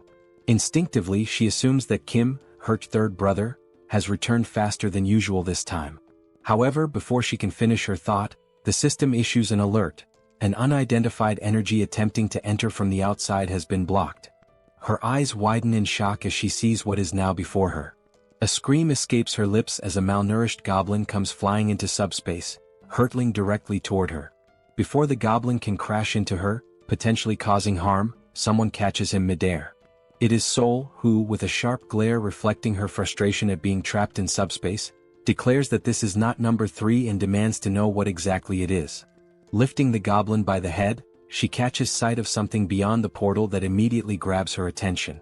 She spots Kim and, still holding the goblin up, asks if this creature is one of his friends. With a demonic grin, Sol surges forward, dragging the miserable Bangsu toward Kim. Kim, eyes wide with panic, shouts for her to stop.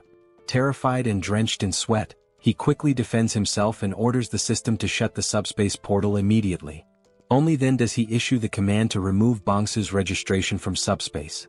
The system notifies that it is canceling Bangsu's registration. A moment later, the malnourished goblin is forcefully ejected, thrown out of SUBSPACE, losing one of his teeth in the process. In the background, Sol watches the scene unfold, her expression filled with hatred and amusement.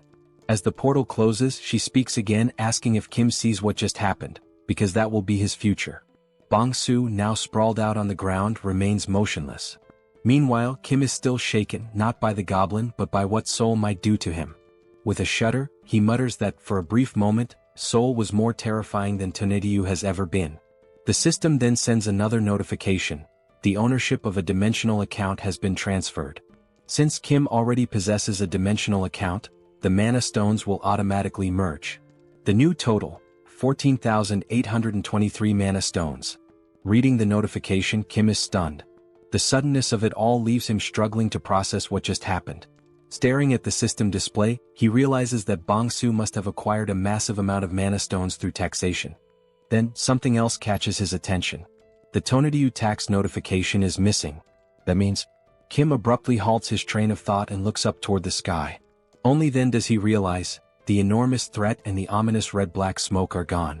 The sky is now clear, bathed in the gentle glow of the moonlight. Kim turns to Lancelot, stating that Tonetiyu is gone. Lancelot recalls that Bong-soo had claimed he was the only one capable of summoning Tonetiyu, which means that, in some way, Kim must have severed the connection between them. Lancelot then speculates that now that Tonetiyu has failed once, he might never attempt to return. Hearing this, Kim finally relaxes, dropping down to the ground in exhaustion. Seated, he admits to Lancelot that he genuinely thought his heart was going to stop. Despite barely having fought, he feels more drained than ever before. Just as Kim begins to rest, a familiar voice calls out his name. Turning around, he sees soldiers ascending the stairs, shouting for him and asking if he is all right. The colonel arrives, stating that aside from essential personnel, he has brought every awakened and unit available for mobilization. He then asks if they arrived too late. Kim shakes his head, assuring them that they arrived just in time. However, deep down, he knows that these soldiers must have endured immense hardship climbing all those stairs under such extreme conditions. As the colonel approaches, he inquires about the Legion commander's whereabouts. Only then does he notice the malnourished goblin's body lying motionless on the ground. Examining the goblin closely, the colonel questions what could have possibly reduced him to this state. Realizing that the fight is truly over, the colonel holsters his weapon, recognizing that it will no longer be needed. Kim watches him and remarks that it's been a while since he's seen someone carry their weapon on their back like that. Just then, the colonel receives a radio transmission. It is from Captain Deok Yong, the commander of the second company, reporting on the reconnaissance of the first area. He states that all the rebels have been found in a condition resembling mummified corpses. After thorough confirmation, they are all dead. The first area has been neutralized. Over. The colonel acknowledges the transmission and orders his forces to remain on high alert, prioritize civilian rescues, and begin clearing the area. Turning back to Kim, he sighs and admits that he has no idea how Kim pulled this off. But in the end, Kim was the one who resolved the situation once again. Long live the power of protagonism. Kim states that he was the one who put an end to the situation, but he lacks sufficient knowledge about the mummified transformation the rebels underwent. The colonel bows and expresses his gratitude to Kim for everything he has done so far, acknowledging that his contributions have been immeasurable since the very beginning. Kim, caught off guard by the sudden gesture, widens his eyes in surprise. Turning toward the colonel, Kim gestures and tells him that such formalities weren't necessary out of nowhere. The colonel responds that he should have said something much earlier. Continuing, the colonel admits that when he initially asked Kim to join the military, he now realizes how foolish that request was. At the time, they believed they were offering Kim something beneficial, but in reality the so-called benefits meant nothing to him. They had underestimated his power and influence, viewing him merely within the framework of military service. As Kim decides to stand up, the colonel continues, stating that the military should not have been this incompetent. Even if it is shameful to admit, he remains bowed and asks if Kim is still willing to help the people, even though requesting such aid now is undeniably disgraceful. Many people are still in dire situations. Some have lost loved ones, others are gravely injured, and many remain anxious due to their inability to awaken their abilities. Kim extends his hand, and the colonel firmly affirms that the damage was worsened by the government's incompetence, which is precisely why he seeks Kim's help. With the composure of a gentleman, Kim clarifies that this is not a deal, but a voluntary act of assistance. He insists on doing it from the front lines without any intention of joining the military. Moreover, whether he chooses to help or not is his own decision. He adds that he only says this to make everything clear, all while keeping his hand extended toward the colonel. Upon hearing this, the colonel smiles, realizing the depth of Kim's kindness. his willingness to help without expecting anything in return. Only then do the two shake hands, signifying mutual agreement. The colonel reassures Kim that he doesn't need to worry. Reaching for his radio, the colonel pauses before activating it and asks Kim to wait for a moment, promising to ensure that he will always have military support whenever needed. Activating the radio, the colonel makes an official announcement to the troops. In recognition of Kim's significant contributions to strengthening the armed forces and neutralizing the rebel army, he declares through this broadcast that Kim Jong-jaem is now granted the title of honorary colonel. As Kim listens, he becomes increasingly uncertain about everything being said over the radio. The colonel continues, stating that from this moment forward, all military personnel without exception must show full respect to the newly appointed honorary colonel, Kim Jong-jaem, and cooperate with him whenever necessary. He adds that a response is not required, but whenever possible, everyone who hears this message should pass it along to others. Over. Still in shock, Kim mutters that there was no need to take things this far. Then, the colonel salutes Kim and, with a cheerful tone, states that the soldiers will handle the cleanup and resolve the rest of the situation. He then orders Kim to rest, noting that it is getting late. Hearing this, Kim's face flushes red, and he protests, saying that he is not a soldier, so there is no need for such formalities. The colonel responds that if it makes him uncomfortable, he should simply ignore it, but reiterates once again that Kim has done an outstanding job. As the colonel steps back to rejoin the rest of the military personnel, Kim, still slightly flushed, comments on how exhausting everything is. He then tells Lancelot to rest as well, acknowledging that he too has worked hard. Lancelot responds by saying that Kim also did a great job and, by the way, asks if there is any news about Bedivere. Kim agrees, realizing that in his exhaustion he hadn't even thought about it. However, he suddenly smiles upon remembering that the SUBSPACE has a recovery function for lost items. He immediately gives the command for the system to retrieve the items. The system then notifies him that the recovery function does not work for items that have been moved beyond a certain distance, instructing him to stay close to the item and use the ability again. Disappointed, Kim realizes the limitations of the ability upon reading the system message. Thinking back, he recalls that when he used it with Sol, she was practically right next to him. Since he cannot use the ability at the moment, they need to move. Calling out to Lancelot, Kim asks him to come along, suggesting that on the way they can also upgrade Pax's level. Lancelot nods in agreement, saying he understands. The system then confirms that 10,000 mana stones have been used to level up the SUBSPACE, noting that abilities can still be used during the upgrade. The remaining mana stone count is now 4,823. Meanwhile, in another area, soldiers begin mobilizing to assist the survivors, instructing them to form slow and orderly lines. They reassure the survivors that if they need anything else, they should speak up, as the military can provide food and water as necessary. At the same time, Kim turns to Lancelot, mentioning that he just thought of something. Since the soldiers are focused on helping the survivors, he wonders what Bedivere might be doing at this moment. The scene shifts to Bedivere, who is holding a document in his hands. While examining it, he mutters that he has found it, admitting that it was a good idea to change routes. After all, who would have guessed that entering a random building out of boredom would lead to the discovery of documents like these? Now crouching as he reads through the papers, Bedivere remarks that Kim will definitely be pleased when he brings these findings back. However, he can't help but wonder what kind of place this is, given the sheer number of documents. This is already the third one he has come across. Some time had passed, and in the meantime the system continued displaying the progress of the SUBSPACE upgrade, now at 45%. The documents that Bedivere had found all turned out to be dimensional being registration requests. Now holding the documents in his hands, Kim asks Bedivere if he was the one who found all of them, to which Bedivere confirms. Kim thanks him, thinking that these might have a good use after all. He spends some time considering what exactly he can do with them. Then he opens a portal to the SUBSPACE and sees Sol waiting for him inside. However, just like the last time, she still has a terrifying expression and immediately tells Kim that she has been waiting for him, asking if he is ready. Joyen, noticing Sol's intent, urges her to hit Kim, saying that he left everyone worried. Sol smiles and agrees to do just that.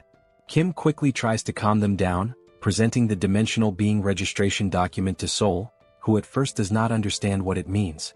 Kim explains that he prevented her from leaving and kept her confined because he feared she might get hurt. However, with this document, she can now fight alongside him without any worries. He also adds that he wants to see her kicking the monster's asses, making it clear that he didn't keep her locked up just to provoke her. As Sol listens and reads the document, Kim feels relieved, thinking that saying this to her might have just saved his life. After reading it, Sol points out a problem. For her to obtain the registration, she needs a dimensional account. Kim immediately acknowledges that she is right. As Kim admits that he had forgotten this detail, a fist slams into his chin before he can even finish his thought. Sol punches him with full force, sending him flying and spinning through the air. But it doesn't stop there. Before Kim can even hit the ground, Sol charges after him. Kim catches himself with one hand on the ground, preparing to run. As Sol chases him down with an intimidating aura, Kim feels a sense of relief, because despite the sheer impact of the punch, it didn't hurt at all. Meanwhile, the system notifies that the subspace level up is complete. New items and additional upgrade options have been unlocked, along with a new ability, Subspace Life Support System. This ability enhances healing effects within the subspace. As Sol continues chasing Kim, in the background, Lancelot, Bedivere, and Joyen are watching the scene unfold. Joyen bursts into laughter, saying that Kim deserves this. She then tells the knights that they should not interfere, as this is simply a demonstration of love between the sisters and their younger brother. Joyen also notes that Kim is now at level 8, meaning no matter how much Sol hits him, it won't hurt. Lancelot agrees, but Joyen notices something is off about him. Looking back at the two knights, she realizes that they are trembling. Concerned, she asks if they are okay. As Sol puts Kim in a rear naked choke, he starts thinking about how heavy the hold feels, even if it doesn't hurt. However, Joyen suddenly interrupts their scuffle, shouting that something is wrong with the knights and calling for help. Kim immediately tells Sol to let go and rushes over, asking about their condition. The knights are so weakened that they can't even stand. Lancelot places his hand on the ground, and soon after, both he and Bedivere are overwhelmed with pain. Seeing Lancelot and Bedivere collapsing, Kim and Sol rush over, asking if they are okay and what happened so suddenly. Lancelot struggles to respond, saying that he has no idea what is happening. He also mentions that suddenly, his entire body started itching uncontrollably and burning. Joyen immediately asks what kind of itching he is feeling. Bringing his hand to his head, Lancelot admits that he has actually been feeling this itch for a while, but now it has become much worse. Joyen wonders what it could be, noting that such intense itching and stinging are not normal. She suspects that something might be poisoning them. Sol then recalls that when she was bitten on the neck during the fight against the Skull King, her neck also itched. But now, it has completely healed. As Sol describes how unbearable the itch was back then, Kim starts thinking hard, trying to figure out what could have caused the poison. Kim recalls the system messages, where it indicates that there is a slight healing effect applied within the subspace. It also states that external objects that fit into the subspace category can be registered. However, a separate registration fee is charged based on the value, size, or weight of the object. Another message regarding the completed subspace level up appears, stating that new, previously unknown items and additional upgrade options are now available. Additionally, it confirms the activation of a new subspace support ability, which slightly enhances healing effects within the subspace. Upon remembering this last part, Kim is shocked, realizing that the healing effect might be restoring the knights. Looking at them on the ground, he begins to wonder if this form they are in is not their original state and questions what he should do, since leaving them outside the subspace may not be the right choice. As he contemplates, Lancelot suddenly mentions the name Camelot, leaving Kim confused. Lancelot then says that he feels a little better whenever he is in Camelot. The system then displays a skill called Blood Ritual, which allows him to generate random enhancement stones by either aging or extracting the vitality contained within them.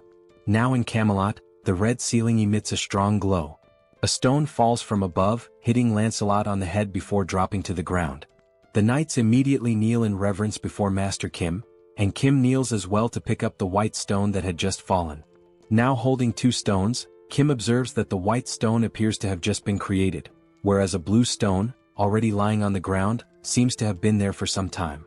The system displays the statuses of both stones. The white stone has a resistance option, while the blue stone possesses electric attributes along with penetration and shock effects. The two knights speculate that the blue stone must have been there for a while. Now holding both stones, Kim realizes that the Camelot ability, Blood Ritual, does not only activate manually but also functions automatically. He also thinks that it was a good decision to keep sisters number 1 and number 2 away from here. Still deep in thought, he notices that he does not feel any itching or stinging sensation, leading him to believe that the blood ritual effect does not apply to the owner of the item. Still kneeling, Lancelot apologizes to Master Kim, expressing shame for showing such a weak side as a knight. As Kim stands up, he reassures them that there is no need to worry, acknowledging that they must have been in great pain. He also states that he should be the one apologizing for being careless.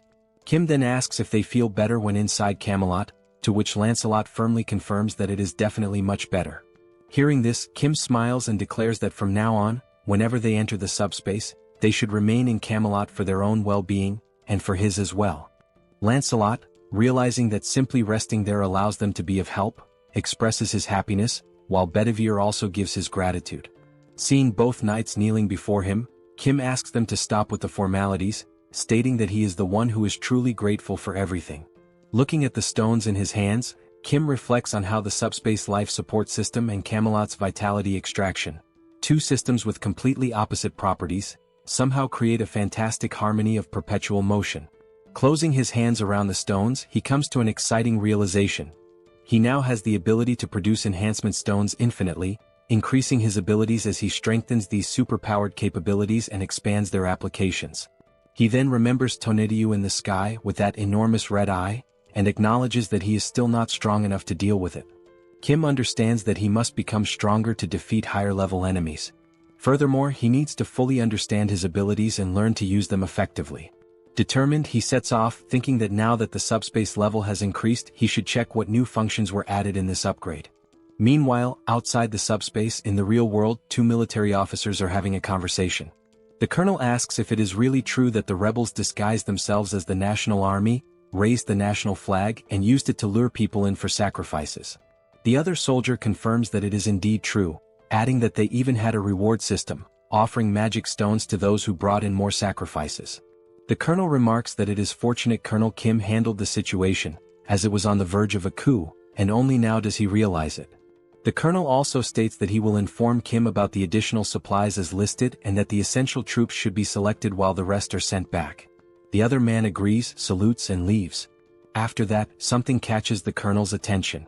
Looking toward the horizon, he sees a bright light descending from the sky. It is only then that he realizes morning has arrived, and there is still much work to be done. At that moment, the system screen appears before him, prompting him to read it. The system displays a notification from the multidimensional Chamber of Commerce, announcing that recent activities have included free exploration, internal and external projections within Earth's dimension. Additionally, Earth has generated 13,117 new cases of internal projection blessings, and the same message appears on Soul's screen, continuing with the information that, through 17 cases of induced negative growth targeting free merchants, Earth's dimension has demonstrated sufficient growth and profit potential for the multidimensional realm. Soul wonders aloud what this message means by multidimensional. The system continues, stating that, as a result, the multidimensional Chamber of Commerce has evaluated Earth's growth as grade BB-. Based on this assessment, the second exploration proposal has garnered significant attention. Another message reveals that, according to the detailed opening strategy of the multidimensional Chamber of Commerce, an official bidding competition for all regions of Earth will be held in 7 days. Soul turns to Joy and asks what this means. The messages continue, explaining that residents from other dimensions and from Earth who participate in the proposal will select representatives for each region, who will then compete for potential profits according to the rules established in the bidding competition. It seems this system message has appeared for everyone, as even a mother cooking in the kitchen has received it. The system further states that if other dimensions win, they will install portals in the corresponding regions to facilitate future exploration. However, if Earth's residents win, they will receive separate rewards.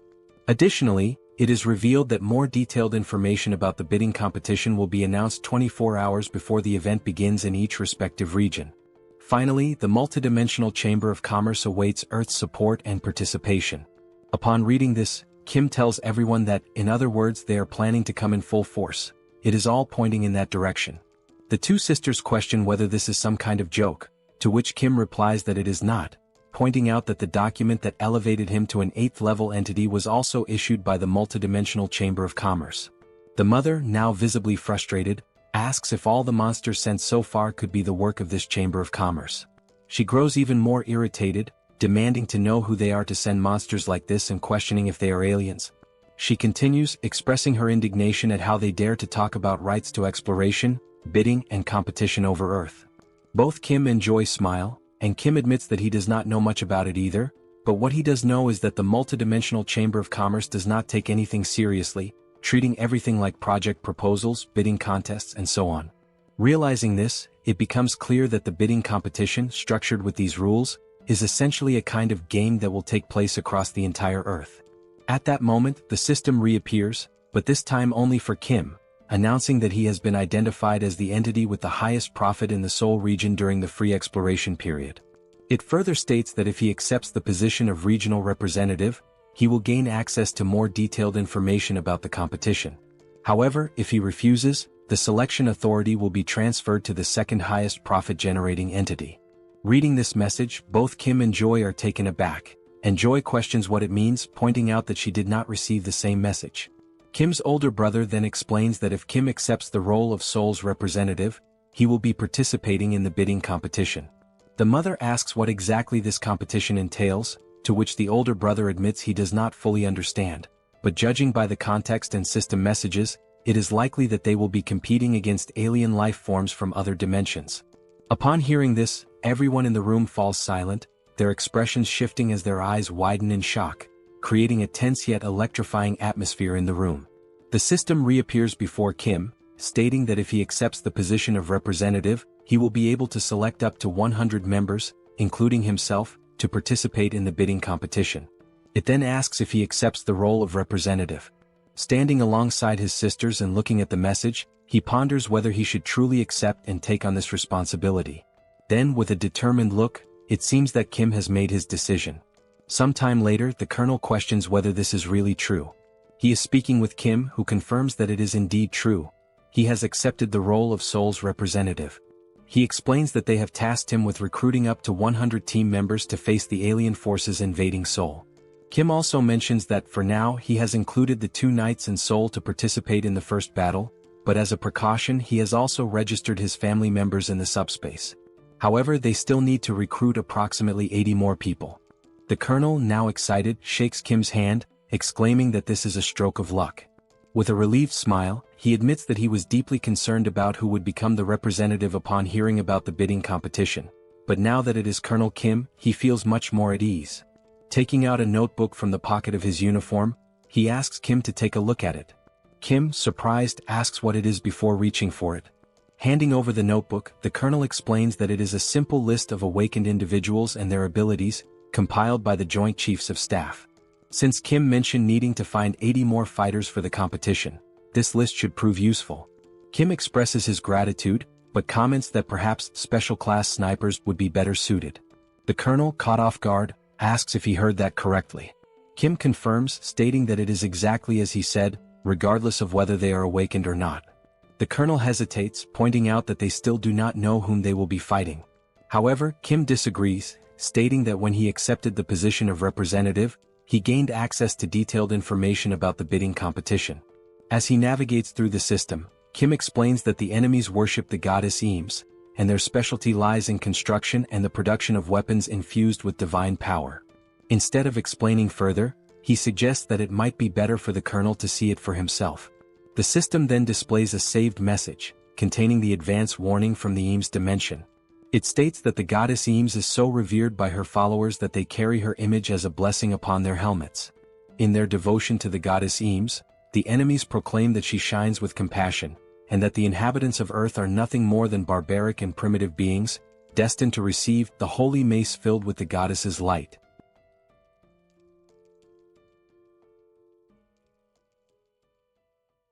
If you enjoyed this video, don't forget to give it a thumbs up, it really helps. And for more content like this, make sure to subscribe and hit the notification bell so you don't miss any updates. Let me know in the comments if you'd like to see another part. I'd love to hear your thoughts. See you next time. Bye-bye.